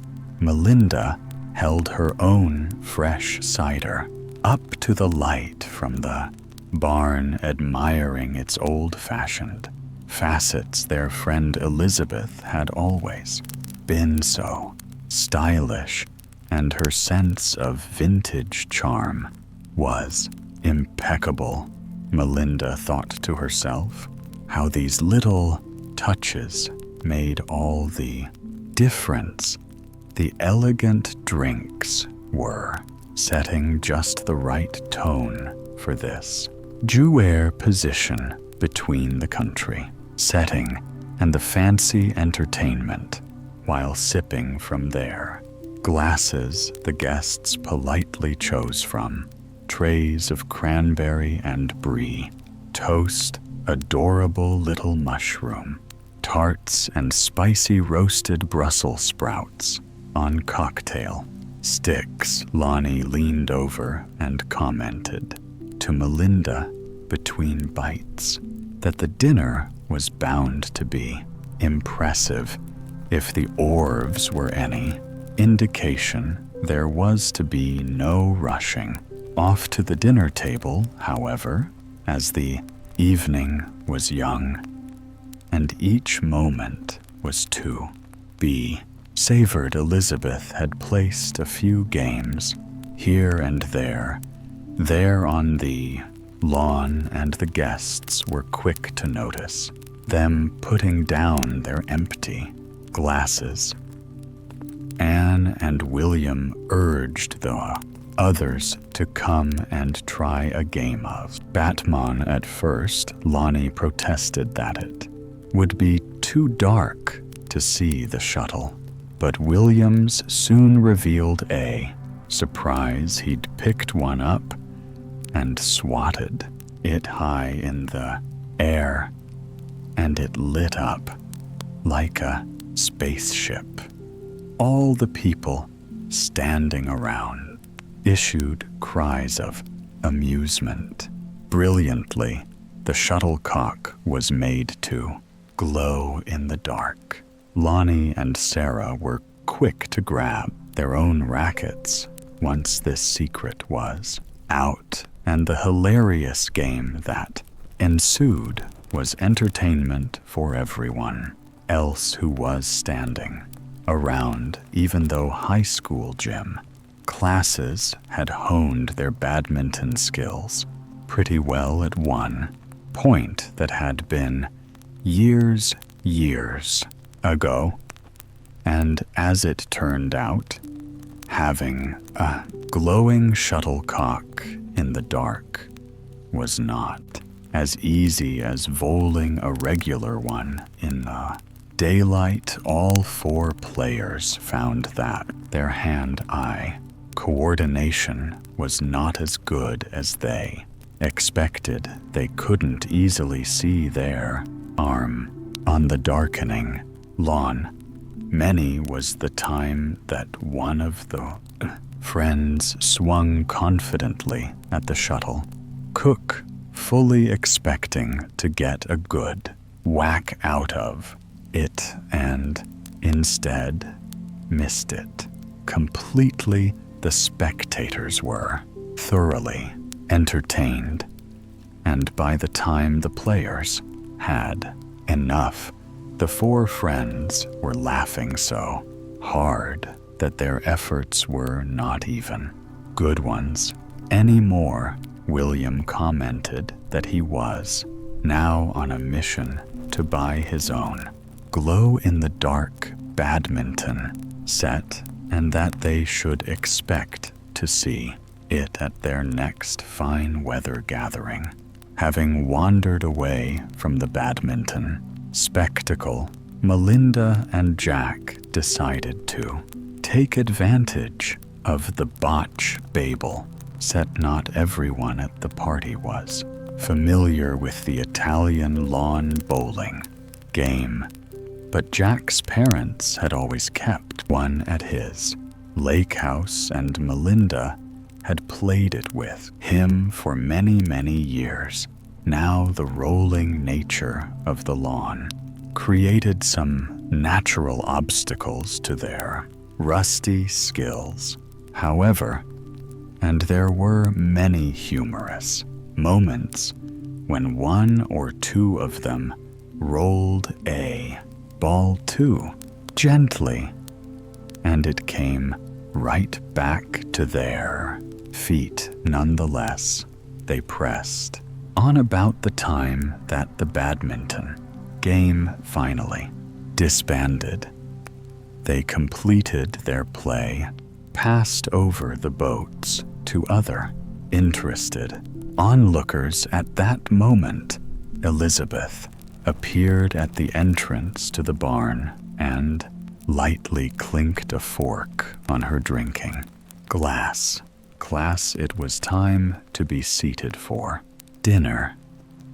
She said each guest was to find their way inside and look for their name tag at the long table. The dishes would be offered family style, she added, so that each person might choose the food they liked best, finding that they were surprisingly hungry even after the delicious appetizers.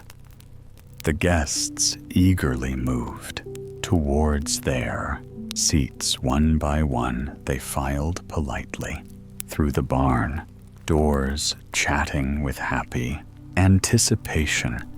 Coming into the beautiful old barn was like a revelation after getting used to the deepening twilight. Outside, the guests were dazzled by the hundreds of white lights in the rafters and the luxurious white tablecloth on the long wooden table.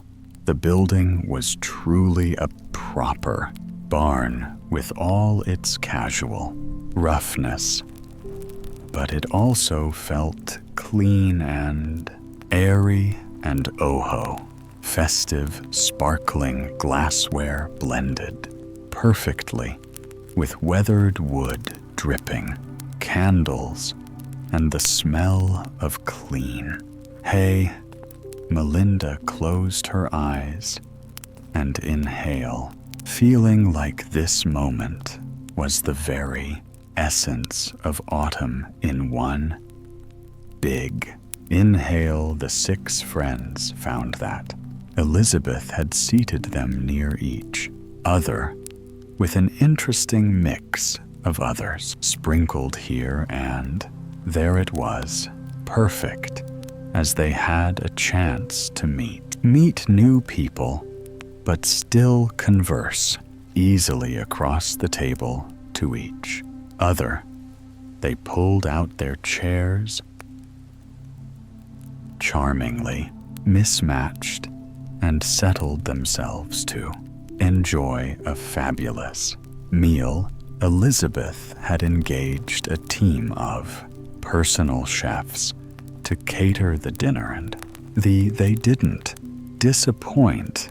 There was a delightfully autumnal dish for everyone. The table was laden with solids, chock full of nutritious hearty greens and grains, little pot pies with their flaky crusts looked like they'd melt in your mouth. There was noi drizzled with brown butter sage sauce, and other plates were laden with lovely potatoes or pureed squash that contained a hint of cinnamon and brown sugar. The list went on. Pictures of fresh cider were placed up and down the table next to CFFFS of ice-cold water. Melinda smiled to herself, thinking how only a few weeks ago she'd probably had her last freshly squeezed lemonade of the summer now, as if the second hand had ticked forward on an invisible clock. It was approximately season as always. She felt a little thrill of happiness in the observation. She picked up her fork and savored her first bite of food. It was delicious at some point during the meal. The diners were delight to hear the sound of a classical guitar turning.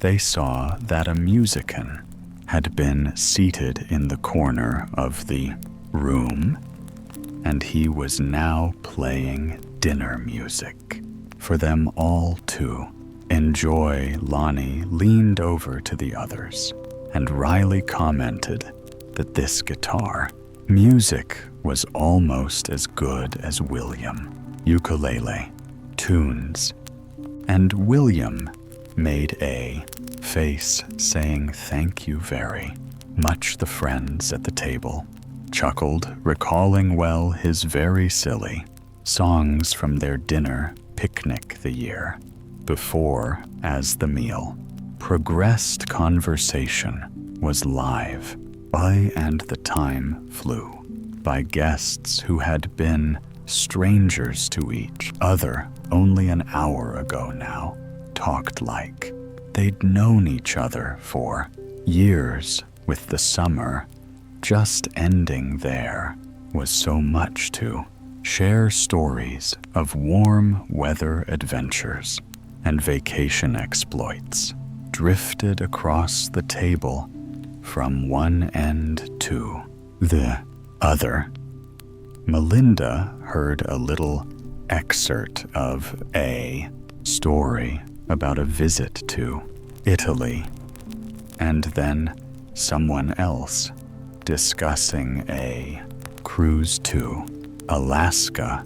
One person had made a pilgrimage to the Grand Canyon and was trying to convey how inspiring it had been. As she ate the last of her meal, she smiled to herself at the warmth and fellowship that filled the barn in that moment, long after the dishes had been cleared away. The contented diners sipped at their water and their cider quietly, conversing and listening to the guitar player. At times, the 6 friends each found themselves leaning back and looking around the soaring ceilings of the barn, simply appreciating the moment. Everyone at the table seemed to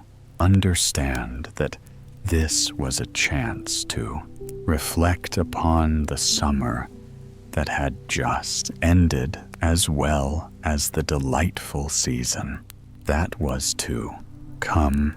It was a time of renewal in so many ways, so bittersweet, sensing the perfect moment for a transition.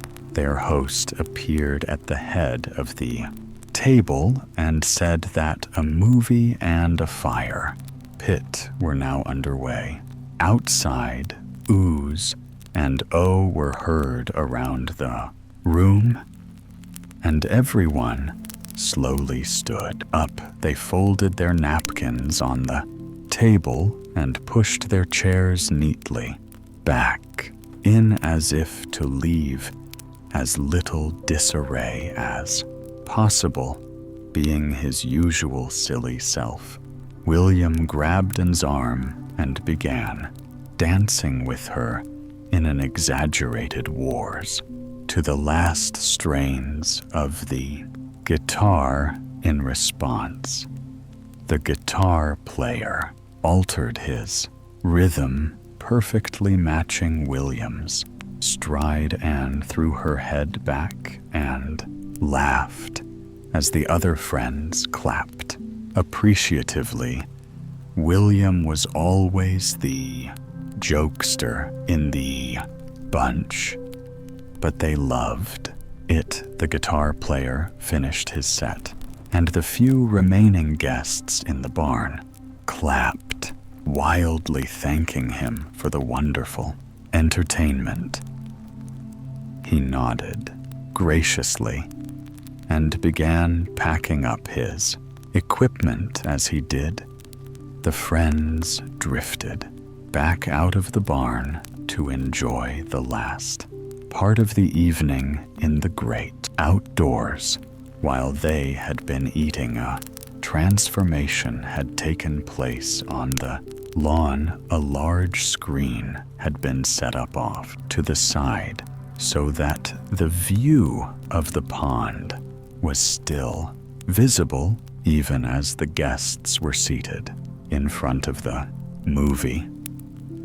There were blankets spread on the ground, inviting people to pick a comfy spot. A short distance away, a cheerful fire crackled in a fire pit in the spot where the drinks had first been offered. A server was busy setting up hot beverages and some very intriguing little plates that appeared to contain dessert.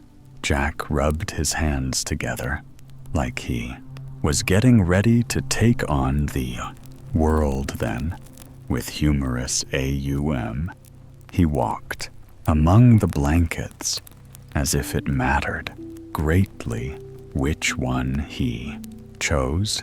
He picked a festive blue plaid blanket and sat himself down, ceremoniously waving the others over to join him. As he did so, the screen lit up and an old black and white film spattered to life. It was a reel of classic cartoons, and the tiny little crowd applauded with delight as they rested comfortably on the blankets, the light from the black and white film flickering on their faces. Melinda had the feeling of living a moment suspended in time. She closed her eyes and listened to the special soundtrack of the party nearby, the gentle laughing of the guests as they watched the simple antics on the classic cartoon. A little further away, the popping and snapping of the fire pit, with the quiet murmur of a conversation from around its edge.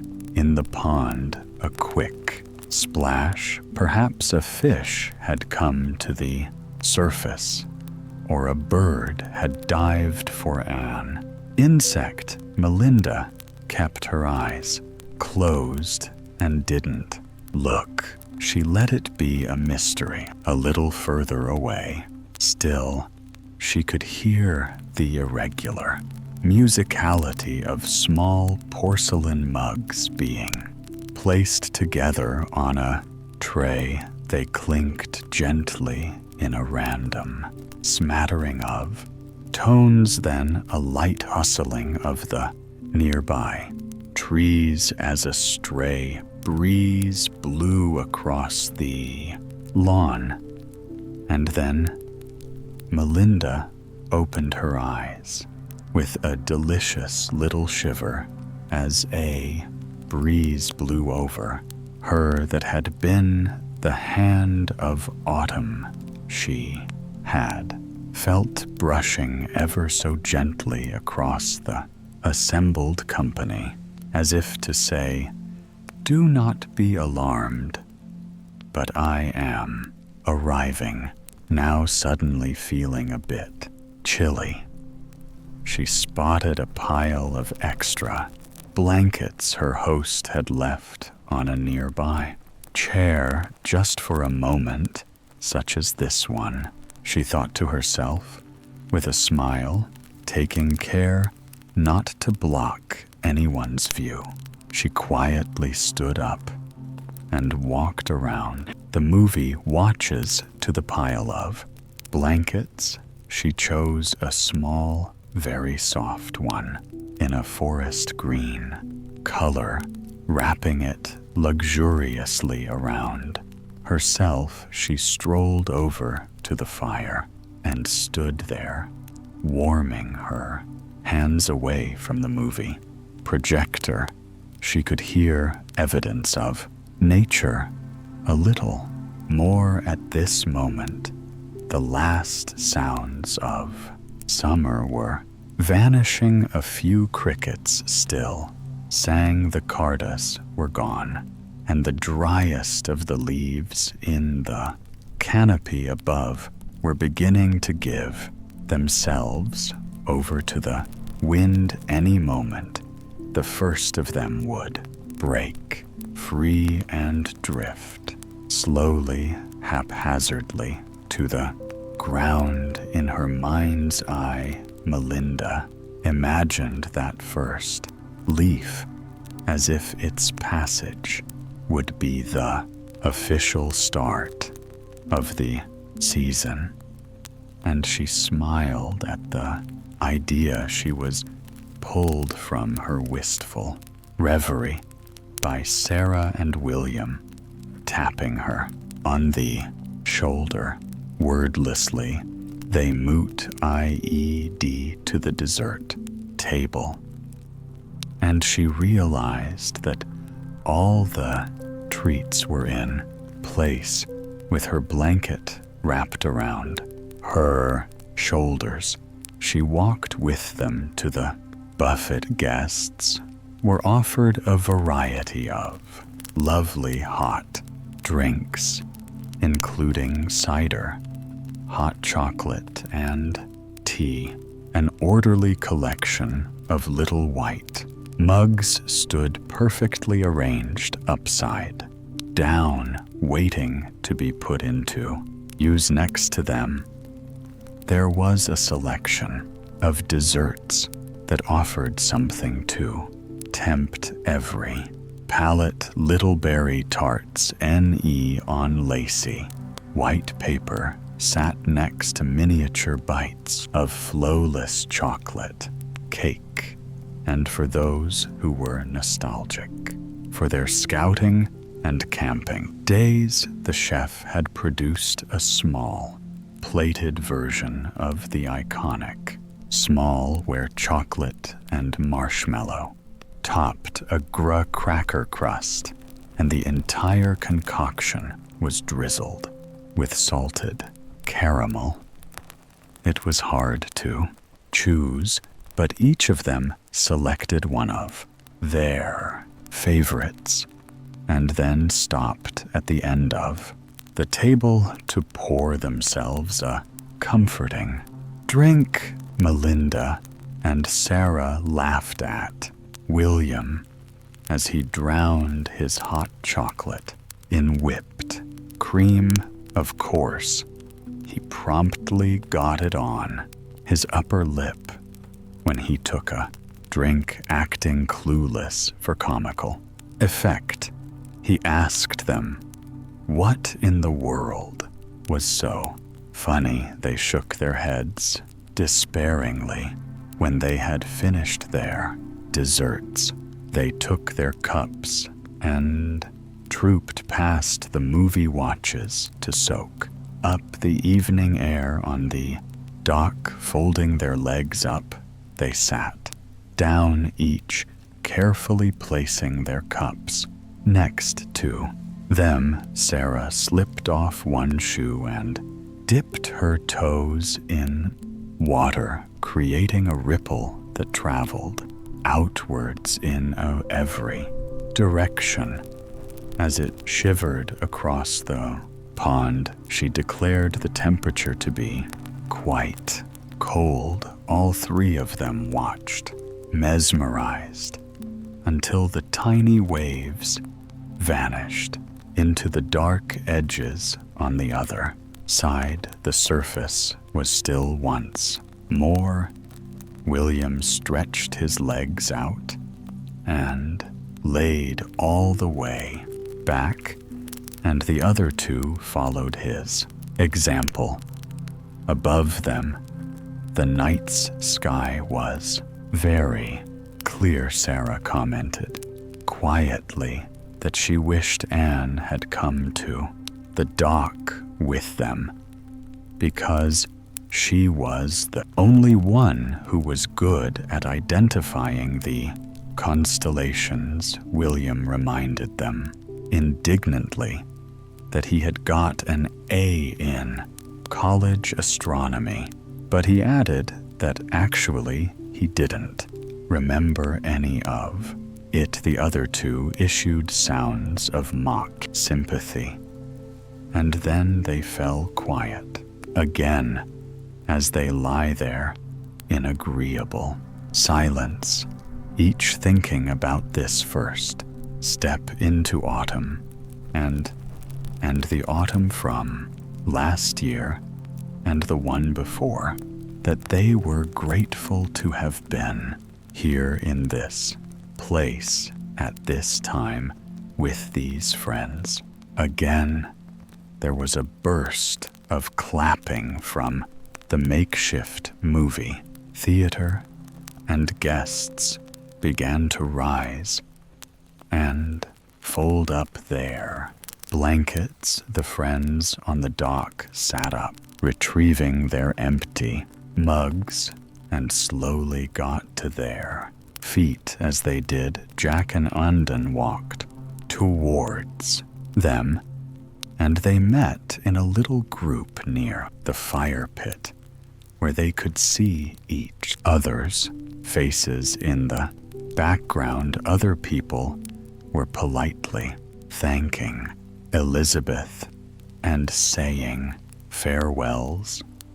There were hugs and handshakes. There was laughter, and many a small fragment of conversation appeared to contain a promise to get together to catch up more often, to send a recipe, or to follow up on a new book recommendation. This was the special magic of a get-together on the cusp of autumn. It inspired people to recommit to friends and loved ones who would keep their spirits bright through the cold part of the year. And as Melinda looked around at her group of friends, the low flames from the fire pit shining on their cheeks, she was grateful to have seen them again. The luminaries were still shining down the length of the driveway, lighting the path to their cars with steadfast silence. It was a peaceful way to leave this enchanting place. The hour was late as they got back into their cars. Melinda pulled first onto the gravel road and eventually back onto the smooth surface of the two-lane thoroughfare that led home. As is often the case on a September night, the warmth of the day had dramatically evaporated. Instead, the friends felt a crisp chill outside the closed windows of the car. For the first time of the season, Melinda actually found herself turning on the heaters and relishing its comfort as the soft air drifted over her fingertips near the vents. William and Anne sat sleepily in their seats, and nobody really felt the need to say anything at all. Instead, they drove homeward, each basking in the happy glow of their lovely evening together at the secret farmhouse dinner for 4.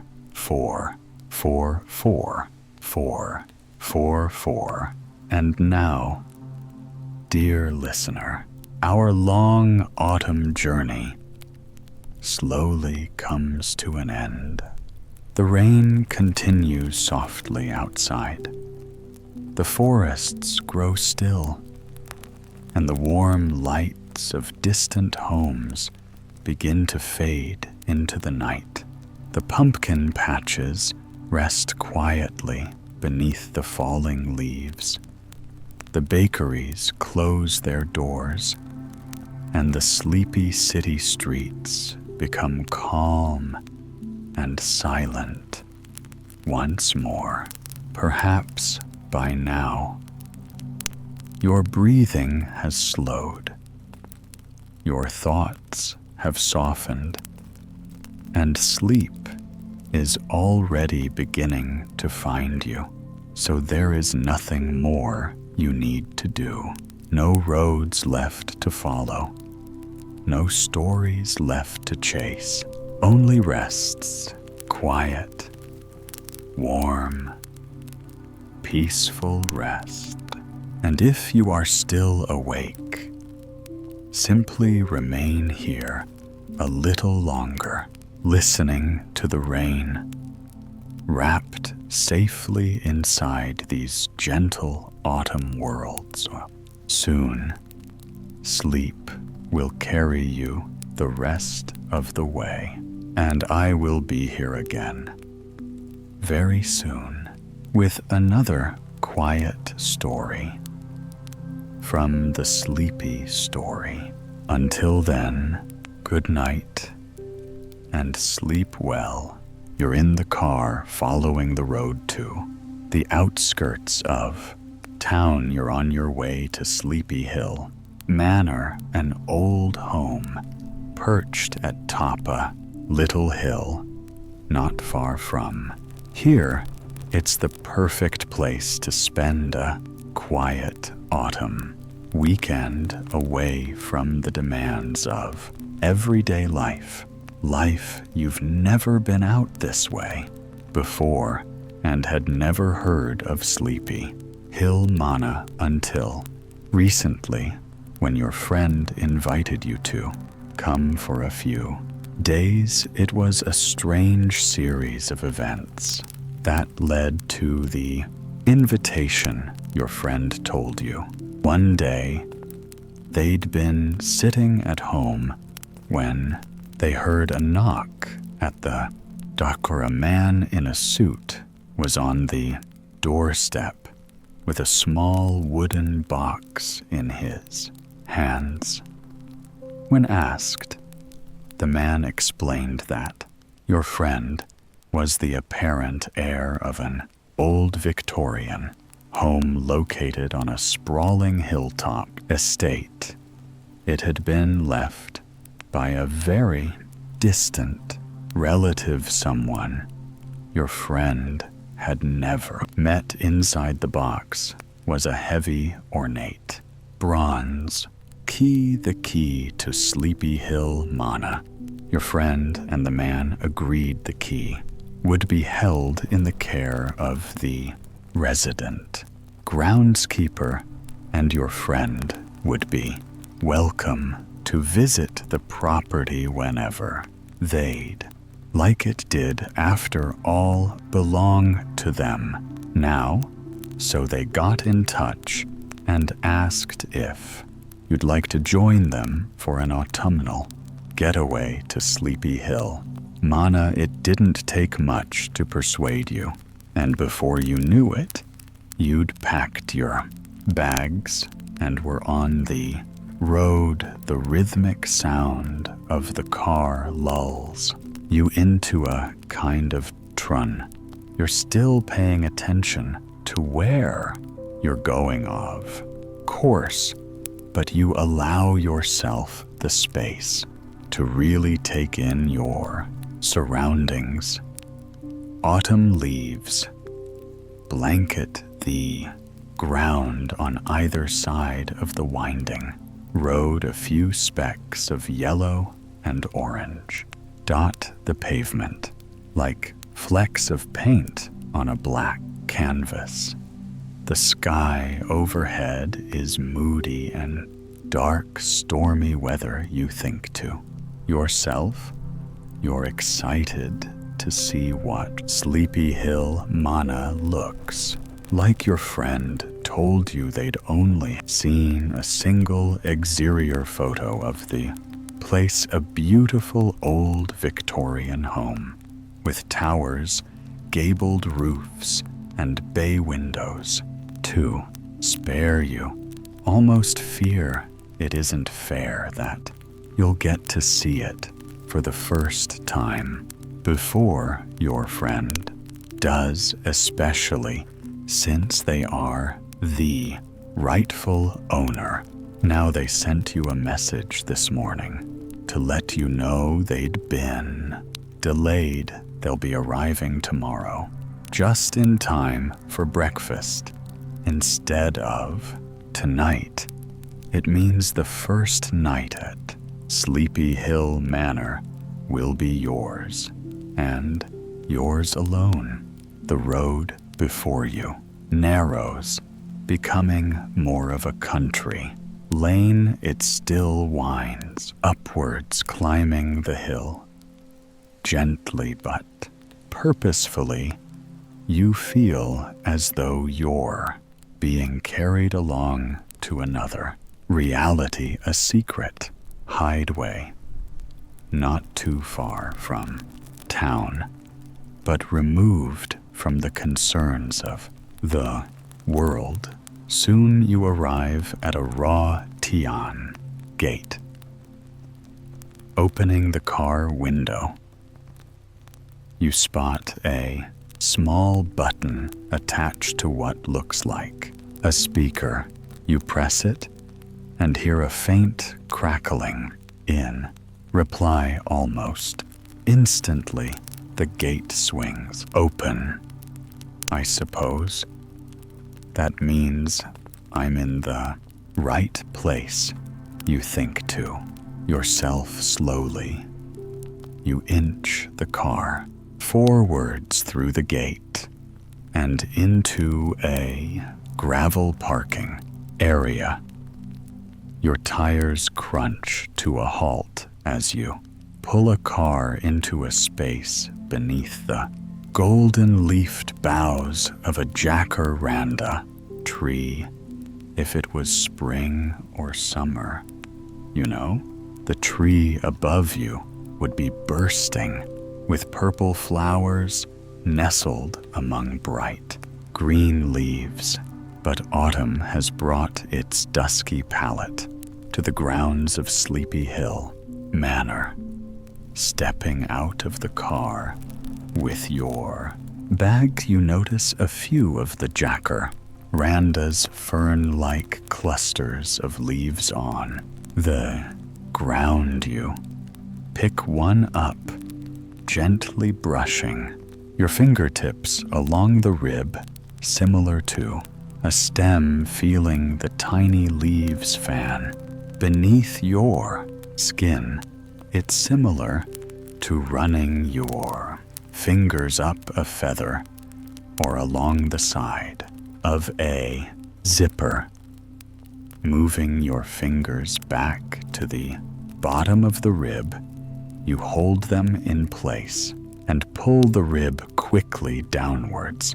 The leaves detach, remaining pinched between your fingertips in a tiny bouquet. You drop the now barren rib to the ground and then release the rice grain leaves, watching as they flutter delicately down to join it like tiny performers, spinning and leaping their way off stage at the end of a ballet before coming to rest in the quiet darkness. Behind the curtains, you take a deep breath of the cool evening air. its bris with a touch of humidity. As you breathe, you detect the complex scents that mark this season. There's the smell of decomposing leaves mixed with damp wood, soil. There's a cold freshness.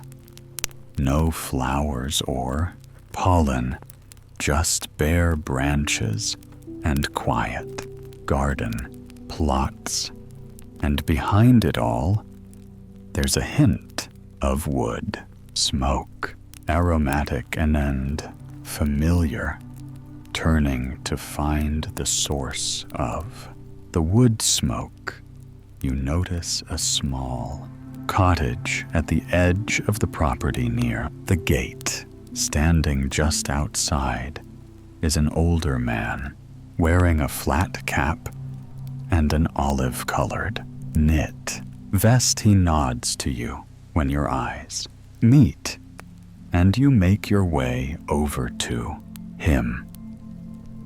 Perhaps this is the grounds keeper, you muse, and your suspicion turns out to be correct. A man of few words, he introduces himself brutally and presents you with the large bronze key. You take it and thank him, feeling its cold weight in the palm of your hand.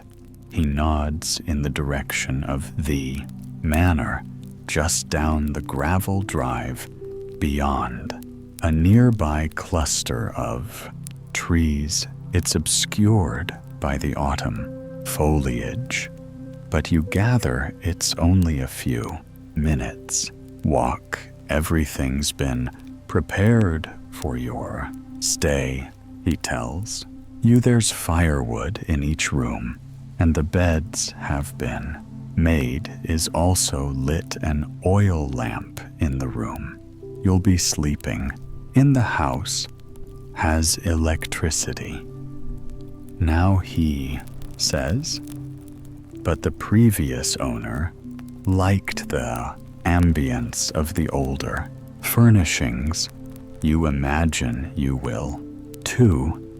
As you part way, the caretaker reaches over and taps your arm. Storm's coming, he says, looking up to the sky and then towards the mana, and blustery nights make for strange sounds in an old house, like that. It could be a mere observation, but there's a small part of you that wonders if there's a gentle warning there too.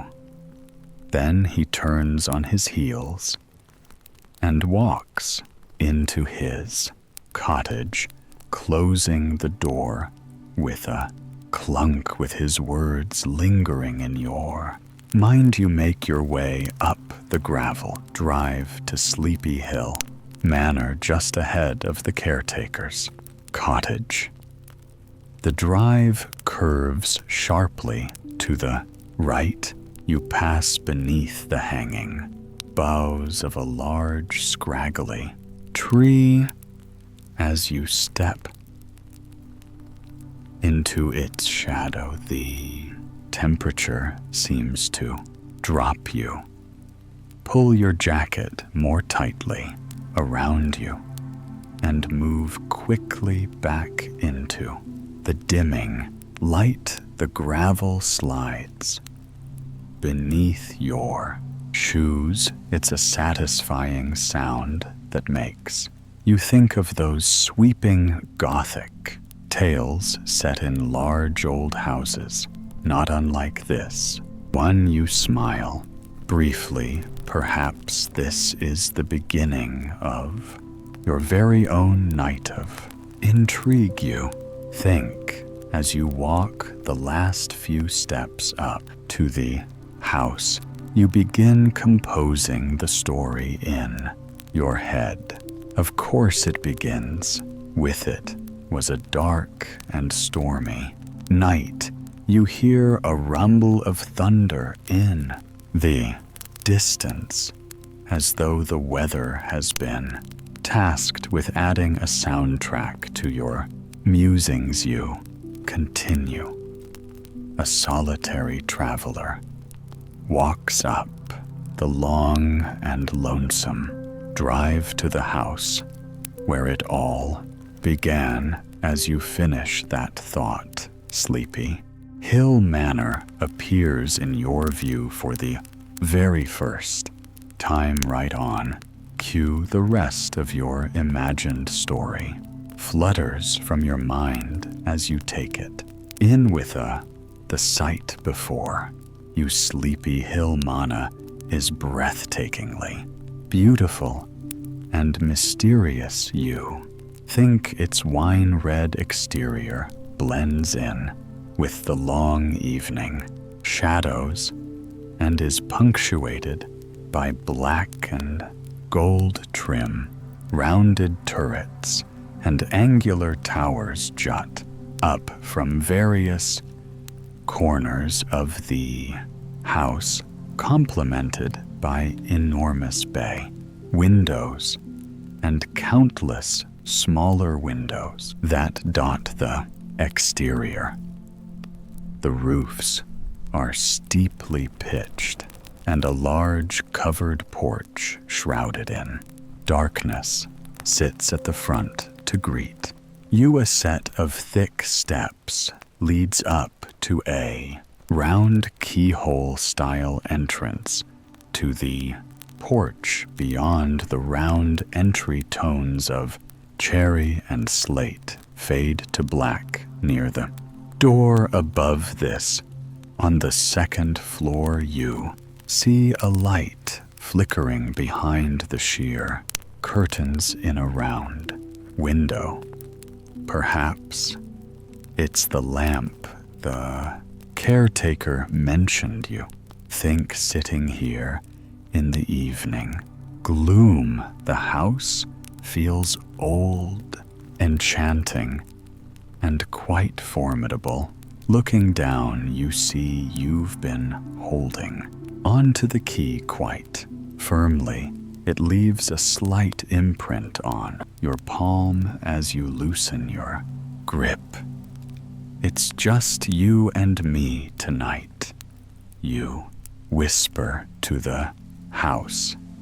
Then you make your way up to the door, insert the key, and step inside just as the first drops of rain begin to fall. Upon entering, you are greeted by a dim flash of light. Electric candles flicker to life along the walls.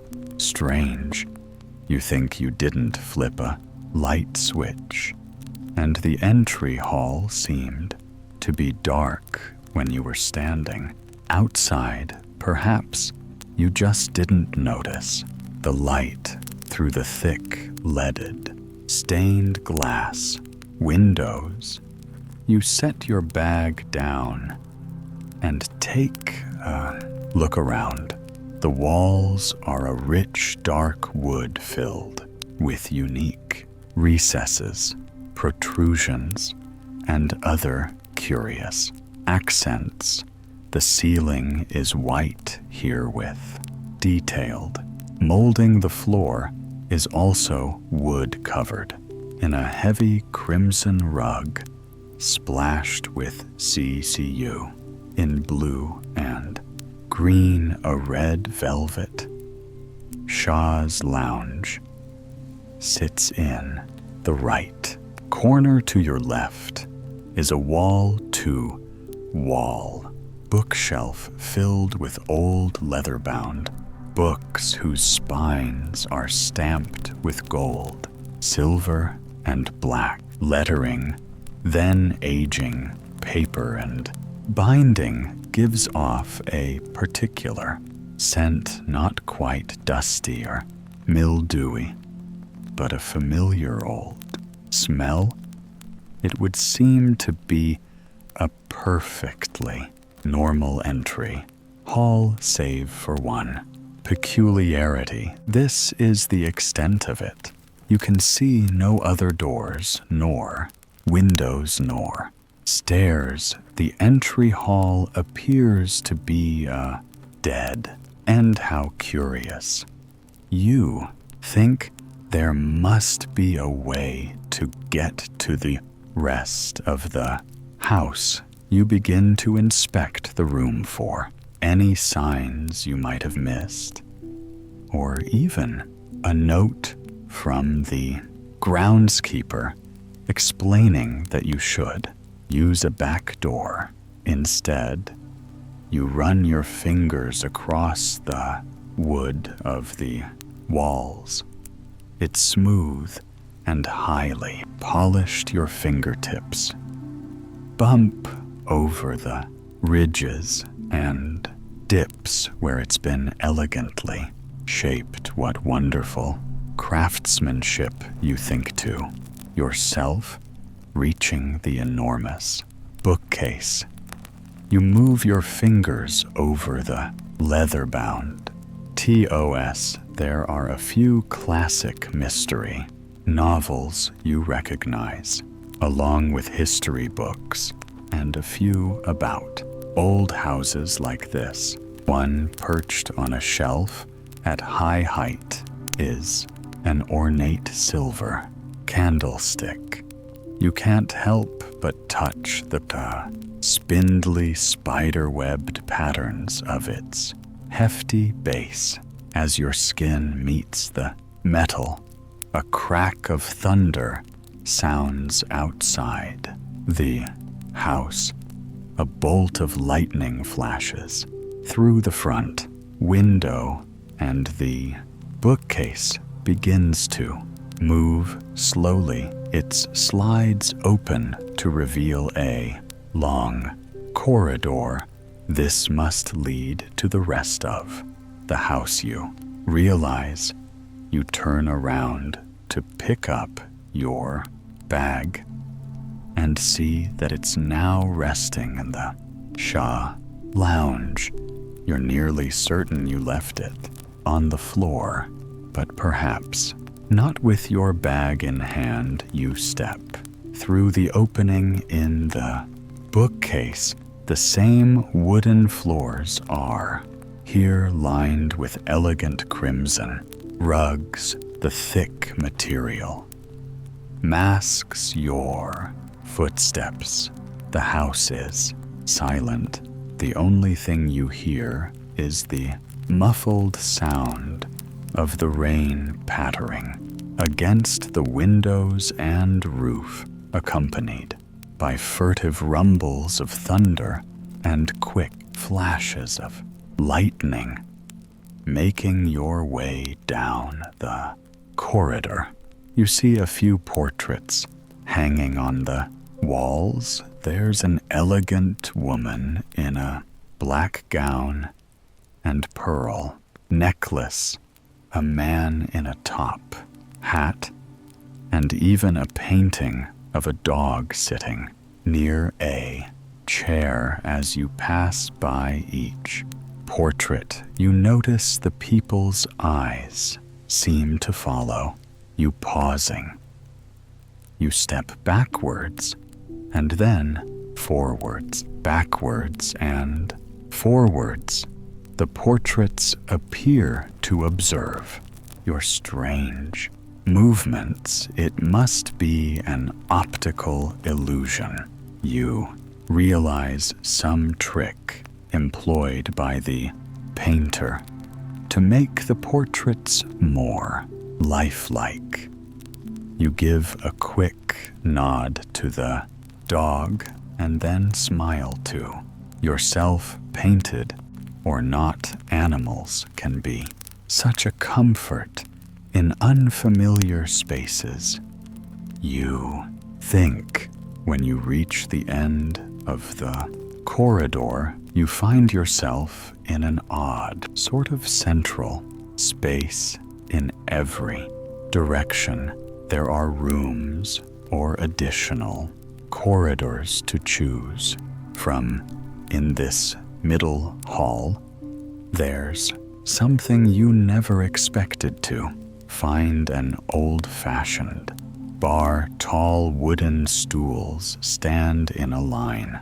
Beneath a counter behind it are rows of glasses in all shapes and sizes arranged in front of a wide mirror. The ceiling in this hall is different from the others you've seen.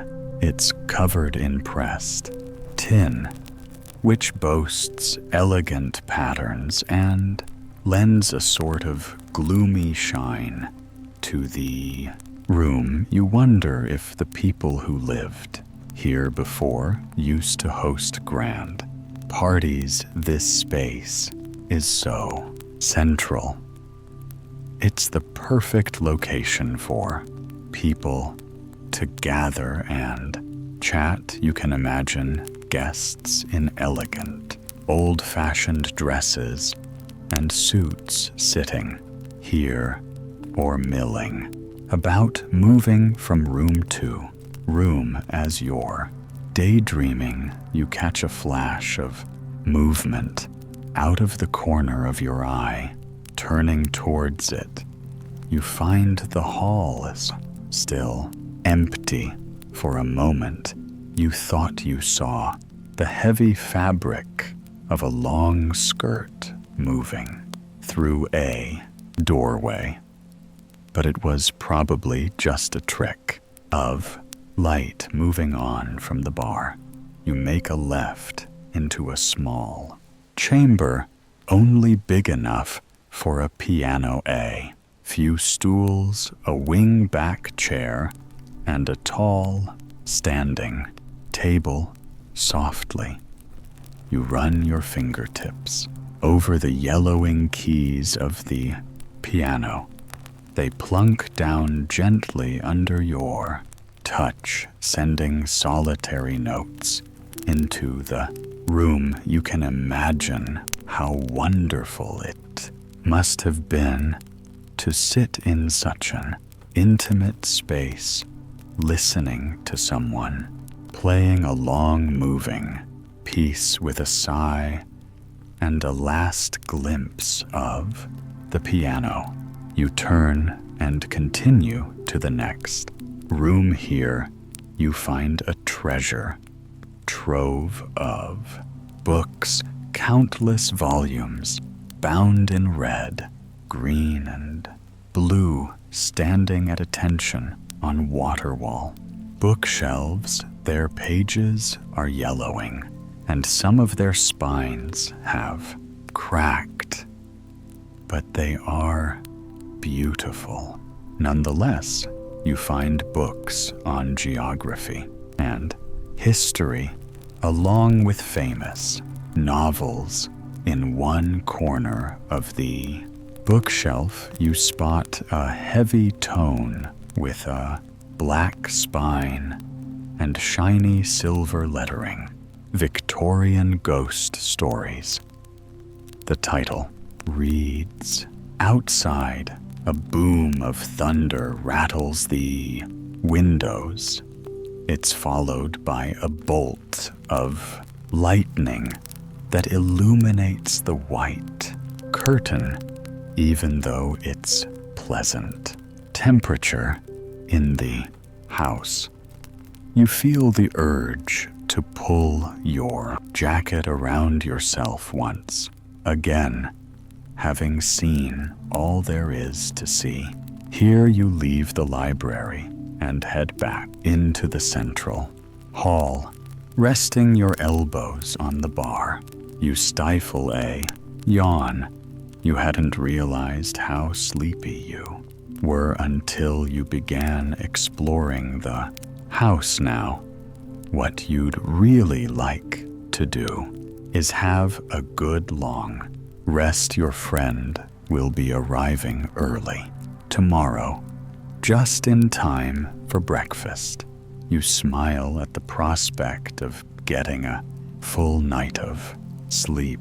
Once you find your room, you've seen the piano room and the library, but off to the right is another, corridor third, times the charm you whisper to yourself as you're heading for the unexplored territory. You think you hear a faint sound coming from behind. You pausing for a moment, you close your eyes and listen carefully. Yes, you think to yourself, that's the unmistakable sound of a piano. You turn back, walking past the bar and into the music room. When you enter, you feel some cool air that you hadn't noticed before it flows over the skin on your arms, raising tiny goosebumps. Old houses can be drafty, you remind yourself mentally, making a note to close any windows you might find open. Cool temperatures aside, the room is just as you left it. The piano and the furniture are all undisturbed. You shrug and leave the room. It was probably just the storm. You tell yourself it's time to find where you will be sleeping tonight. Crossing the central hall, you soon reach the second corridor. This one is shorter than the first, leading directly to a staircase, with your bag now slung over your shoulder. You begin to climb the red carpet-covered stairs. It feels regal, exploring this vast and strange house. Alone, part of you wishes your friend was here, but you're enjoying having the mana all to yourself tonight, too. At the top of the stairs, you realize you've reached the living quarters. There are 5 rooms, all roughly the same size, arranged in a semicircle around the same kind of central hall. Just then, you recall the flickering of the light you'd seen through the window. Outside, you're nearly positive that once you find that oil lamp, you'll find your own bed for the night. You peer into the first room and see it's been done up for a child. There's a tiny bed, much smaller than those for adults, a few toys, and a little white wooden wall rocking horse. Somehow the same draft that found you downstairs has made its way up here. A hint of cool air moves around the room, and the small wooden horse rocks ever so slightly. You smile, thinking of what a perfect room this would be for any lucky child. Moving on to the next room, you find it nearly empty. There are no furnishings here, just a built-in bookcase that's been left bare. The walls are painted the same, white as down. Stairs and the ceiling has ornate molding. The only object in the room is a large, dark painting hanging above the unlit fireplace. You hear a rumble of thunder in the distance. Soon, it's followed by a flash of lightning. The flash illuminates the whole room in an instant, allowing you to see even the smallest details of the painting in stark relief, you realize the painting is of this very house, Sleepy Hill Manor, on a dark and stormy night just like this one. The details are so fine you can make out individual raindrops pounding on the windows as they are at this very moment. Once the brilliance of the flash subsides, you're left standing in the half-dark room. There's something about the painting that leaves you feeling strange. Maybe it's too large for the wallet on, or perhaps the details are a little too realistic. Or maybe it's that even once the flash of light was gone, you still thought you could see the flickering of a single light in one of the upstairs rooms. A gentle creaking sound brings you out of your reverie. At first, you think it's footsteps on the stairs, but you soon realize it's just the sound of a tree branch scratching at a window with every gust of wind taking your bag. You hope the next room will be yours.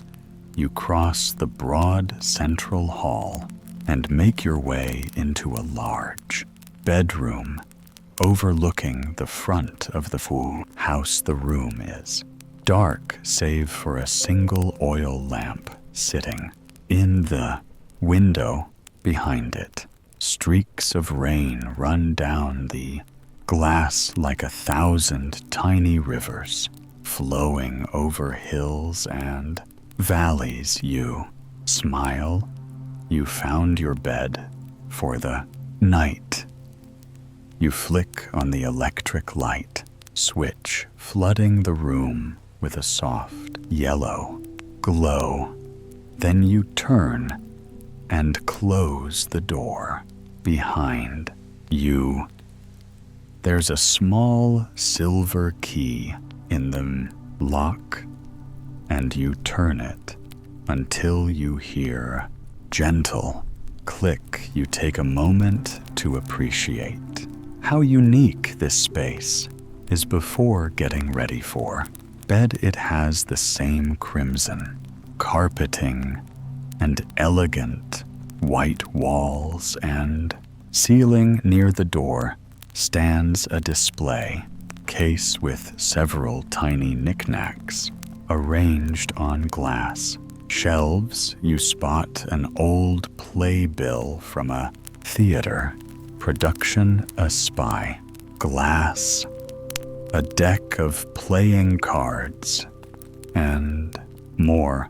A large clawfoot tub sits near the door to the bathroom.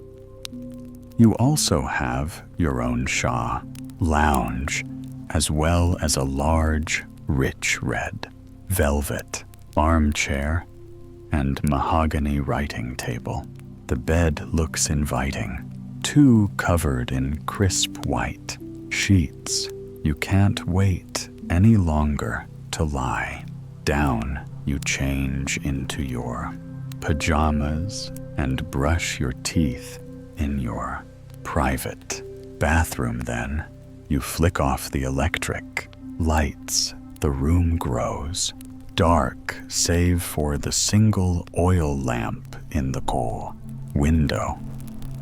You carefully walk over to it and extinguish it as well. Then you draw the curtains and slide into bed. The cool sheets envelop your body. At first they feel chilly, but soon you're nice and warm and cozy. What a strange and fascinating old place this is, you think to yourself. You're excited your friend will be. Arriving in the morning, there's so much more to explore, both in the house and on the grounds.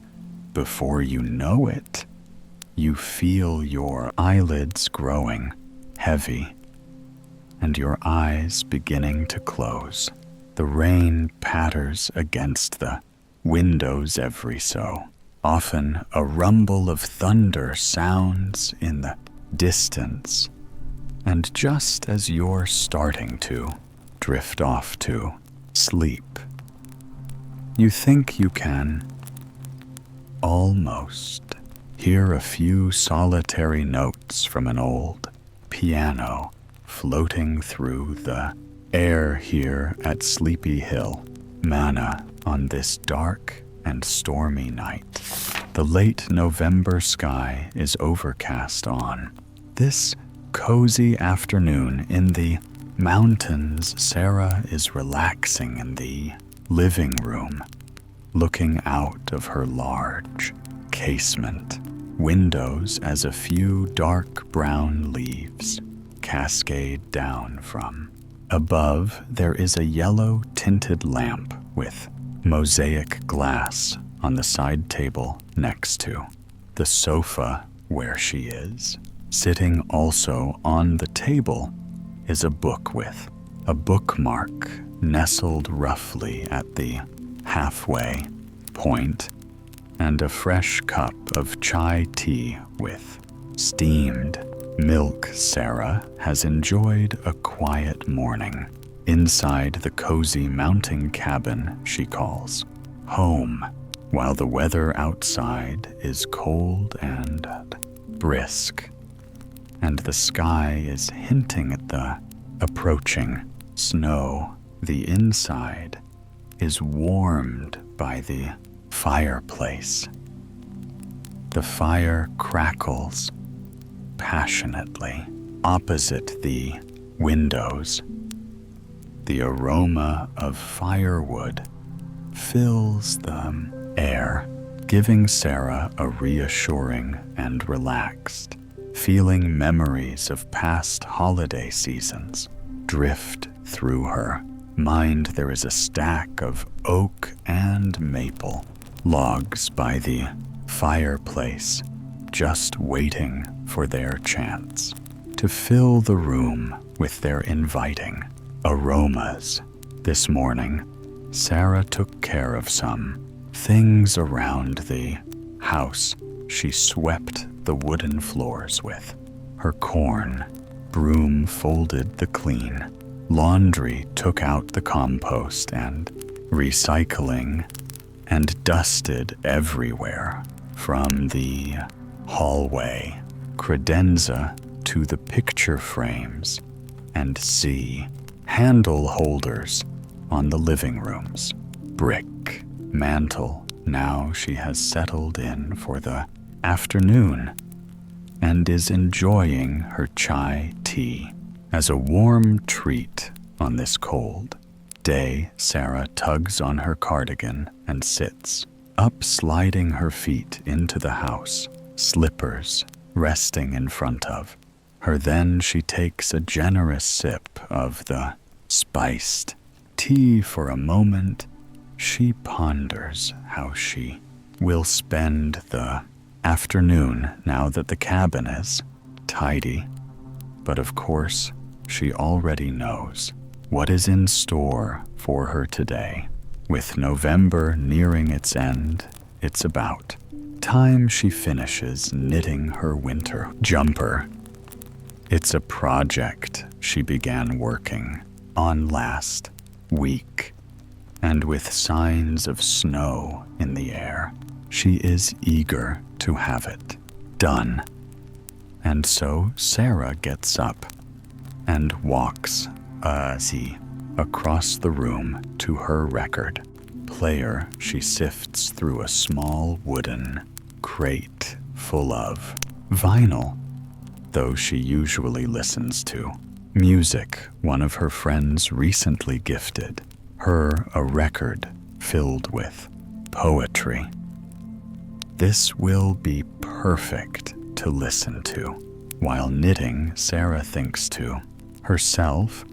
She carefully nudges the vinyl out of its thin cardboard case and steadily holds the flat black disc in her hands while opening the lid of her record player. She slips the vinyl on the turntable and moves the tone arm to the very edge of the record, setting it into place. Now Sarah is ready to turn on the machine. She grabs the circular toggle with her thumb and index finger and gently shifts it clockwise to turn on the record player. Quickly, sound comes from the machine, and Sarah adjusts the volume to suit her mood in this moment.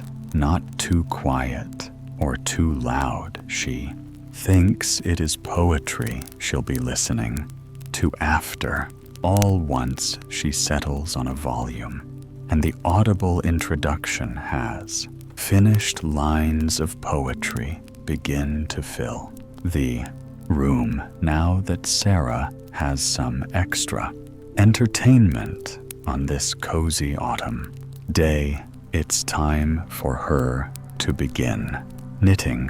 She walks back towards the sofa and grabs her knitting basket, which rests on the storage shelf underneath her coffee table.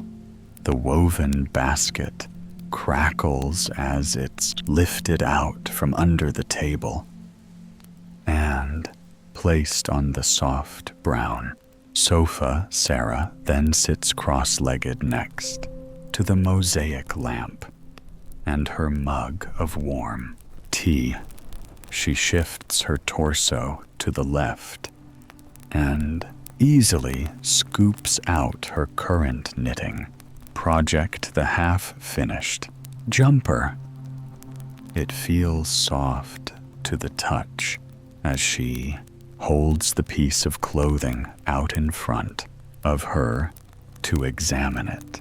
The jumper has a long turtleneck that folds inward for a warm and snuggly fit. As for the material, it is made with one strand of medium weight merino wool and one strand of lace weight mohair silk yarn. The mohair silk yarn is made of 70% mohair and 30% silk, and all three of these materials combine to make for one luxuriously soft winter jumper in a delicate shade of off-white.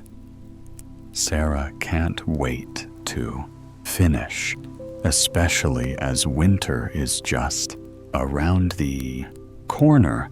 She knows she will get plenty of use out of it this season. Sarah lays the jumper in her lap, pulls the two balls of yarn out of the basket, and places them on the cushion next to her to use wool with the mohair silk yarn. She must knit the jumper with two strands of yarn at a time. The mohair silk is a very thin, lacy yarn that pairs perfectly with merino wool. Sarah much prefers merino wool because it's one of the softest options for a warm and comfortable jumper. Merino is a breed of sheep. Their wool is known to be very soft and non-itchy, unlike that of some other breeds. Laying on a pile of merino wool would be like floating on a cloud, and thanks to its characteristics, it's a favorite for knits who make garments like jumpers, socks, and scarves. The colors Sarah has chosen match splendidly with each other, and she takes a moment to admire her work in progress. A poem about the changing of seasons fills the room as Sarah fiddles with her circular knitting needles. It's a fitting poem for the day. The weather outside is shifting, and Sarah is looking ahead to snow-covered months in the mountains. For this knitting pattern, Sarah is following a design made by a popular Scandinavian knitter. Her styles are among Sarah's favorites. The pattern follows a top-down approach done in a Raglan style with circular knitting needles. This means Sarah started at the collar, or in this case, the turtleneck, to form a tube. She knitted until the neck was long enough to fold over for a snugly fit. The turtleneck was done in a simple 2x2 rib stitch, meaning 2 knit stitches followed by 2 purl stitches. All around the rib stitch makes the neckline nice and stretchy, so it doesn't feel restrictive. After Sarah completed the turtleneck portion last week, she moved onto the body.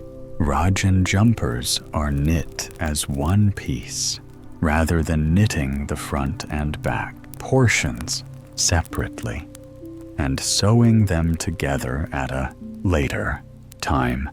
The body of the jumper is done in a simple knit stitch over the course of a few days. Sarah worked on the raglan increases to make the jumper large enough to cover her chest and shoulders.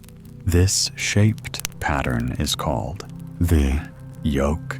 She does these raging increases by adding stitches to every other row to divide up the shoulders and the jumpers, front and back.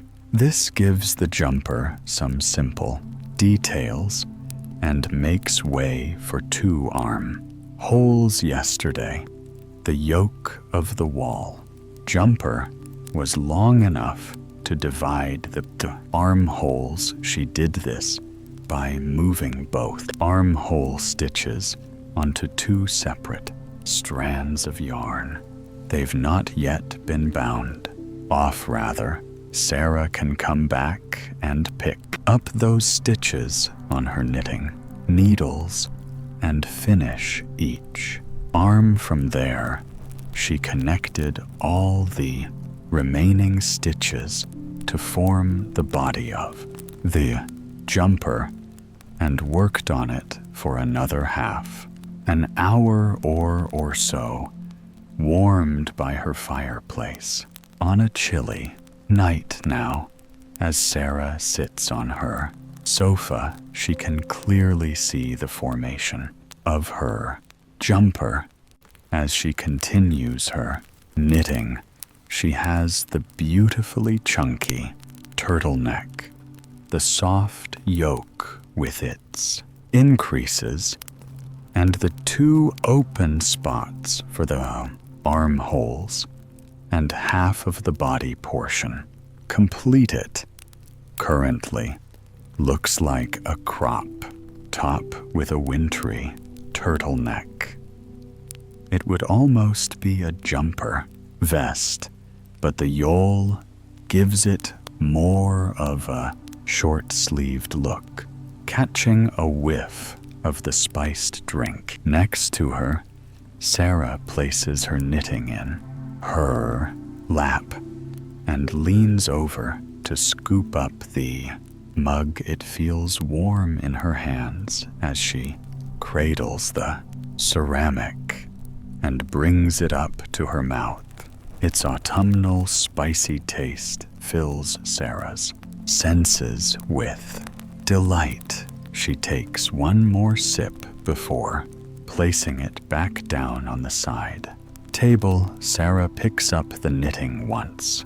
Again, she is working round after round of knit stitch. These form a lovely V-shaped pattern that travels horizontally down the garment. Thanks to the vinyl record, Sarah has listened to several poems, one about finding love in little moments, one about the changing season, and now one about happiness. It seems to be sending the message that happiness is enjoying day instead of rushing away, because business awaits and revving in the delight of just living. Sarah particularly likes this one. She enjoys a leisurely life. She has enough to keep her little cabin in the mountains, spend time with her loved ones, and go away on holidays a few times a year. That's really all she needs at this point in her life. Sarah takes such delight in the small things, like tending to her garden, making homemade treats for her neighbors, and knitting in a cozy environment. She knows how lucky she is to have this life, and she is always careful to never take it for granted. After a few more moments of contemplation, Sarah is ready to swap out the poetry for some relaxing music. She doesn't want to listen to all of the poems on the record too soon. She'd like some time to really reflect on the ones she's already heard, and music will help her do just that. She sets down her knitting and walks across the creaky floorboards to her record player. Sarah stops the record, lifts the needle, and removes the vinyl from the machine. Gently, she places it back into its cardboard sleeve. Once again, Sarah begins to sift through the wooden crate until she finds the section with the mood. She is looking for music that feels light-hearted, calming, and perfectly suited for today's weather. She thinks. After a few beats, Sarah decides on a particular vinyl. It's something a little old school yet timeless. It will do the trick, she decides. As she sets up the record, her eyes are drawn to the window. The sky outside is darkening, but the sun has not yet set. In fact, it looks like a snowstorm is on its way. The room is comforting to her with its soft lighting. The table lamp is on, as is a tall standing lamp. In the corner, there is a dull glow from the window and a warm reddish hue from the crackling fireplace to capture an even cozier mood. Sarah lights some of the pillar and taper candles she has placed around the living room. There is a chunky off-white pillar candle near the record player. After the record is properly set, Up she reaches into the drawer below her to take out a pack of matches.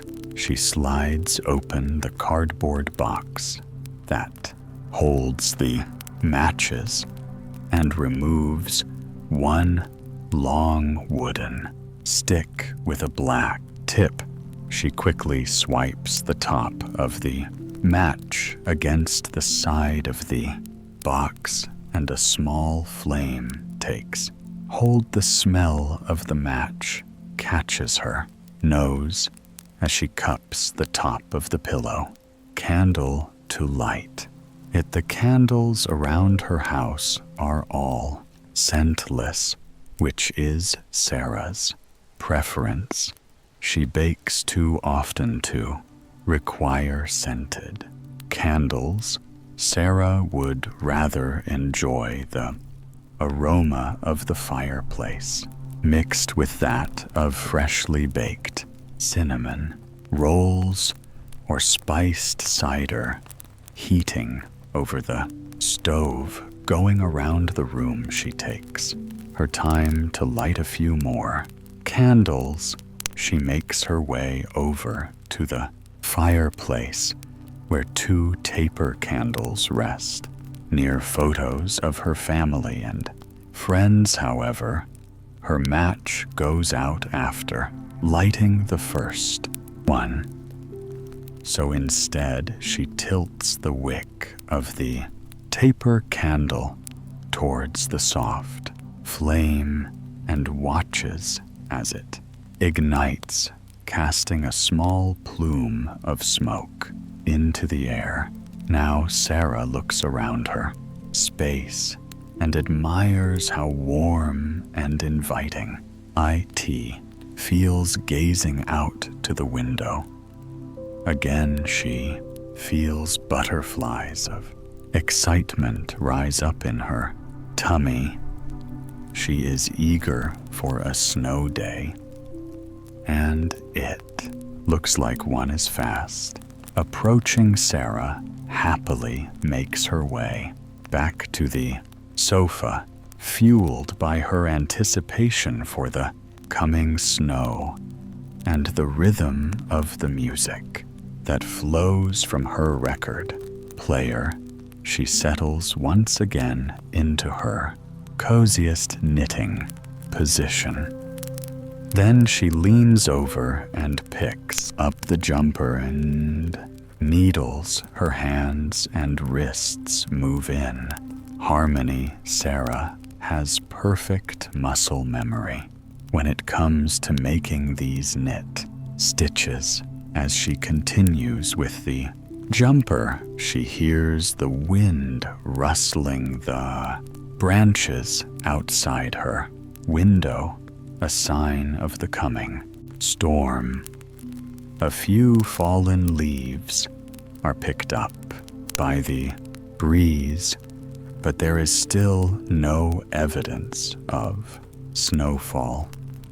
Soon, she says, as she begins to ponder the poem about the changing seasons, which said, "Frost kisses the earth with its icy breath, a prelude to winter." Sarah considers how exceptionally frosty it was this morning. Perhaps it is a prelude to the first snow. Time will tell. Before Sarah knows it, she is at the bottom of her jumper.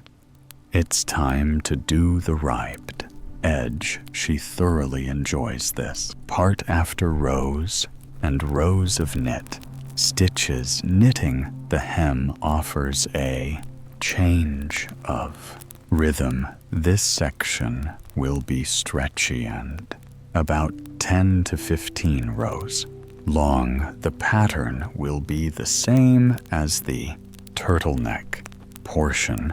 It's a 2x2 rib stitch, 2 knit stitches, followed by 2 purl stitches. It creates a perfectly stretchy pattern that will make the jumper easy to slip on, and off Sarah begins a new row of her project by making 2 knit stitches. She makes them by inserting needle from front to back through the stitch on the left needle. She then wraps the working yarn around the right needle and pulls the loop through to create a new stitch. The P stitch is slightly different. It is made by inserting the needle from back to front through the stitch on the left needle. Sarah does this and then wraps the working yarn around the right needle, finishing off by pulling the loop through to the front. This creates a bump or a pearl texture on the fabric rather than a V shape that the knit stitch forms. What's interesting is that the knit and purl stitches are each other's opposites. This is most obvious as Sarah continues to work on the ribbing of the jumper. When flipped inside out, the knit stitches will look like pearls, and vice versa. Sarah gets into the groove already on the 3rd row, making 2 knits followed by 2 pearls. Every so often, the flickering candles on the fireplace catch her eye. She listens to the music, the crackly pops of the fire and the wind outside her windows. She turns to look through the chilled window pane at the perfect moment. Several snowflakes tap against the glass. Sarah places her knitting needles down, jumps up excitedly, and slips on her house shoes. She walks towards the window and looks out to admire Mother Nature at work. The few snowflakes turn into several, and then dozens. She looks up at the gray sky and then down to the mountains that are almost invisible behind the gloom, and falling snow below the mountains. And at the forefront of Sarah's view is an evergreen forest full of lush pine trees, as well as rabbits and deer. She watches as snow builds up on the limbs of the trees. The snow creates a beautiful contrast to their dark greens and browns. Tomorrow is going to look spectacular. She thinks the sun is now beginning to set, although it's hard to tell because of the weather. Sarah can't wait for the morning to come. Her mounting cabin will be surrounded by the bright white of the season's first snow. Magical, she thinks. She turns around and notices the final embers smoldering in the fireplace. Luckily, she has plenty of logs to add. Sarah walks across the room and picks one up, wedging it among the embers. She waits for the fire to catch, and once it does, she adds a few more logs.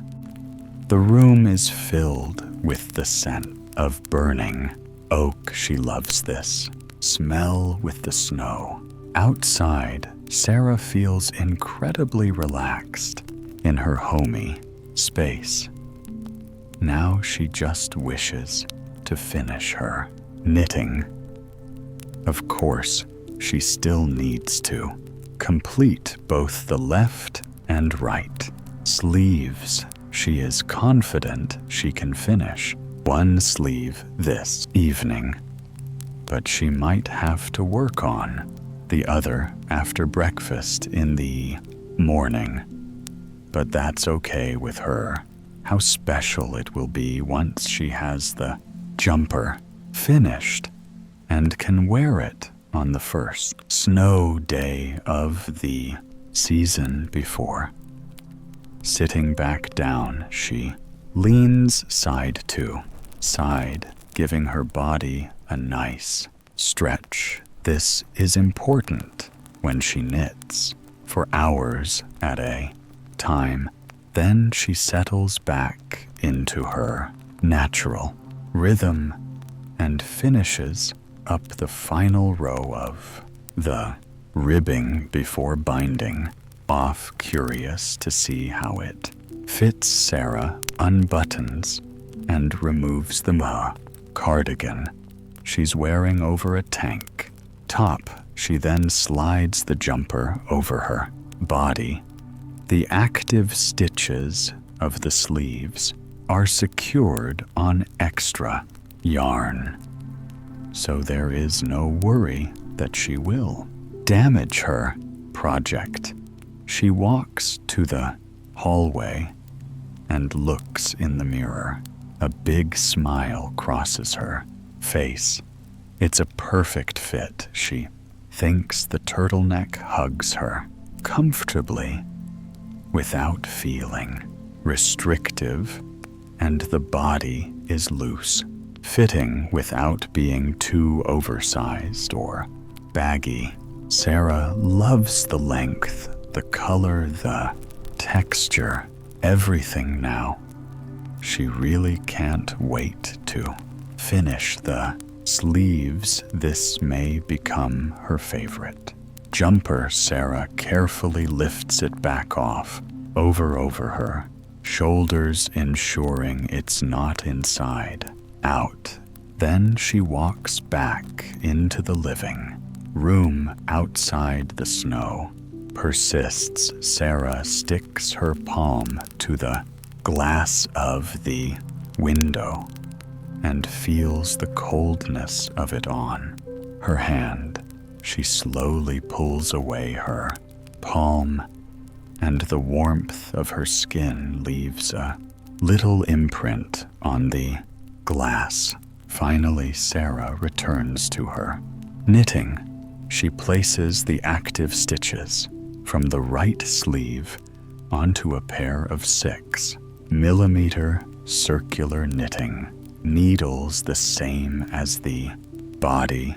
However, what is different about these circular needles is the length. She used longer cables for the body, but she needs a much smaller size for the sleeve. This is because the body requires far more stitches compared to the arms, so Sarah carries on the calming sounds of the snowstorm mix with the light-hearted music and roaring fire, and Sarah feels blissful. She's so looking forward to finishing this sleeve, having dinner, and then settling into bed. She will likely read a chapter from a book, as reading at night helps her fall asleep. Then the morning will arrive, and hopefully the sun will be out, casting a sparkle on the fluffy white blanket of snow. She'll finish her jumper over a cup of hot coffee, then she can wear it. Outside, a walk through the forest is a must. There's something fairy tale-like about the forest near her cabin.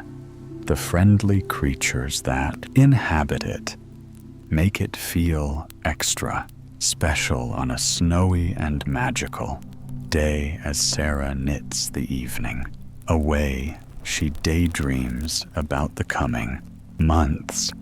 It's been another beautiful day in her mountain cabin, and even better days are yet to come. Jack sat in the front passenger seat of Melinda's car, peering at the heavyweight stationery resting in his hands. He muttered that he wished he hadn't forgotten his reading glasses, and then handed the paper back over his shoulder to Anne, who was in the back seat accepting the directions and her new role of navigator, and read the document in the golden light that warmed her car window. The pretty tones of the early autumn afternoon were subtly shifting from bright midday sunshine to a lush, rosy sunset. The three friends were following directions to a special dinner party at a farm. They had never been to this place before, and they were driving along back roads none of them had ever seen. Truth be told, it was glorious to be out there, breathing in the fresh autumn air with just a hint of coolness. The first days of the season were, as always, some of Melinda's favorite ones, adding to the allure of tonight's affair. The whole thing was delightfully clandestine. Invitations had been delivered anonymously in fancy envelopes just 2 weeks ago. It hadn't taken long for Melinda, Jack, and Anne to put 2 and 2 together. Sarah, Lonnie, and William had also been invited. The number of people who knew all 6 of them was not very many. This had to be another old friend from childhood. They were nearly giddy with the prospect of a party in the country where they could bid the summer farewell and greet the autumn together once again, free of the responsibility to read the directions. Jack rolled his window down further and closed his eyes, inhaling the grassy scent from the fields meanwhile, and picked up where he'd left off, announcing that they would soon be turning, and to look out for a bright blue shed when they reached that intersection. The directions said they must go right. Jack's phone buzzed quietly, and he looked at a text told him that Sarah, William, and Lonnie had already arrived at the southeast location. A second text added that William wanted them to know that there was a scarecrow right at the end of the driveway, so they couldn't miss it. Having this helpful tip made Melinda feel quite relaxed, since she knew there was no question now that they would find their way. She was turning at the blue shed only a moment later. At that point, she slowed the car right down in order to travel more comfortably on the smaller gravel road that lay ahead. The light crunching of the rocks under the tires inspired Jack to sit up a little, straighter in his seat, as if he were preparing for arrival.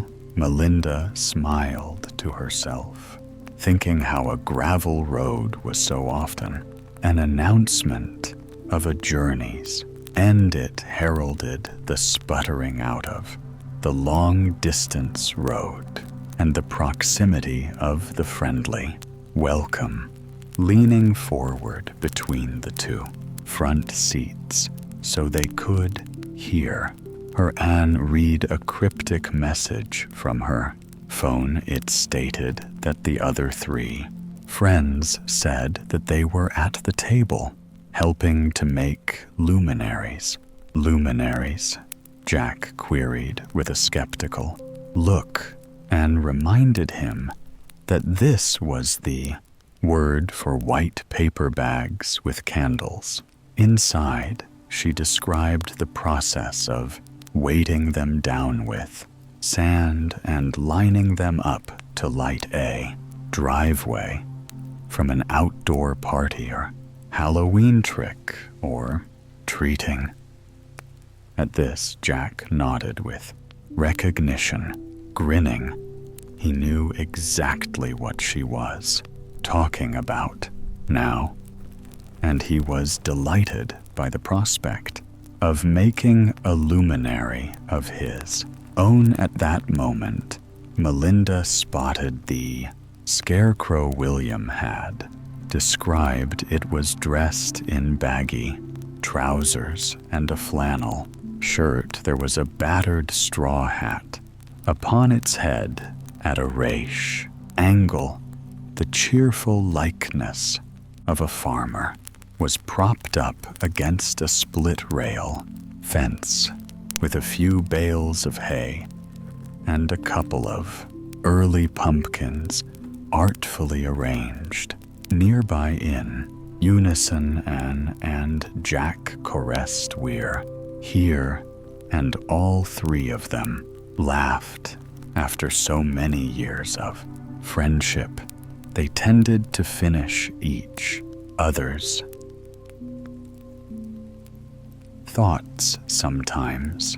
The sound of the gravel under the wheels instantly disappeared as they turned off onto a lightly worn dirt road. It showed the tracks of many past drives and had grass growing down the middle, in contrast to the noise of the approach. This country driveway felt like velvet under the tires, and a luxurious silence filled the car. Jack and Anne instinctively rolled their windows all the way down, and a flood of early evening air drifted inside. With it came the nearly imperceptible sounds of the last of the summer's insects. Some of their fellows had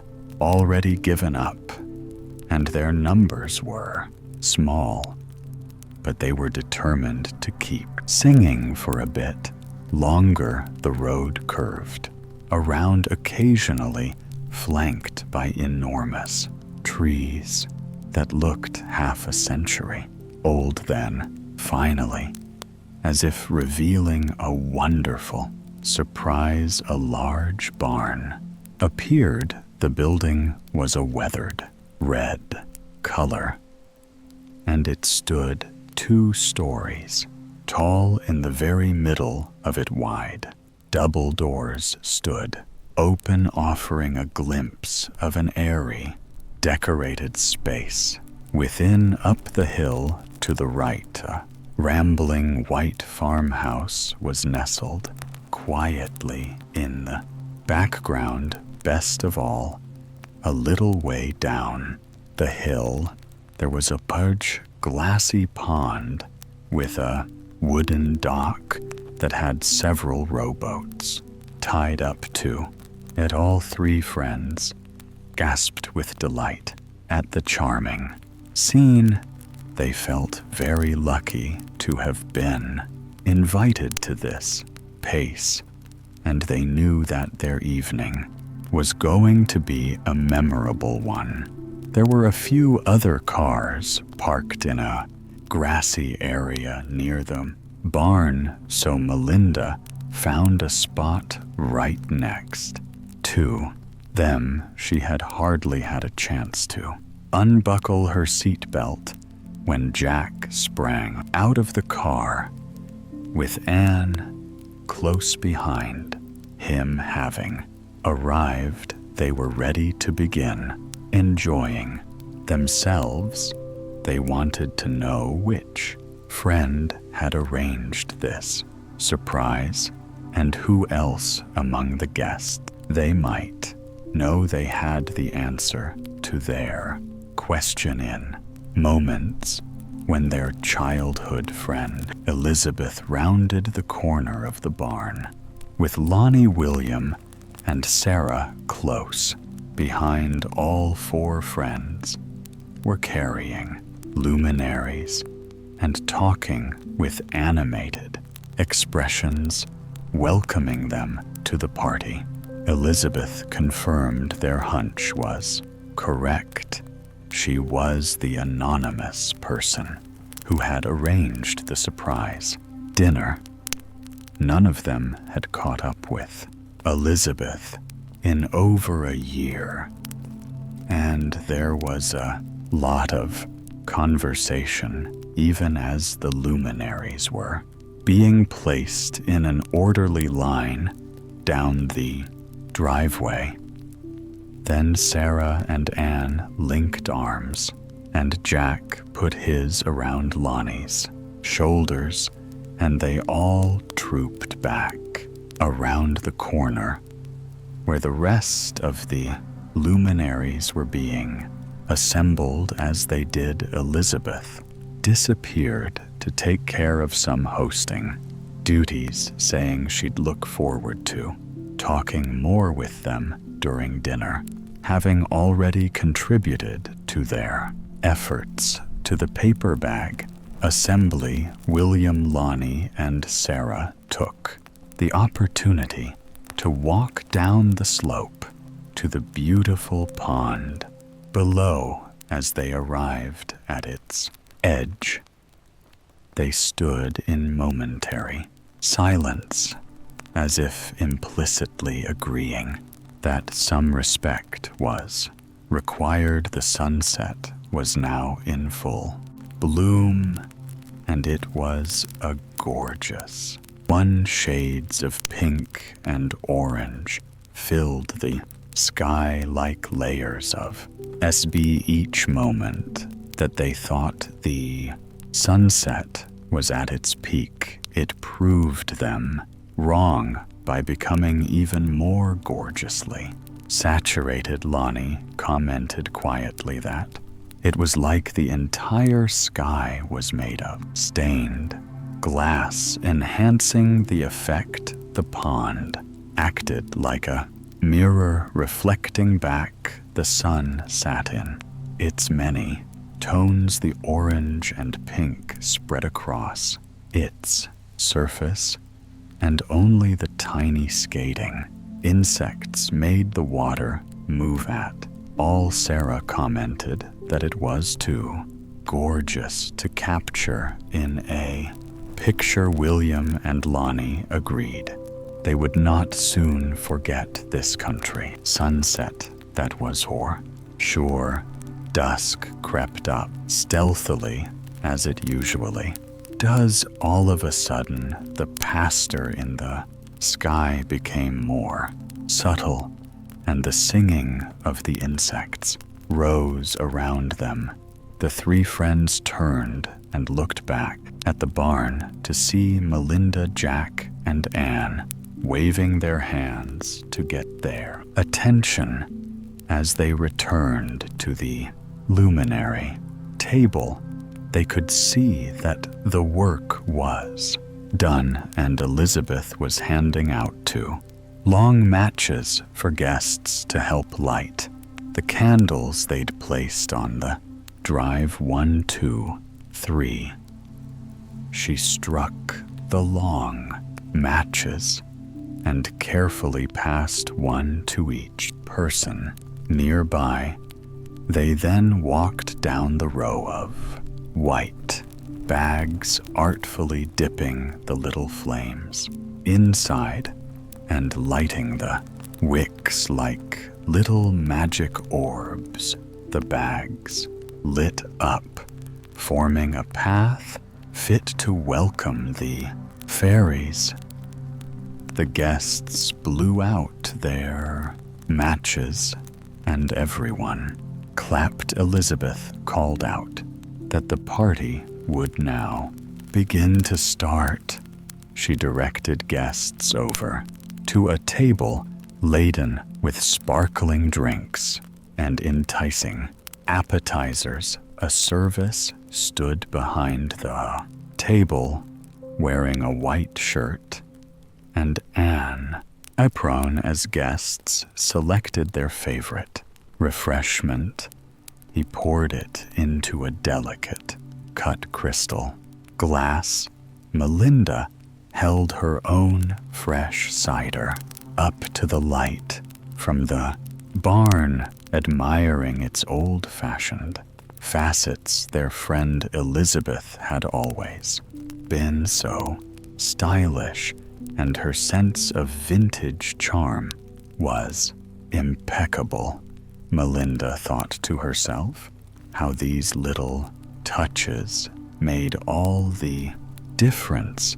The elegant drinks were setting just the right tone for this dour position between the country setting and the fancy entertainment. While sipping from their glasses, the guests politely chose from trays of cranberry and brie toast, adorable little mushroom tarts, and spicy roasted Brussels sprouts on cocktail sticks. Lonnie leaned over and commented to Melinda between bites that the dinner was bound to be impressive. If the orbs were any indication, there was to be no rushing off to the dinner table. However, as the evening was young and each moment was to be savored, Elizabeth had placed a few games here and there on the lawn, and the guests were quick to notice them putting down their empty glasses. Anne and William urged the others to come and try a game of Batman. At first, Lonnie protested that it would be too dark to see the shuttle, but Williams soon revealed a surprise. He'd picked one up and swatted it high in the air, and it lit up like a spaceship. All the people standing around issued cries of amusement.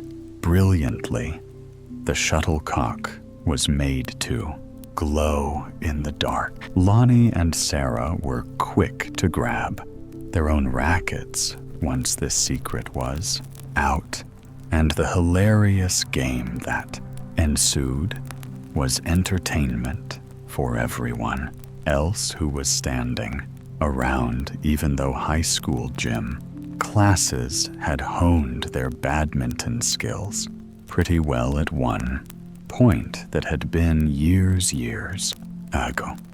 And as it turned out, having a glowing shuttlecock in the dark was not as easy as voling a regular one in the daylight.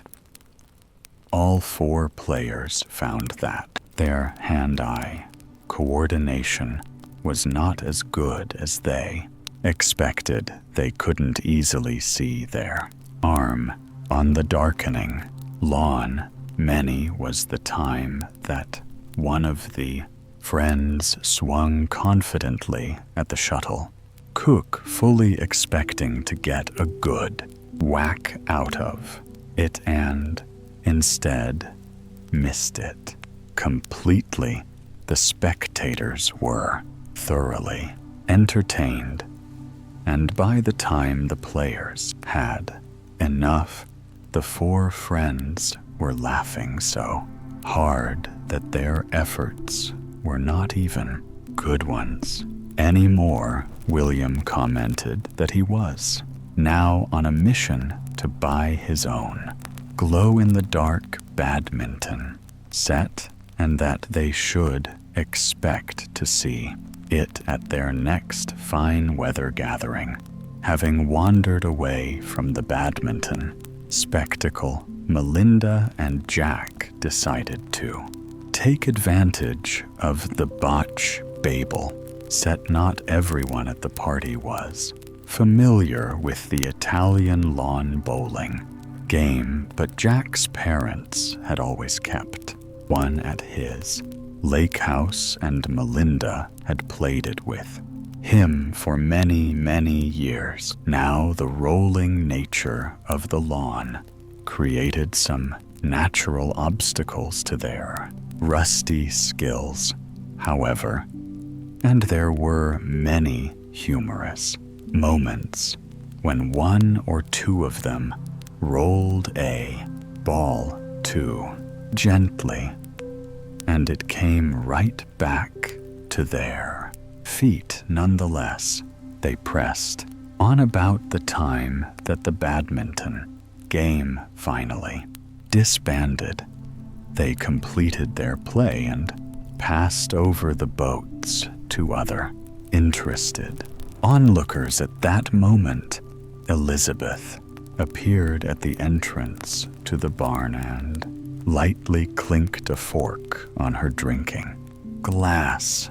Class, it was time to be seated for dinner, she said. Each guest was to find their way inside and look for their name tag at the long table. The dishes would be offered family style, she added, so that each person might choose the food they liked best. Finding that they were surprisingly hungry even after the delicious appetizers, the guests eagerly moved towards their seats. One by one, they filed politely through the barn doors, chatting with happy anticipation. Coming into the beautiful old barn was like a revelation.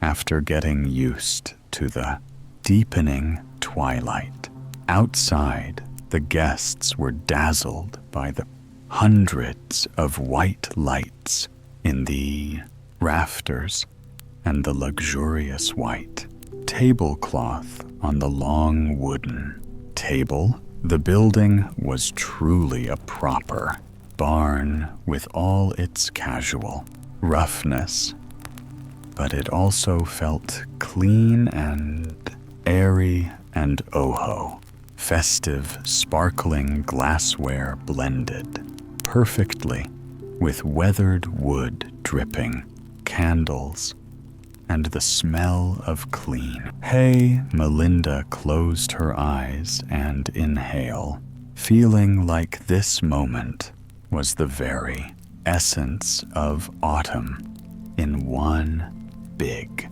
inhale. The six friends found that Elizabeth had seated them near each other, with an interesting mix of others sprinkled here and there. It was perfect, as they had a chance to meet new people, but still converse easily across the table to each other. They pulled out their chairs, all charmingly mismatched, and settled themselves to enjoy a fabulous meal. Elizabeth had engaged a team of personal chefs to cater the dinner, and they didn't disappoint, there was a delightfully autumnal dish for everyone.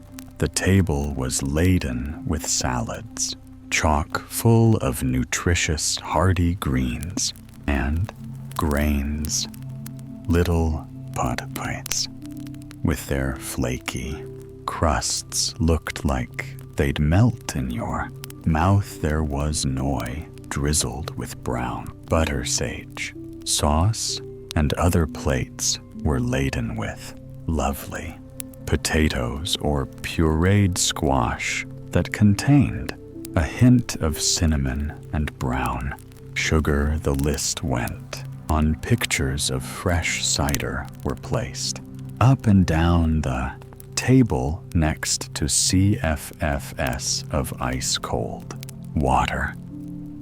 Melinda smiled to herself, thinking how only a few weeks ago she'd probably had her last freshly squeezed lemonade of the summer now, as if the second hand had ticked forward on an invisible clock. It was approximately season as always.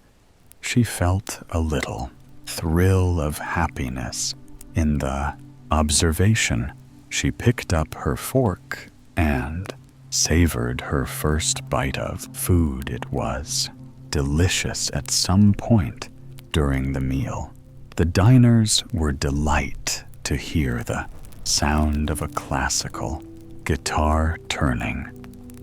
They saw that a musician had been seated in the corner of the room, and he was now playing dinner music for them all to enjoy. Lonnie leaned over to the others, and Riley commented that this guitar music was almost as good as William ukulele tunes, and William made a face saying thank you very much. The friends at the table chuckled, recalling well his very silly songs from their dinner picnic the year before. As the meal progressed, conversation was lie, and the time flew by. Guests who had been strangers to each other only an hour ago now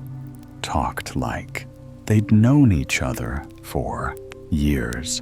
With the summer just ending, there was so much to share. Stories of warm weather adventures and vacation exploits drifted across the table from one end to the other.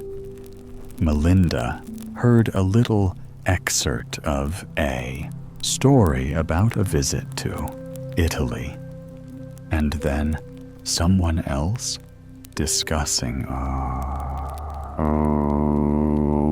cruise to Alaska. One person had made a pilgrimage to the Grand Canyon and was trying to convey how inspiring it had been. As she ate the last of her meal, she smiled to herself at the warmth and fellowship that filled the barn in that moment. Long after the dishes had been cleared away, the contented diners sipped at their water and their cider quietly, conversing and listening to the guitar player. At times, the 6 friends each found themselves leaning back and looking around the soaring ceilings of the barn, simply appreciating the moment. Everyone at the table seemed to understand that this was a chance to reflect upon the summer that had just ended, as well as the delightful season that was to come. It was a time of renewal in so many ways, so bittersweet, sensing the perfect moment for a transition Their host appeared at the head of the table and said that a movie and a fire pit were now underway. Outside, oohs and oh were heard around the room, and everyone slowly stood up. They folded their napkins on the table and pushed their chairs neatly back in as if to leave as little disarray as possible, being his usual silly self.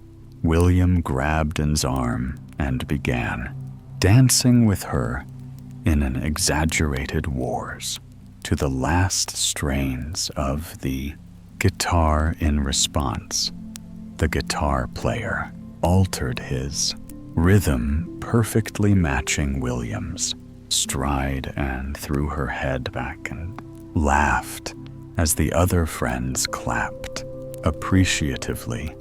William was always the jokester in the bunch, but they loved it. The guitar player finished his set, and the few remaining guests in the barn clapped, wildly thanking him for the wonderful entertainment. He nodded graciously and began packing up his equipment. As he did, the friends drifted back out of the barn to enjoy the last part of the evening in the great outdoors. While they had been eating, a transformation had taken place on the lawn. A large screen had been set up off to the side so that the view of the pond was still visible, even as the guests were seated in front of the movie. There were blankets spread on the ground, inviting people to pick a comfy spot. A short distance away, a cheerful fire crackled in a fire pit in the spot where the drinks had first been offered. A server was busy setting up hot beverages and some very intriguing little plates that appeared to contain dessert. Jack rubbed his hands together like he was getting ready to take on the world. Then, with humorous aum, he walked among the blankets as if it mattered greatly which one he chose. He picked a festive blue plaid blanket and sat himself down, ceremoniously waving the others over to join him. As he did so, the screen lit up and an old black and white film spattered to life. It was a reel of classic cartoons, and the tiny little crowd applauded with delight as they rested comfortably on the blankets, the light from the black and white film flickering on their faces. Melinda had the feeling of living a moment suspended in time. She closed her eyes and listened to the special soundtrack of the party nearby, the gentle laughing of the guests as they watched the simple antics on the classic cartoon. A little further away, the popping and snapping of the fire pit, with the quiet murmur of a conversation from around its edge. In the pond, a quick splash. Perhaps a fish had come to the surface, or a bird had dived for an insect. Melinda kept her eyes closed and didn't look. She let it be a mystery. A little further away still, she could hear the irregular musicality of small porcelain mugs being placed together on a tray, they clinked gently in a random smattering of tones, then a light rustling of the nearby trees as a stray breeze blew across the lawn. And then Melinda opened her eyes with a delicious little shiver as a breeze blew over her that had been the hand of autumn. She had felt brushing ever so gently across the assembled company, as if to say, "Do not be alarmed." But I am arriving, now suddenly feeling a bit chilly. She spotted a pile of extra blankets her host had left on a nearby chair just for a moment, such as this one, she thought to herself, with a smile, taking care not to block anyone's view. She quietly stood up and walked around the movie watches to the pile of blankets.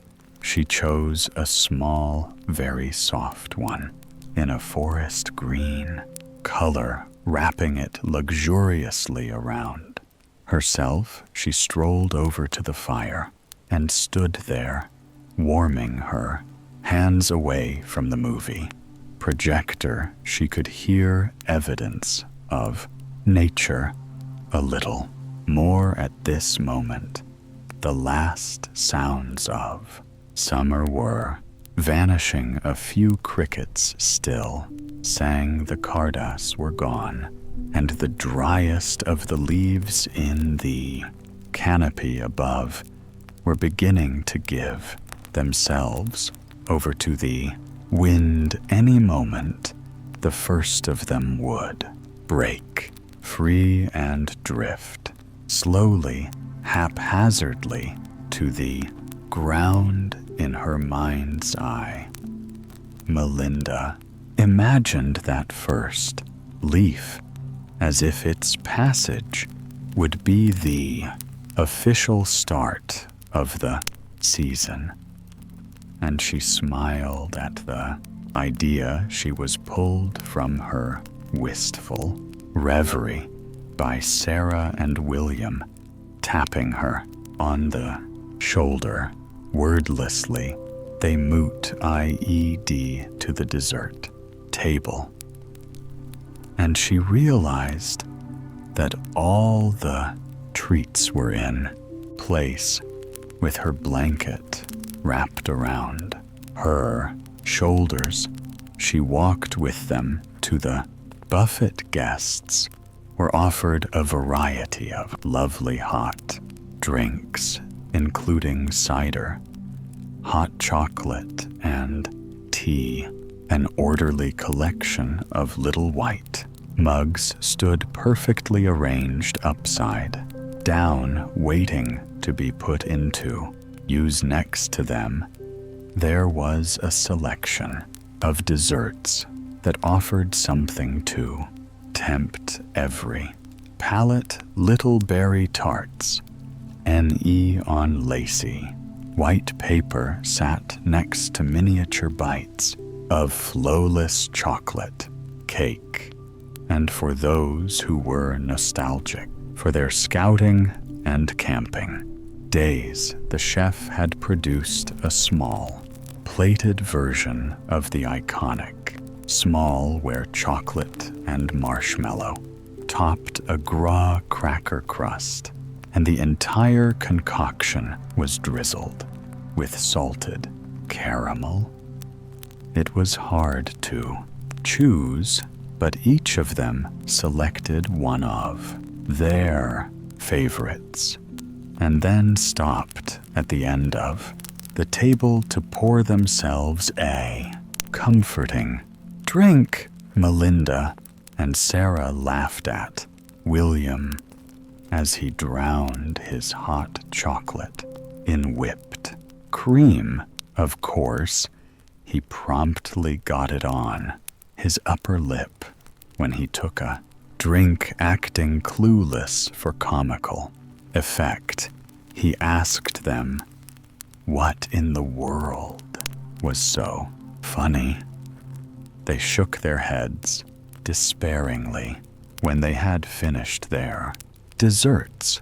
They took their cups and trooped past the movie watches to soak up the evening air on the dock. Folding their legs up, they sat down, each carefully placing their cups next to them. Sarah slipped off one shoe and dipped her toes in the water, creating a ripple that traveled outwards in every direction. As it shivered across the pond, she declared the temperature to be quite cold. All three of them watched, mesmerized, until the tiny waves vanished into the dark edges on the other side. The surface was still once more. William stretched his legs out and laid all the way back, and the other two followed his example. Above them, the night's sky was very clear. Sarah commented quietly that she wished Anne had come to the dock with them, because she was the only one who was good at identifying the constellations. William reminded them indignantly that he had got an A in college astronomy, but he added that actually he didn't remember any of it. The other two issued sounds of mock sympathy, and then they fell quiet again as they lie there in agreeable silence, each thinking about this first step into autumn and the autumn from